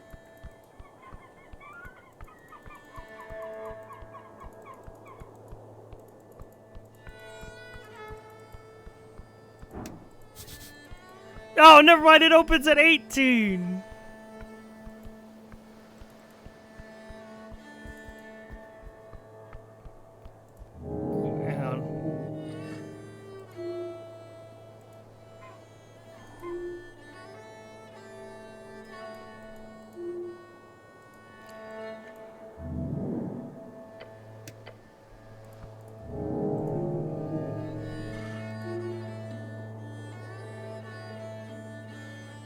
I see. Women, they're everywhere. Your worth as a man is based only on the admiration you get from them. Your goal, get a date, a real date. Good luck. Holy.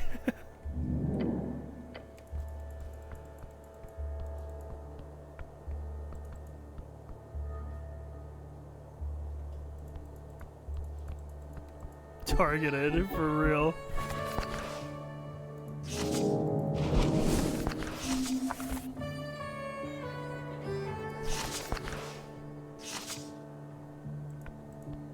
You know what? I should go prepare Speak with Animals as a spell. I don't know how many spells I can have prepared, but Speak with Animals feels like it's gonna unlock a lot.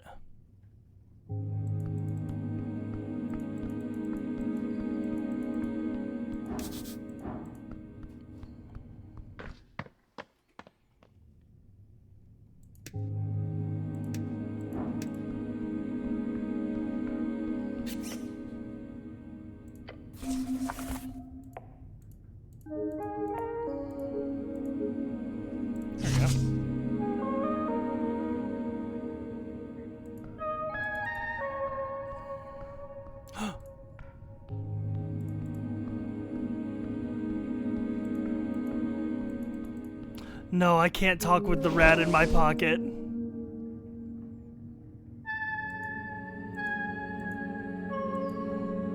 Dude, my strength is abysmal.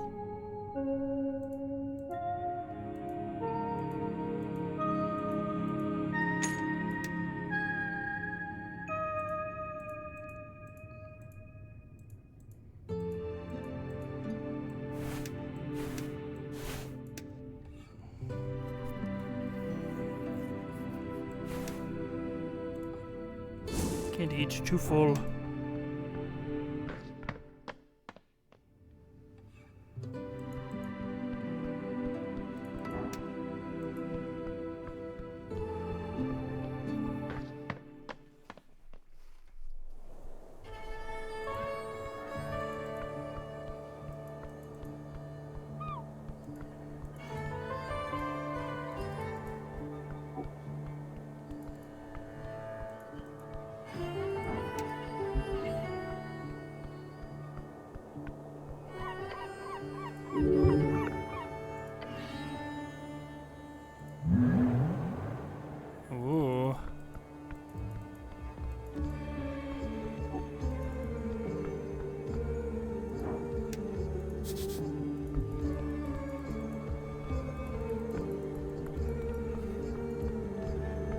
feel like I should investigate the...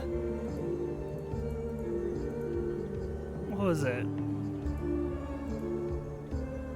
Wait a minute! Oh, I forgot about it. Yeah, a man dressed in yellow was seen by the duck passing into the crypt, heading to the southern caverns. I was gonna say, weren't we told about a guy in yellow? I must be frank. But also, I hear there's gonna be trouble down on Waterlane this evening. Your first day on Tolstad. Some girl was delivering an Asgard magazine. It seemed to be out of place. Talked about going down to Waterlane this evening. Yo! Mgram, thank you for the 5 gifted subs. Thank you very much.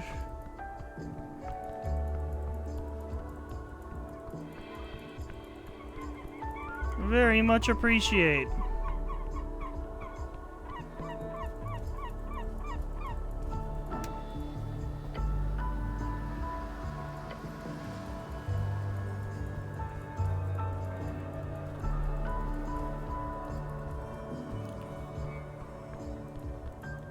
Chad, if you're enjoying the stream, your gift subs help out immensely.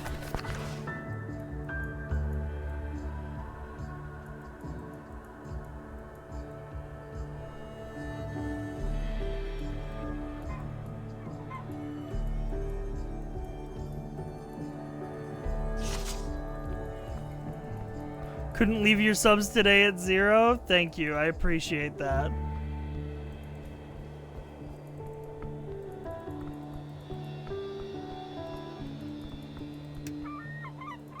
To like it, hit the bell. Okay, oh, come on. I'm just trying to get by here.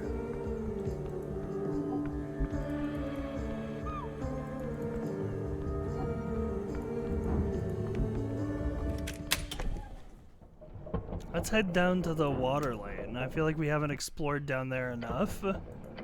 Long way to fall. Climb the ladder. You are at the bottom of the ladder!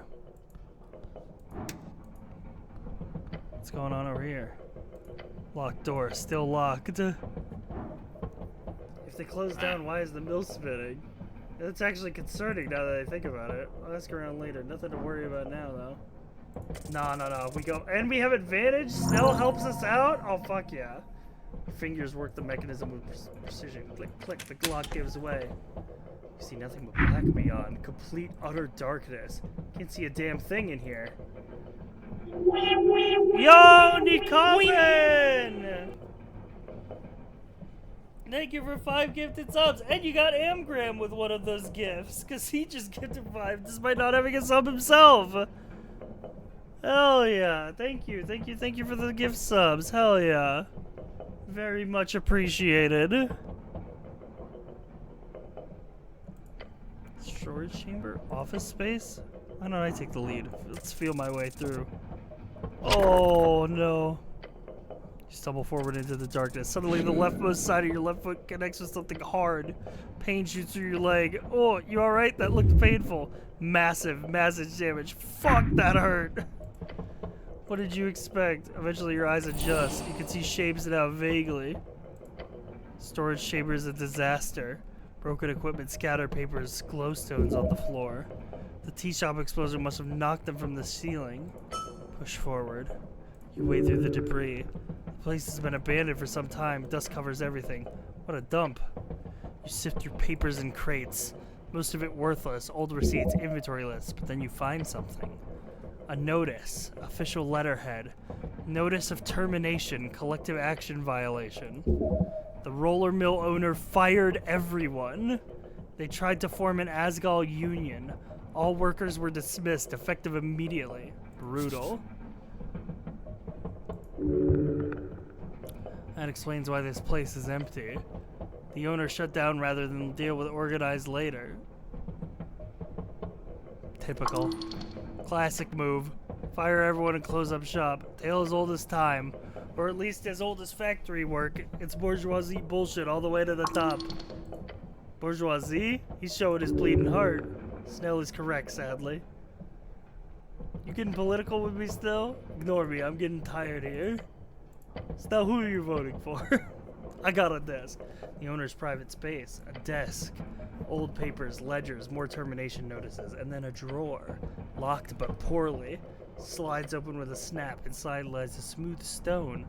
One with several faces adorned at its side. It pulses with esoteric energy. This is a sending stone, surely. Sending pebble, yup. Pick it up carefully. A sending pebble. Oh shit, those are expensive. Slip the pebble into your pouch. Time to leave. But don't they usually come in pairs? What a lovely delve.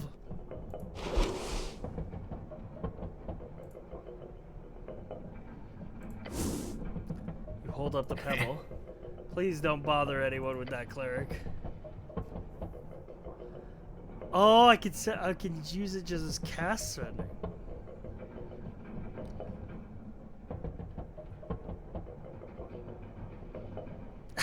Send a message to Biscuit. Hey, it's the cleric. I'm just calling to let you know I got a pebble of sending. Pretty cool, huh? Oh my god. I could piss off the angel more. I need her to love me.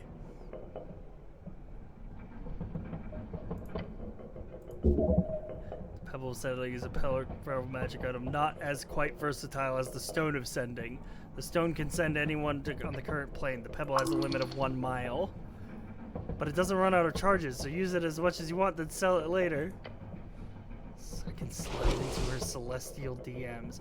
And it gives me +1 wisdom, +1 charisma, so that's pog in and of itself.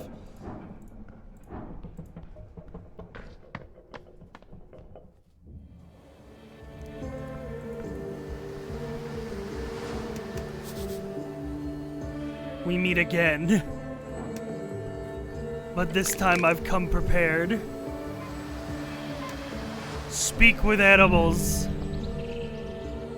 Their magic causes you to hear a tiny sound from the crab, a sound that turns into a squeaky voice. Hi there, big fellow. What's your name? I'm Criminity. Cool name. Thanks. What's it like being a crab? It's great! What do you like about being a crab? I'm not a crab. Ah, funny. No, I am funny, thank you. You're welcome. Do you have any information for me? Oh, yes, I do! Did you know that there's an abundance of worms on the riverbank this time of year? There always is. It's causing me to gain a few pounds. The ladies will love it. Oh, we got ourselves a lover crab. Not even the bad kind. That's it for now. Hope you had a riveting combo.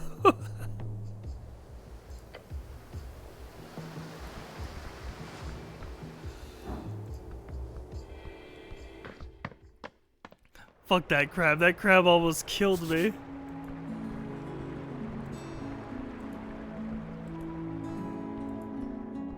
But I guess he ain't so bad.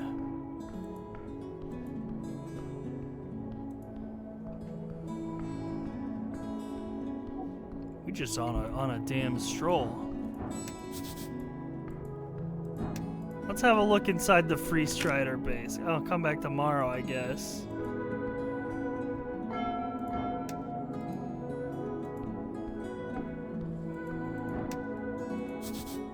Open at sundown. Oh wait, we can talk to the griffin.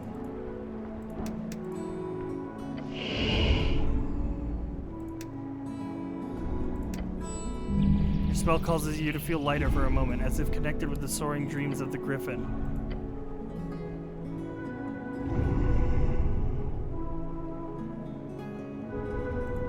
You foolish biped. Gets up from its slumber with a dark groan. Ugh, how many times must I make it clear? I require rest, or do you wish to taste my steel? I apologize, O great griffin. You think me weak to flattery, eh? You may address me as Giorgio Valenstigo.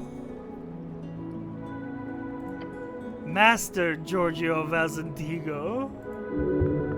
If griffins could smirk, he would. Wow, this beast lives on a pedestal. Whatever it says, play along. Greetings, Master. Thank you for getting out of the way. You're welcome, biped. Now, I'm in a good mood after my nap. Go ahead. Ask me whatever inane questions you might have. How'd you get the name Giorgio? My father was Tislav Mirji Valsentigo of House Valsentigo. We are bred to be perfect. Interesting. This griffin must be one from Vena de Rey, typical racing breed. That's correct. Of course you've heard of my home kingdom. VDR is the greatest city on the coast. The gnomes who live there served my lineage for a century and a half. Once I finish this obligation in the west, I will return to rule my house once more. You're kinda chunky. Fed well, yes, thank you. I'm very rich indeed. He doesn't see that as an insult? Weird bird. What do you do around here? I handle scouting for the boat bipeds, though they do not hold any interest for my valuable information. Some of the less rugged ones I even move around from time to time. I traveled with one few days ago, all the way to this strange cold land. In return, I get fed a glorious amount of sustenance, more than you could ever wish for. Who's your owner? I have no owners, you foolish thing. You need to wrap your mind around a superior being, not needing to slave away all day. Learn from me. Got it. That's it for now. Have a good chat? Didn't sound like you were best friends exactly. Wait, what did it sound like to you?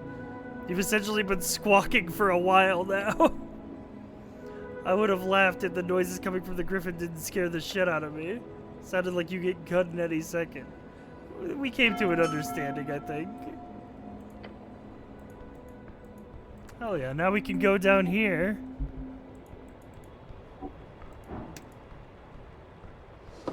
Ooh.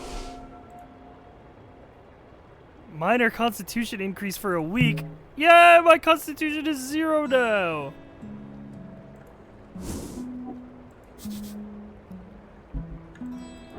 Those are basically permanent stat buffs. I mean, because assumedly we only have 5 days. I can't reach that from here.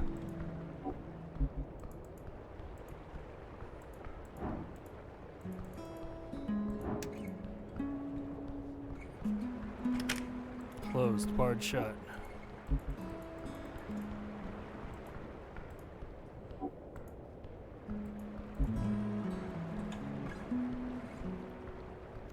Chat, this game is awesome.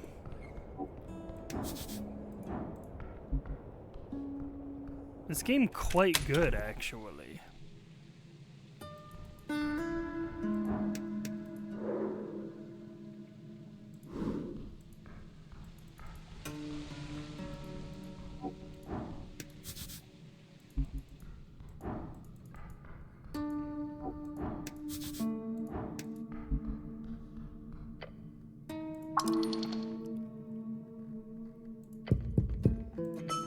Long time passes. No one? Guess we'll have to try again some other day. What about down here? I have no reason to be interested in this particular door. Wait, is this Snell's house?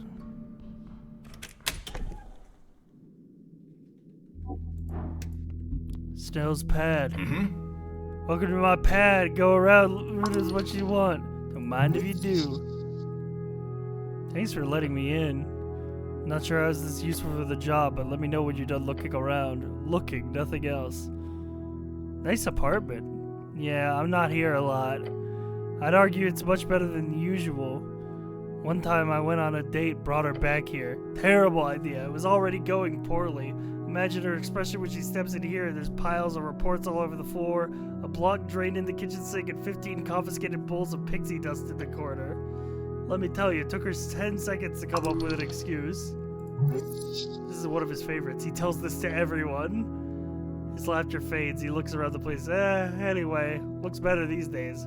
Figure I'm such a neat goblin like everyone says, I might as well keep my apartment clean too. I have a hard time believing you, Stell. Living in filth? Never. I guess people change. I don't think people change, but I think all folk can control their behavior. No need to get deep with it. What about you? Ooh, the question cuts tiny little holes in your skull. Me when someone turns the question around and asks me about them instead of me being inquisitive. Clerics are popular, right? Avoid, abort, alert. Oh no. We gotta tactfully change the subject. Come on, big charisma. He's expecting an answer. You're gonna have to give one. Not a lie, though. You can't handle that right now. Too much pressure, clearly. Too much. What do I say? Keep it nice and simple. Dismiss it in a nice way, like this. Nothing lately. I'm busy with work. Yeah, you seem like the type who'd be busy with work, too. Oh, yes. Ooh. For the last few years, I've been focused on the halfways and whatever the old lady needs of me. Almost had to talk about myself there. That would have been dangerous. Doesn't mean to sound ungrateful, though. It's real rewarding. What kind of reward? Like treasure? Treasure of the soul. Sounds like bad treasure. I tell you to look at it from a goblin perspective, but let me put it like this. Lady Sageleaf gave me options in a world of railroad tracks. I get to help people and get real fucking good at it. So for now, I'm gonna keep doing it. But you at least get a good salary, right? It's alright. I do alright. We're comfortable. How much is the rent? Not so bad, thanks to the old lady. She looks after her own. Not every goblin is so lucky. Yeah, you've got it pretty nice here, actually. There are 3 tribes in the city, right? The halfways get by real well, thanks to Lady Sageleaf. Didn't used to be that way, and most goblins have a real hard time getting by here. Most guilds don't hire a goblin just like that. That's illegal! Why? Good question. We're not human, so by default, on average, we're not trusted. Back in the day, there was a bunch of programs meant to push us into the workforce, anti-discrimination laws. But support for those ran out before I was born. Most kids fall into crime. They need to try harder. Crime is the easy path. And it's the only way for most of them. Imagine you're a goblin kid. You spend most of your day in the war and 20 others your age. There's barely any resources to teach you all the human stuff you're legally being forced to toss. If you're lucky, you've got one parent with a stable income. Otherwise, you're living in the dormitories. It's illegal. Cleric who was born yesterday. No support system. No chance to integrate into the city you're supposed to be living in. If you're lucky, you get a dangerous gig in the tunnels. If not, it's the only way to get enough money for food. Beyond the handouts is joining a syndicate. They recruit young to keep you in the juvenile stockade if you get caught.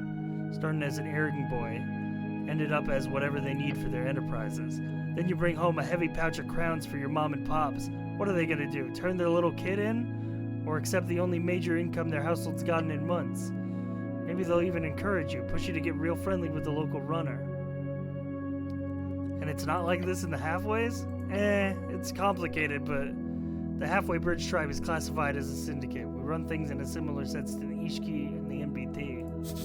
Ishki, one of the 3 goblin tribes, commonly called water goblins due to their river expertise.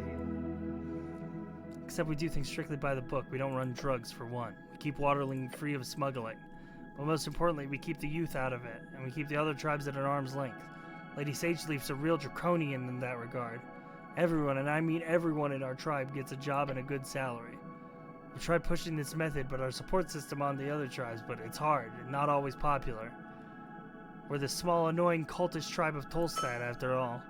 So it is what it is. What a rant. He cares about this a lot. You do, too.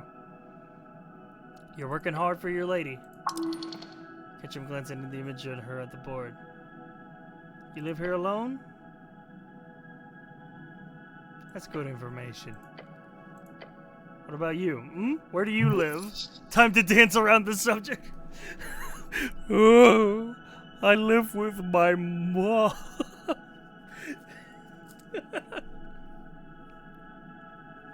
I could tell him the truth. Your body shakes. There's nothing wrong with your current living arrangement. The goblin will not think lesser of you because of it. Arguably, he'll pity you. I should lie, right? Oh, yes.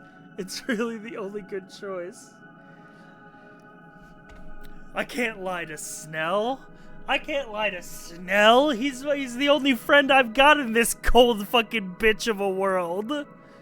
He's the only person who fuck with me except for the druid lady I want to fuck.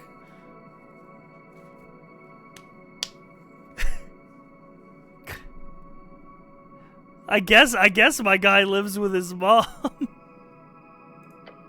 You do? Stare at him. Huh.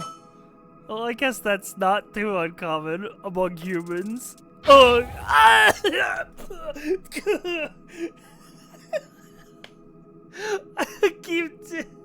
I keep taking hella damage, man. Oh, we almost died. He doesn't mean harm, yet it hurts. Well, anyway, he does not try to linger on the subject. He sees your pain. I used to live in the towers, but they kicked me out. Can I ask why? Maybe. Okay. They just had some problems with some of my writing. Your writing? Can't be that bad at spelling, huh? Funny. Idiotic comment. Light apostasy. The unofficial market. Oh my god. We're learning some lore of our character here. It's a whole thing. No, you know what? We gotta overshare. We gotta overshare. I got a new patriarch who didn't like me, and then when I presented an argument for a Republican revolution without the influence of the free cities, they said it was a misuse of state resources. They branded me with a minor case of dereliction. Really, it's overblown. And Bjorn uses the same copper press all the time for a bunch of personal stuff, and he never gets in trouble over it. So yeah, it just seems really overblown for me, and yeah.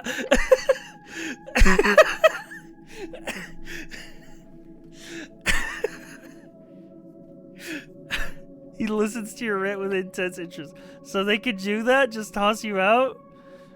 And solve tower politics. Normal politics too, seems. Sounds like bullshit. You're still employed as a cleric? Well, yeah, of course. That was just disciplinary action. They've been mad at me since I refused to register as a member of the Party of Norvig. Interesting. So this whole thing is sort of like a redemption run for you then. Solve the mystery of the tea shop that exploded and so on, rejoin the fold. I don't care. I'll be an agrarian or something. It's there are two paths in this world, chat. Affiliate yourself with a political party or become a farmer.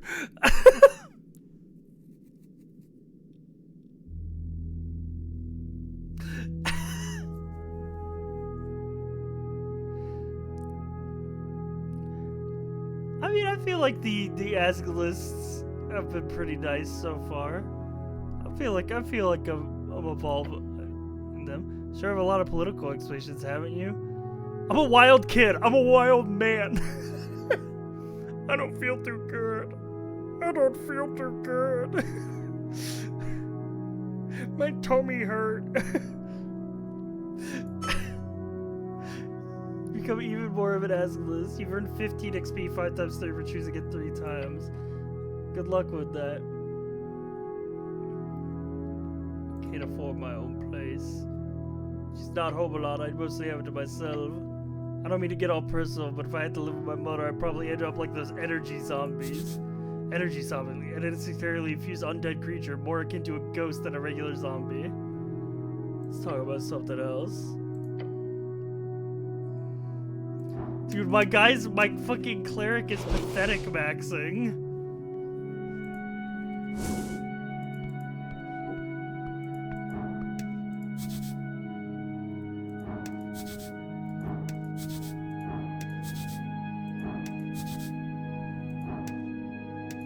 I low-key want a trifle. Oh, but wait, no, I shouldn't steal from Snell. Damn, what the fuck is this conspiracy board? Fucking Pepe Sylvia on the wall, look at this. Each one of the connected long-term... What is this, Snell? Huh? Oh, yeah, Project Visualizer. It helps me keep track of jobs. You can check it out if you want. I haven't done much other than the basic outline of the tea shop yet. I've been busy running around. You're good at this. Thanks. This is what I do. Once we're finished, I'll compile a proper report for the old lady. Look closer at the sketches. You see several faces you recognize and some you don't. A birdman with a black and white pattern with a tea shopper. A merman with the text rival? No, unambitious. A stout-looking dwarf in uniform with a hamburgism. Patron? A stylish oak with a free strider heart. Completely unaffiliated, suspicious. A pale man holding a skull. No motive. A human with a fancy beard of fish symbol. Suppressing info. Beware. The beautiful rendition of Lady Sageleaf herself. The sketch is wonderful. A depiction of love. Enemies, spies, city conspiracy. Interesting. My bro's detective maxing. I want to hang out with Snell too. And good news, Chad. I believe the tavern should be open now, but also we should double back to the waterway because it's now 18 o'clock, which I don't know what time sundown is, but that seems like 6 p.m. might be sundown time. And there was supposed to be trouble on the waterfront at night. Oh, yeah, there's definitely trouble going on over here. I'm beholding the hell out of this guy. Level 1, unemployed. This is Rollo Malik, the next generation, a late-stage teenager representing all young men among the Earthfolk. It could be worrying if all young men today feel as lost and unemployed as this one, everything's going to shit. At least he's politically active. This might be a little worrying detail, but young men with little to lose and everything to gain are, historically speaking, a common driving force behind world-changing conflict. If the old guard nationalists don't represent them, if freestriderism doesn't support them, if Asgalism is way too progressive, then what phrase will these rumblings lead us along? And then there's this person from earlier. Let's talk to them. A tense scene. Huh. A cleric, just in time. 4 young guys, each looking a bit nervous, except the angry-looking blonde kid. We've confiscated the illegal goods. He bows his head for the city. He turns his head towards one of the kids behind him. How's it going, Earth niece? I'm trying, hold on. Point at the lanky kid trying to cast a cantrip. Hey, stop it. He freezes, give the blonde kid a nervous look. Oh, they got, what's this, papers? See Rollo waving towards him. A gesture for him to ignore your comment. I'm Rollo. The blonde kid says takes a bow. Rollo Malik, at your service. Behind you is Earthis, Stenbuskin, and Tolly. We're members of the Norvikian Resistance. A movement to your thieves. Ignorant book burners. She adjusts her spectacles straight in her back. With all due respect, don't believe a word from these thugs. You notice 2 other girls, a halfling and a dwarf. Careful, it's an actual cleric. Thugs, come on. Really, we're just a bunch of, like the AY are just a bunch of ruffians. I've seen enough. They're just activists clashing. Who's the AI? Asgalis use. See your green armband? I'm confused. Is there a problem here? Problem's taken care of. They've stolen. You stole our entire water lane delivery of an illegal newspaper. Newspapers can be illegal?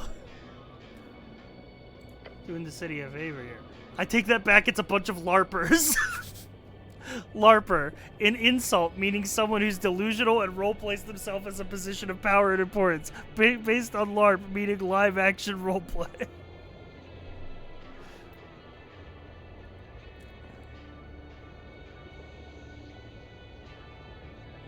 Are you kids even allowed to be out this late? Both sides look at you and frown.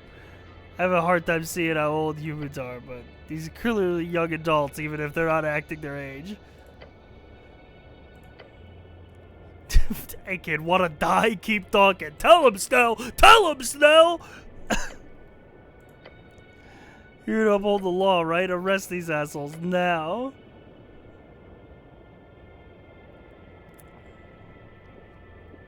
What are you guys voting for in the election? It's so funny. It's so funny. It's so fucking funny to see 2, like political groups clashing and be like, so who are you guys? I gotta know. Not the time. The Workers' Party, duh. Same for me. Dwarf game raised their hand. Yeah. And these stupid boys are obviously voting for the party of Norvik. No, we're not. None of us are. Yeah, fuck that. Fuck the establishment. Oh, they're anarchists. They believe in nothing. Their deeper forces work here. Divine forces. I see. You're also voting Asgulus then. What? No. Like you're not voting for anything? We're not voting at all. You're apolitical? That's impressive. I'm also apolitical.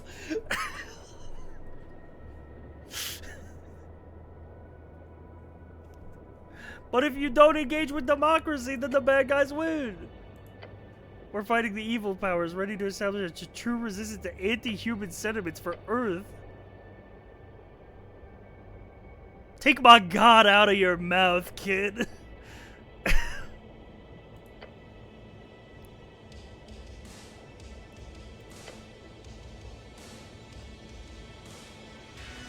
You explain your side.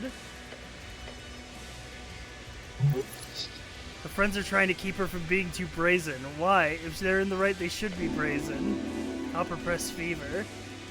We deliver papers for the Asgalian chant. Maybe you've heard of it. It's a pretty big deal.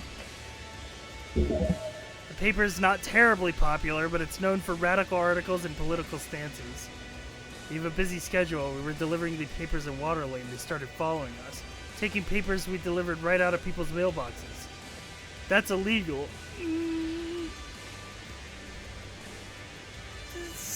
Somewhat? I don't know. Is it illegal to take a newspaper out of someone's mailbox? Probably.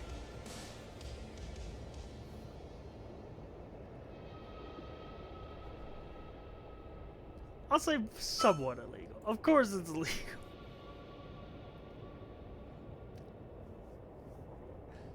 Then they grab one of our paper stacks like straight up assault and theft. It wasn't. They can't get away with this. It probably wasn't that bad. Poor girl. Point at the nationalist boy. Okay, you.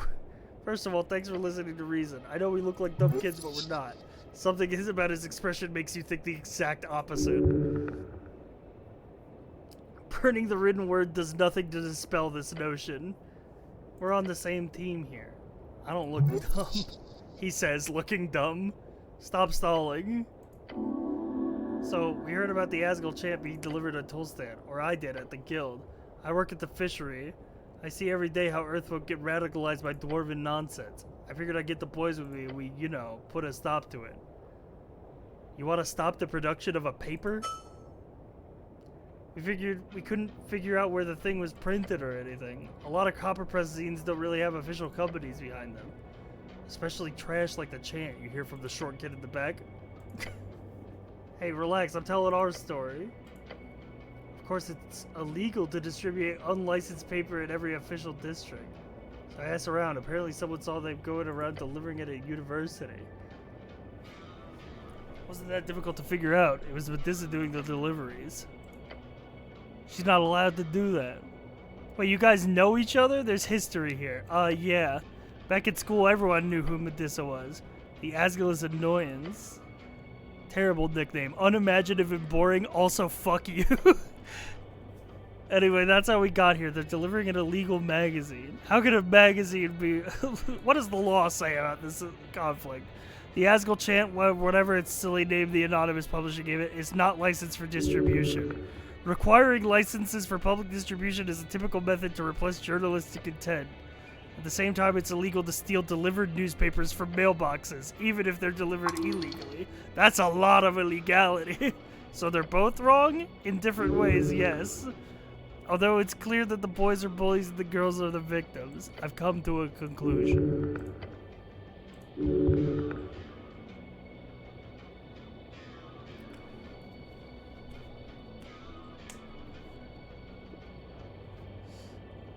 Chat, what do we go here? Clearly we've been aligning ourselves with the Asgulus so far. But do we go for one or do we go for compromise? I'd choose one, but I'd want to see 3. I'd be interested to see what 3 is, but I think I'm gonna go 1. I do hope that 3 is bully both.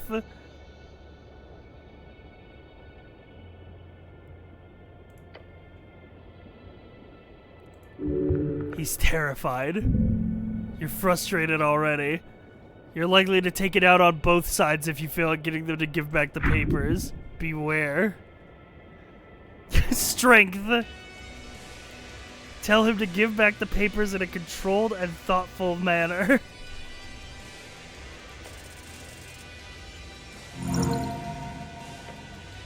Puff out your chest. Take a deep breath. Place a hand on his shoulder. Your gloved hand grips him firmly and he gives you a freaked out expression. Kid, give her back the papers. No. Stay quiet. Give back the papers. He glances away from you. You can see his mind working behind the wide eyes. He slowly nods. Roller snatches up the stack of papers and tosses them to a distance. She catches them with an oof, accompanied by a foul expression. Grumbling, the boys leave water lane. Gods be damned. 3 girls collect themselves for a second. Shit. Yeah, that was scary. Mr. Cleric, thanks. Thanks a lot. Now you fuck off as well. It's genuinely very illegal. And you're putting a piece of paper in somebody's mailbox. You know, I haven't fully aligned with the Azulus yet. I'm gonna turn away. Within a minute, they've dispersed, leaving the water less rowdy than before. It's essentially spam mail. Yeah, exactly. I get that shit all the time. Sometimes there's coupons in there. I say this was the right choice, even though those girls seem shady as well. Let's get out of here. Let's skedaddle. Did I get a quest complete? Yes, we get a route.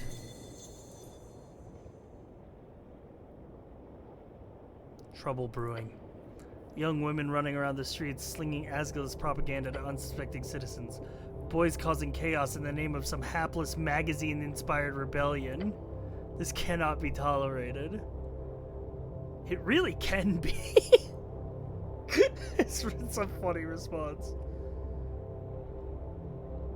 It really can be. The youth are attempting to get political. They're learning as they go. That's the kind of looseness that'll bring order to its knees. It's all... The Asgil youth did nothing to warrant the pushback. This era is one of communication. Ideas interchanged freely between a populace of free-minded thinkers, folk dreaming of an egalitarian potential. However, the problem lies with the unfortunates who break and sear folklorian thought. With reckless unkindness, you must pray for them, beg of them. Dude, strength is so funny. So please, please stop being so mean.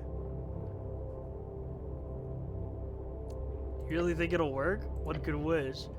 The boys might be unkempt and rough, but they're also proud citizens of a great city.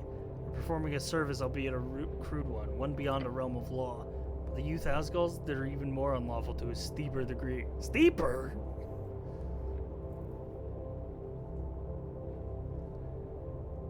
The Asgul girls were doing a technically criminal crime. The boys were doing multiple literal actual fire crimes. It's a morality issue, not a legality issue. You weigh morality on the shoulders of ideology. You see that, do you not? The only shoulders being weighed upon are your manly, bulging, muscular traps. What has happened here is a complication upon society, a representation of the wider culture. Young men are drawn towards the rough, downtrodden world of the dreamers, the hope of national unity through an Earthian story, one of leadership and honor, but not without the guiding star. There's no such singularity, no control, no wise king to bend the knee to. Instead, these boys simply express pain through violence and acted onto those who are attempting to craft a more caring future. That is, young women. They, as opposed to young men, are drawn towards a mere social type of unity, with welfare and Asgil flattened hierarchical structures. Beyond Asgil himself, who is by his function also a male figure, it is to womanly people you should work towards. Lady Fair is one. The halfling god? Ooh, Lady Fair and those not. A young halfling leads her clan through a mountain pass and defends it for 3 days and 3 nights. She's known to be the founding of the Fordnip Commonwealth. Ooh, more lore, more lore! Her words are few, but spread far across the coast. Her church is quite active among Norvikian society, once open to all folk, no matter their origin. An egalitarian dream. That's why women, as harsh as it is to say, are simply more suited for Norvikian leadership. Lady Fair makes it clear. A house held by a woman stands any season. But I want to be a leader and I'm not a future. I agree. Women clearly build a more thoughtful and caring world for us all. Feel like a good man for thinking such egalitarian things.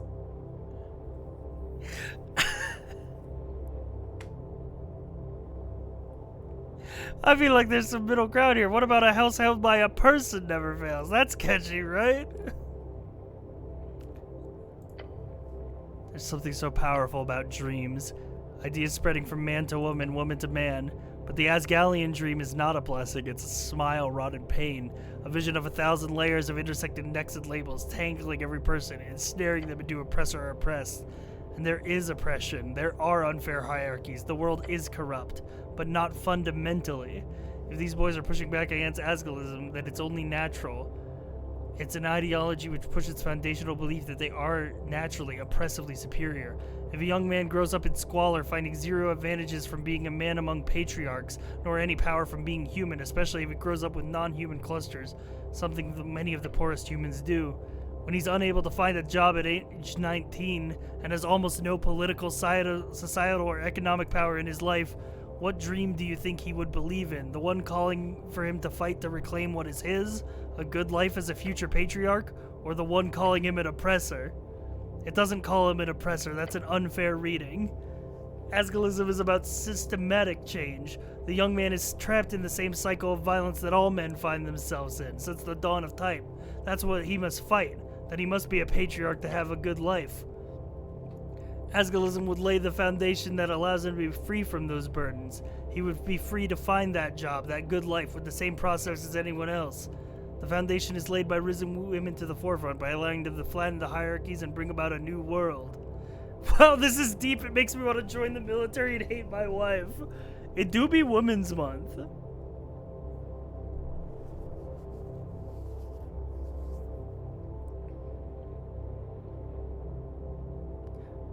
Seems to me it's more of a branding issue. The Asgalists need to be more in tune with the economic aspect of intersectionality. They're losing out on a ton of angry book-burning boys. That's an argument, but it doesn't change the core values. You need to come to that realization. The one that every boy reaches towards at the late stages of their capitalist, pubistic, and solicited Vikings. No, not at all. For it's only your placement you must understand. Figure out where you've planted those 2 feet of yours, and accept that your bones will begin their incessantly slow grind into pavement. Learn more. Steel yourself. Seek love. Be more. Suddenly, DC 12 suddenly understand gender is so funny.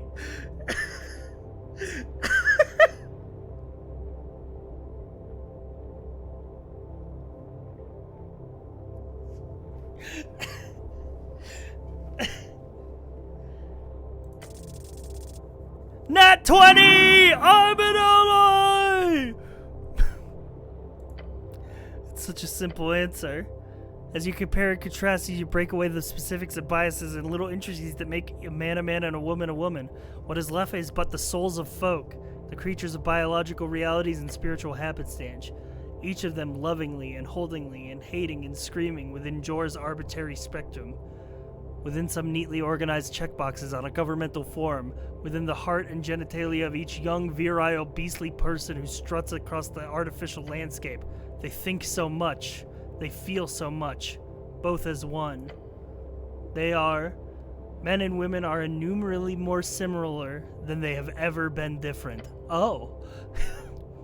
Any kind of statistical calculation or divinely attributed seance will always point in this exact direction. There are extremely minor divergences in the averages. These are negligible. The default man and default women are going to be, in every sense that matters on a broader scale, equal. But they look real different. Wait a minute. But how come women have boob?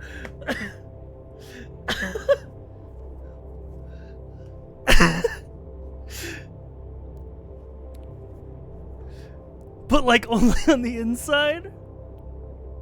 Yeah, I figured that. How do I know this? I figured that'd be the case. Sometimes, maybe. However, these minor differences on the average, they coagulate towards the extremes. If men are 1,000% more aggressive than women in the averages, there is nothing but an indication of this. The most violent people in society are all men. This means both of the statements are fully true. First statement, men and women are the same. Second statement, men and women are different in the extremes. How does this affect reality exactly? In this way. Only in extreme cases does gender affect anything. If you're dealing with the most empathetic people in the world, they will almost all be women. If you're dealing with the most competitive people in the world, they'll almost all be men. But yet, for the vast majority of groups and or collections of people, the more empathetic and competitive people are more likely to be either men or women. The gender divide is not something you use to judge or evaluate average people in your average day-to-day life. It's only relevant in vastly wide distributions. That sounds like math. Math and economics, it's the reality of material conditions. Now, you must choose. Choose a side as difficult would be me. I'm ready to make a decision. I want to pick Lady Fair.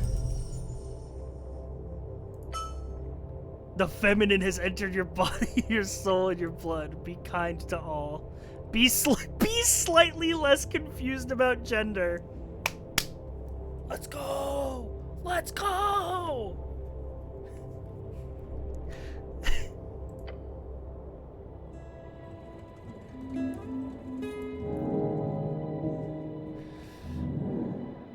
Amazing game. Wait, what's this? I leveled up!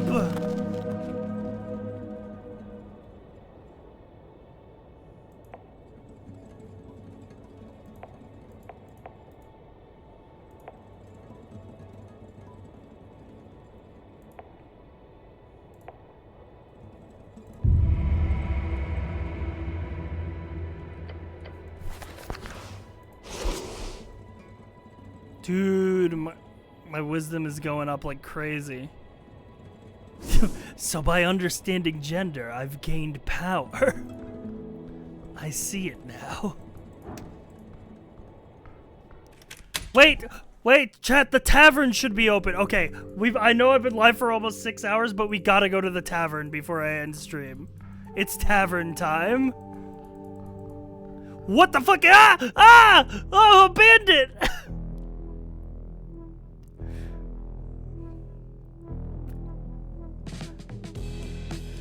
Your muscles tense up. A masked assassin, a face of iron appears from nothing. You hear the goblin say something. Dagger.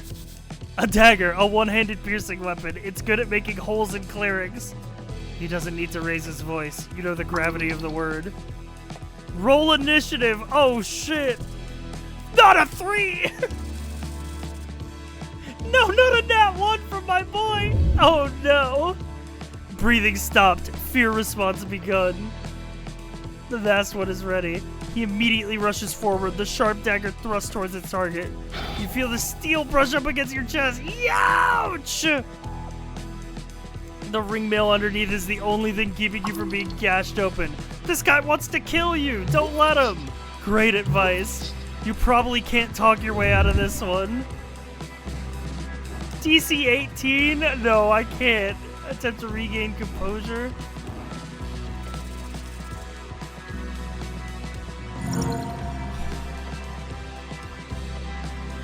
Feels like a minute, but with your body's current bioperception, there's no doubt it's only been a few split seconds. You're ready to strike.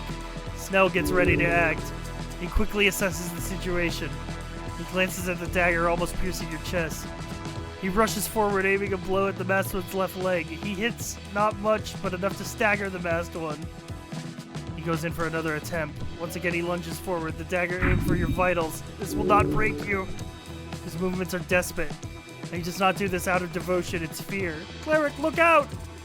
Oh! Oh! Death saves, death saves. Oh! Okay, I took a level of exhaustion, but I'm up, I'm up. Right below your neck artery. The shock sends a shiver through your system. Fuck, you hear a weak voice behind the mask. His breath is short and strained. You're screwed. Better smile when he gets to you. You've been a pretty corpse. This can't continue for much longer. This fool will run away. You must stop him.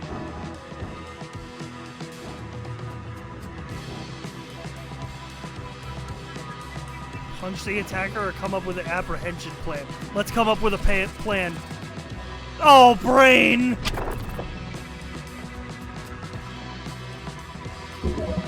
Failure to communicate. This guy's trying to kill you. You think you could ask him nicely to stop? On the name of Earth, I demand you lay down your arms! Your goblin companion jolts his arm to the side and a thick string appears out of his sleeve. It's a woven cord with a pouch at its center, along with an iron ball. Yeah! A loud thud explodes from the left hip of the masked one. Gah! He squeaks. Direct hit! Let's go, Snell! Masked one seeks your death, but not a real fight. They will not seek further violence this day. Is it over? He starts sprinting away. A fight need not be fought. Chase him down! Chase him down! Oh! Come here! Once you manage to grab an arm and take it along to pin him to the ground. Why are you trying to stab me? He's struggling. Careful, he might get loose. Gah! A tingle, an esoteric tingle. Magic? Oh, you need to... Get him! Quick, stop him from speaking. Gag him. I can't gag him. He's wearing a damn mask.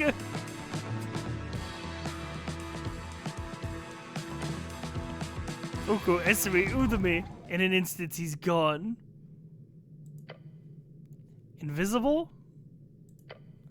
But you heard him. Shit, that was teleportation? Most likely. Damn it. Someone wants us dead, or you more likely. Why me? Looked a bit high-tech for a goblin mugger. That wasn't a goblin, was it? No, I mean mugger of goblins. They usually don't bust out creepy esoteric gear when they feel like stabbing someone like me. And I didn't get targeted either, so... I think you got a magical maniac after you, sorry to say. Adrenaline wearing off. Beware. Everything a bit wobbly. Oh boy. Cleric, do you need any... He motions towards his neck. The location in which you were stabbed. You press a hand against your neck, right where you felt the blade hit. It hurts, but more importantly, it's not wet. You will live. Lucky every time! I'm fine, he got my armor. Yep. Aren't you lucky? Guess we're gonna need it if someone's sending assassins after us, even incompetent ones. Why would an assassin be after you? This warrants investigation. The bloodlust is something deeper, a devotion. What have you disturbed? That mask was weird. Looked like some old ceremonial thing. Religious rites, sacrifice, cults. Cultists? These days evil cults aren't a thing in Norvik, if you believe the magistrates. He's implying there's a world underneath the city officials don't know or care for. The city under the city. Love that place. Could be something connected below. We should go ask Snur, your new scholarly friend. He might know a thing or two about cults. Why attack us? Great question. Enemy of Lady Sageleaf? Won't let an insult like that slide. Perhaps that has to do with your tumble into the river. The goblin's problem or yours? Probably stepping on some toes with his tea shop business. Death follows you.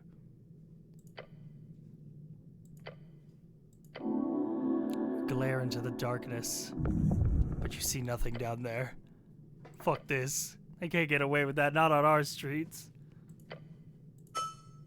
You stood your ground. Somehow you lived to tell the tale. The goblin is more competent than you imagined. You have a feeling it'll be a fruitful partnership if you can get on his good side. This attack wasn't coordinated. Not effective, but not very effective, but nonetheless planned. There'll be more coming. Snell checks the crossing. Let's get out of here. Holy. It's the dusk of day one, chat.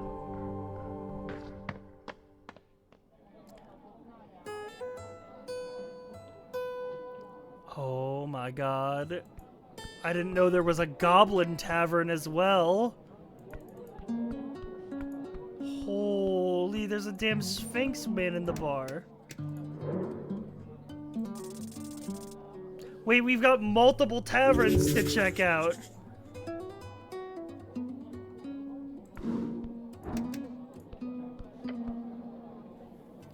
A lull falls out of the ambient cheer, a beat of uncertainty as the cleric steps toward the tavern's singular attraction. This happens all the time. Visitors come to gawk and stare. Some brave women speak with her, the lady of the house, our most delightful host. Towering, you stare at this somewhat feline creature on the stage, a living myth, currently taking a swig out of a barrel. A scent of cheap wine lingers in the air. A Genosphinx. It's not to be trifled with. Her physical characteristics are enough to crush everything that is you. However, she will not have to raise a paw, for her magical prowess could exile you from Jor's realm in an instant. Tread carefully. Greetings. Sphinx looks down at you, meeting her glowing blue gaze make you feel like you're falling far below the world. There are eras of wisdom beyond those eyes. Her expression turns dark. She scrunches that pretty face of hers. Dark tidings bring you to the hearth. She speaks low and rolling. You see a hint of chaos in her movements, unfocused. You expect her to act a bit drunker considering the empty barrels, but then again, who knows how well a Sphinx holds her liquor. A helmed dog dragging its leash around the vestiges of Jor. She extends a claw thick as your arm and pokes you in the stomach. Woof.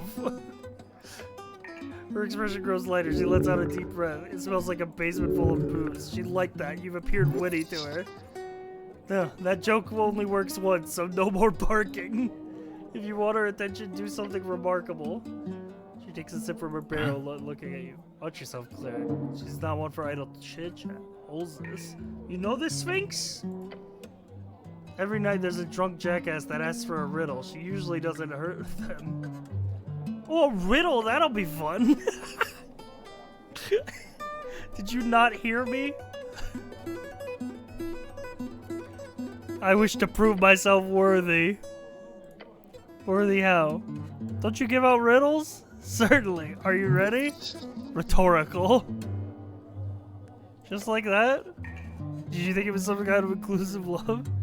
Well, no, I'd love to get a riddle.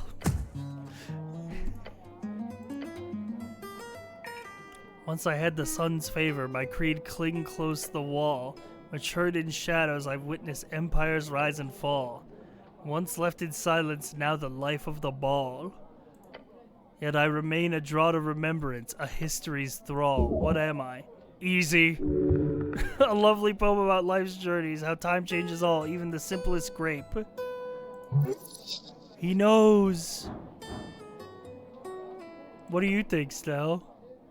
Turns to Stell with a frown. Oh, you know, this seems like a personal riddle for you, not me. I'm just gonna watch.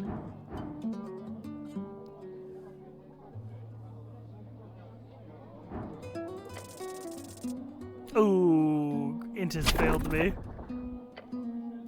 You focus your mind to come up with something, anything that could be the answer to the riddle. Something old and time-worn that was once in the light, that lived in shadows and became popular again.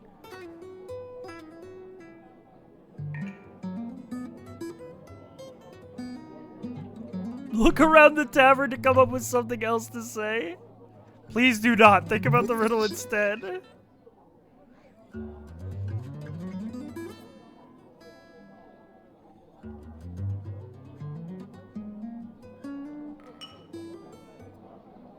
Can I hear the riddle again? Once I had the sun's favor, my creed clung close to the wall. Matured in shadows, I've witnessed emperors rise and fall. Once left in silence, now the life at the ball. I remain a draught of remembrance, a history's thrall.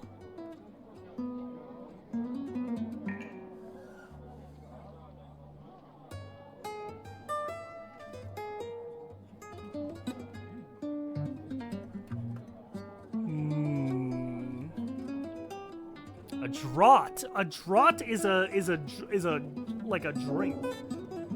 I feel like wine makes sense because matured in shadows. You age wine, and close the wall is like a grapevine. Yeah, wine. It's wine. She gives you, yeah, wine. She pops the cork open. That's very correct. Wonderful job. Another riddle song. Huzzah! Don't.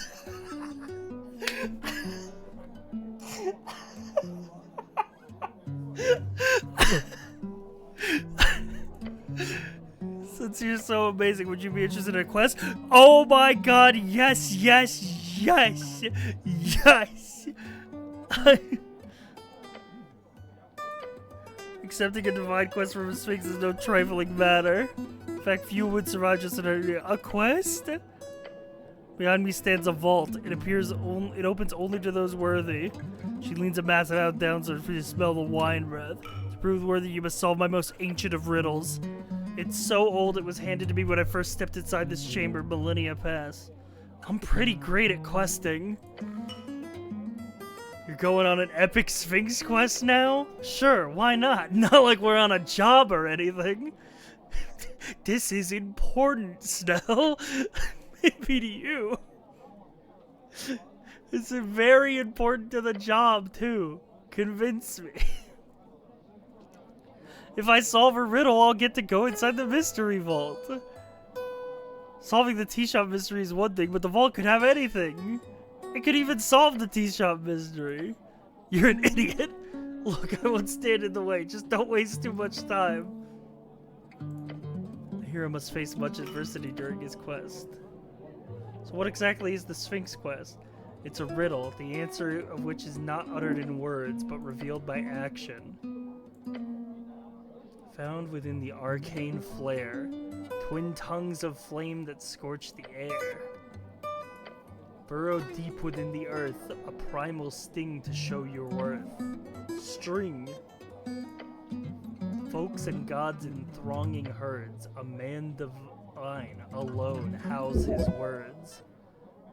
Intensely vague and cryptic. I love riddles, but I'll have to think about this one.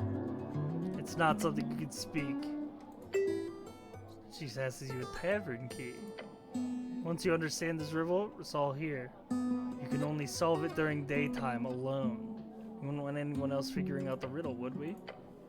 I'm not interrupting the job for that. Do it in the morning or something before you pick me up. I never sleep, so you can show up anytime after sunrise and before the tavern opens. What have you gotten yourself into? Attempt to flirt.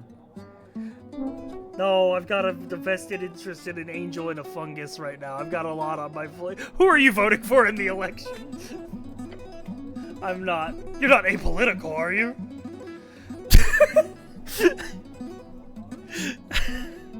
I can't leave to vote, I'm afraid. Even if it was my business to leave it in front of the affairs of mortals. You can't leave for even a minute or two? No, I could, but it would break my divine quest. Understandable, you can't do that ever. I would not have expected a mortal to understand. Interesting. If you could leave, what would you vote? Oh, I don't know. What would you have me vote for? The Asgulls will make the city fair and equitable. Ah, a bunch of failed revolutionists will surely be the best choice to safeguard the future. She gives you a knowing smile. She knows more than you'll ever learn. That may be true if you have your way. Good to know. I'll be going.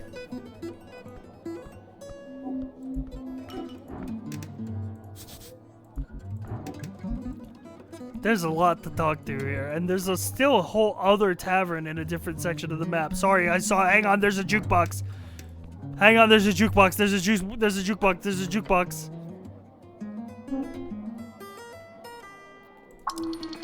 Oh hells yeah! Now we're talking. So many nights spent looking over the track lists. Just don't think about the time they threw you out for playing DLS 15 times in a row. Dylan's Last Stand, a classical dive bomb that got real popular around the time you were born. All the Reed Scene players know it. We could play Highland Fling. We could play Act 1, Scene 7, Interlude, Let the Change Be Just, or Just Does. What are the other buttons? Jagged movement indicates the deeper sprongles are broken off. Let's get a little Highland Fling.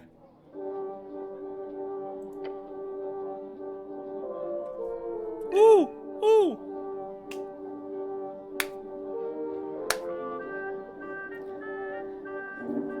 Yes!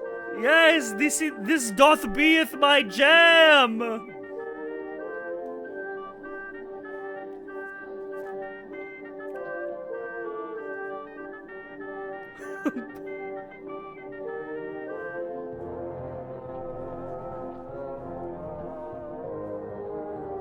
You beat me to it by like 2 seconds. Let's play Act 1, Scene 7, Interlude, Let Chains Be Dust.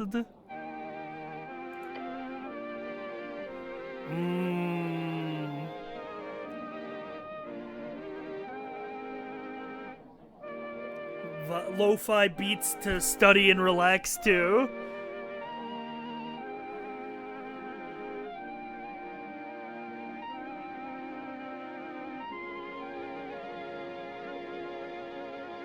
Also, note to self, put a jukebox in a D&D tavern. That's a great fucking idea.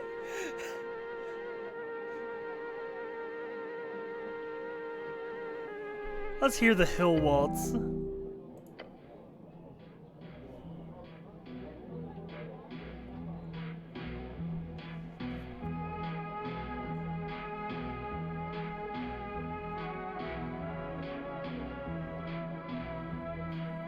Oh, that's beautiful.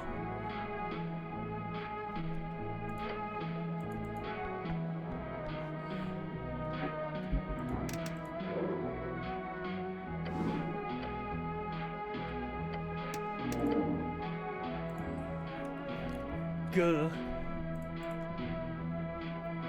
Chat, I think 6 hours is the absolute most I can do, even though I do absolutely want to keep playing this game forever.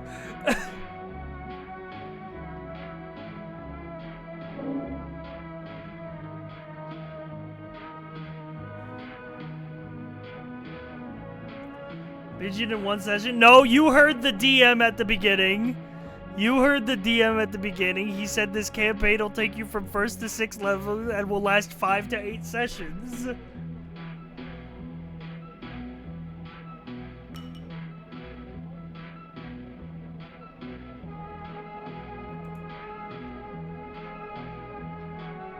Yeah, D and Disco Elysium goes fucking kinda hard. Okay, but who are you voting for in the elections?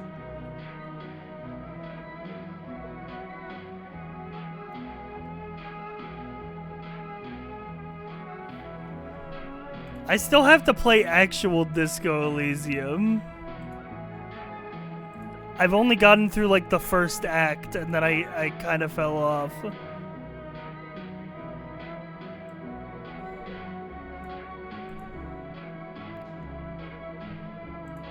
Man, this game rocks. Maybe after this game? Maybe this will be like a warm-up.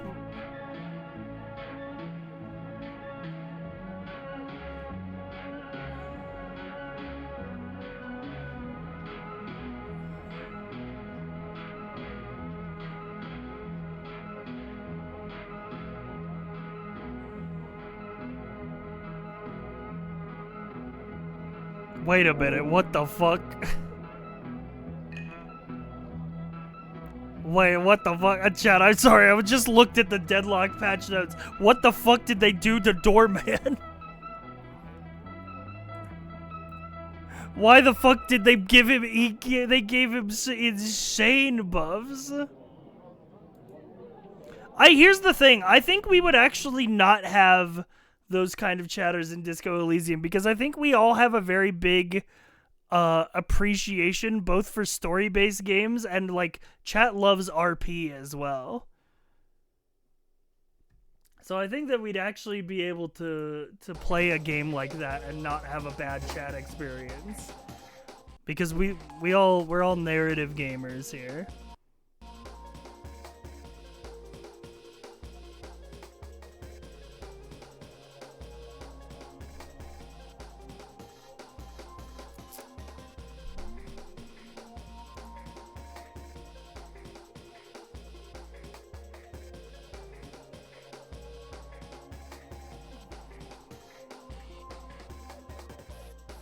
Anyway.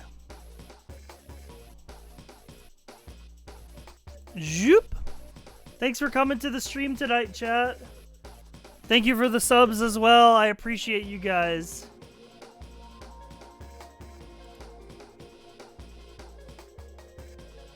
Everybody say bye, Sci-Fry.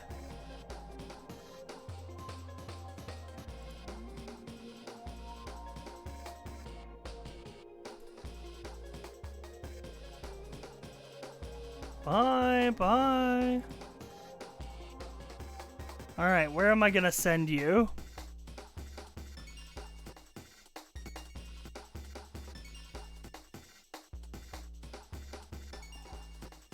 Let's see, let me find a raid target real quick.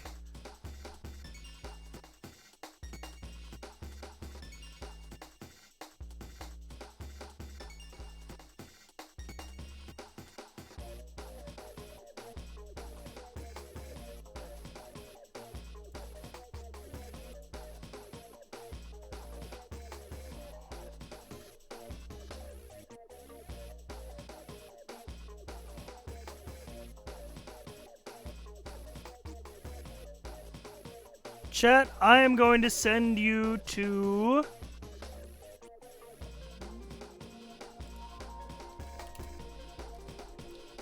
I'm going to send you to a friend of the show, name of Octopimp. He is playing Pokemon Emerald version, according to his category. And his stream title says mandatory attendance. So, we have to go. Anyway, chat, I shall see you on the morrow. Have a good one.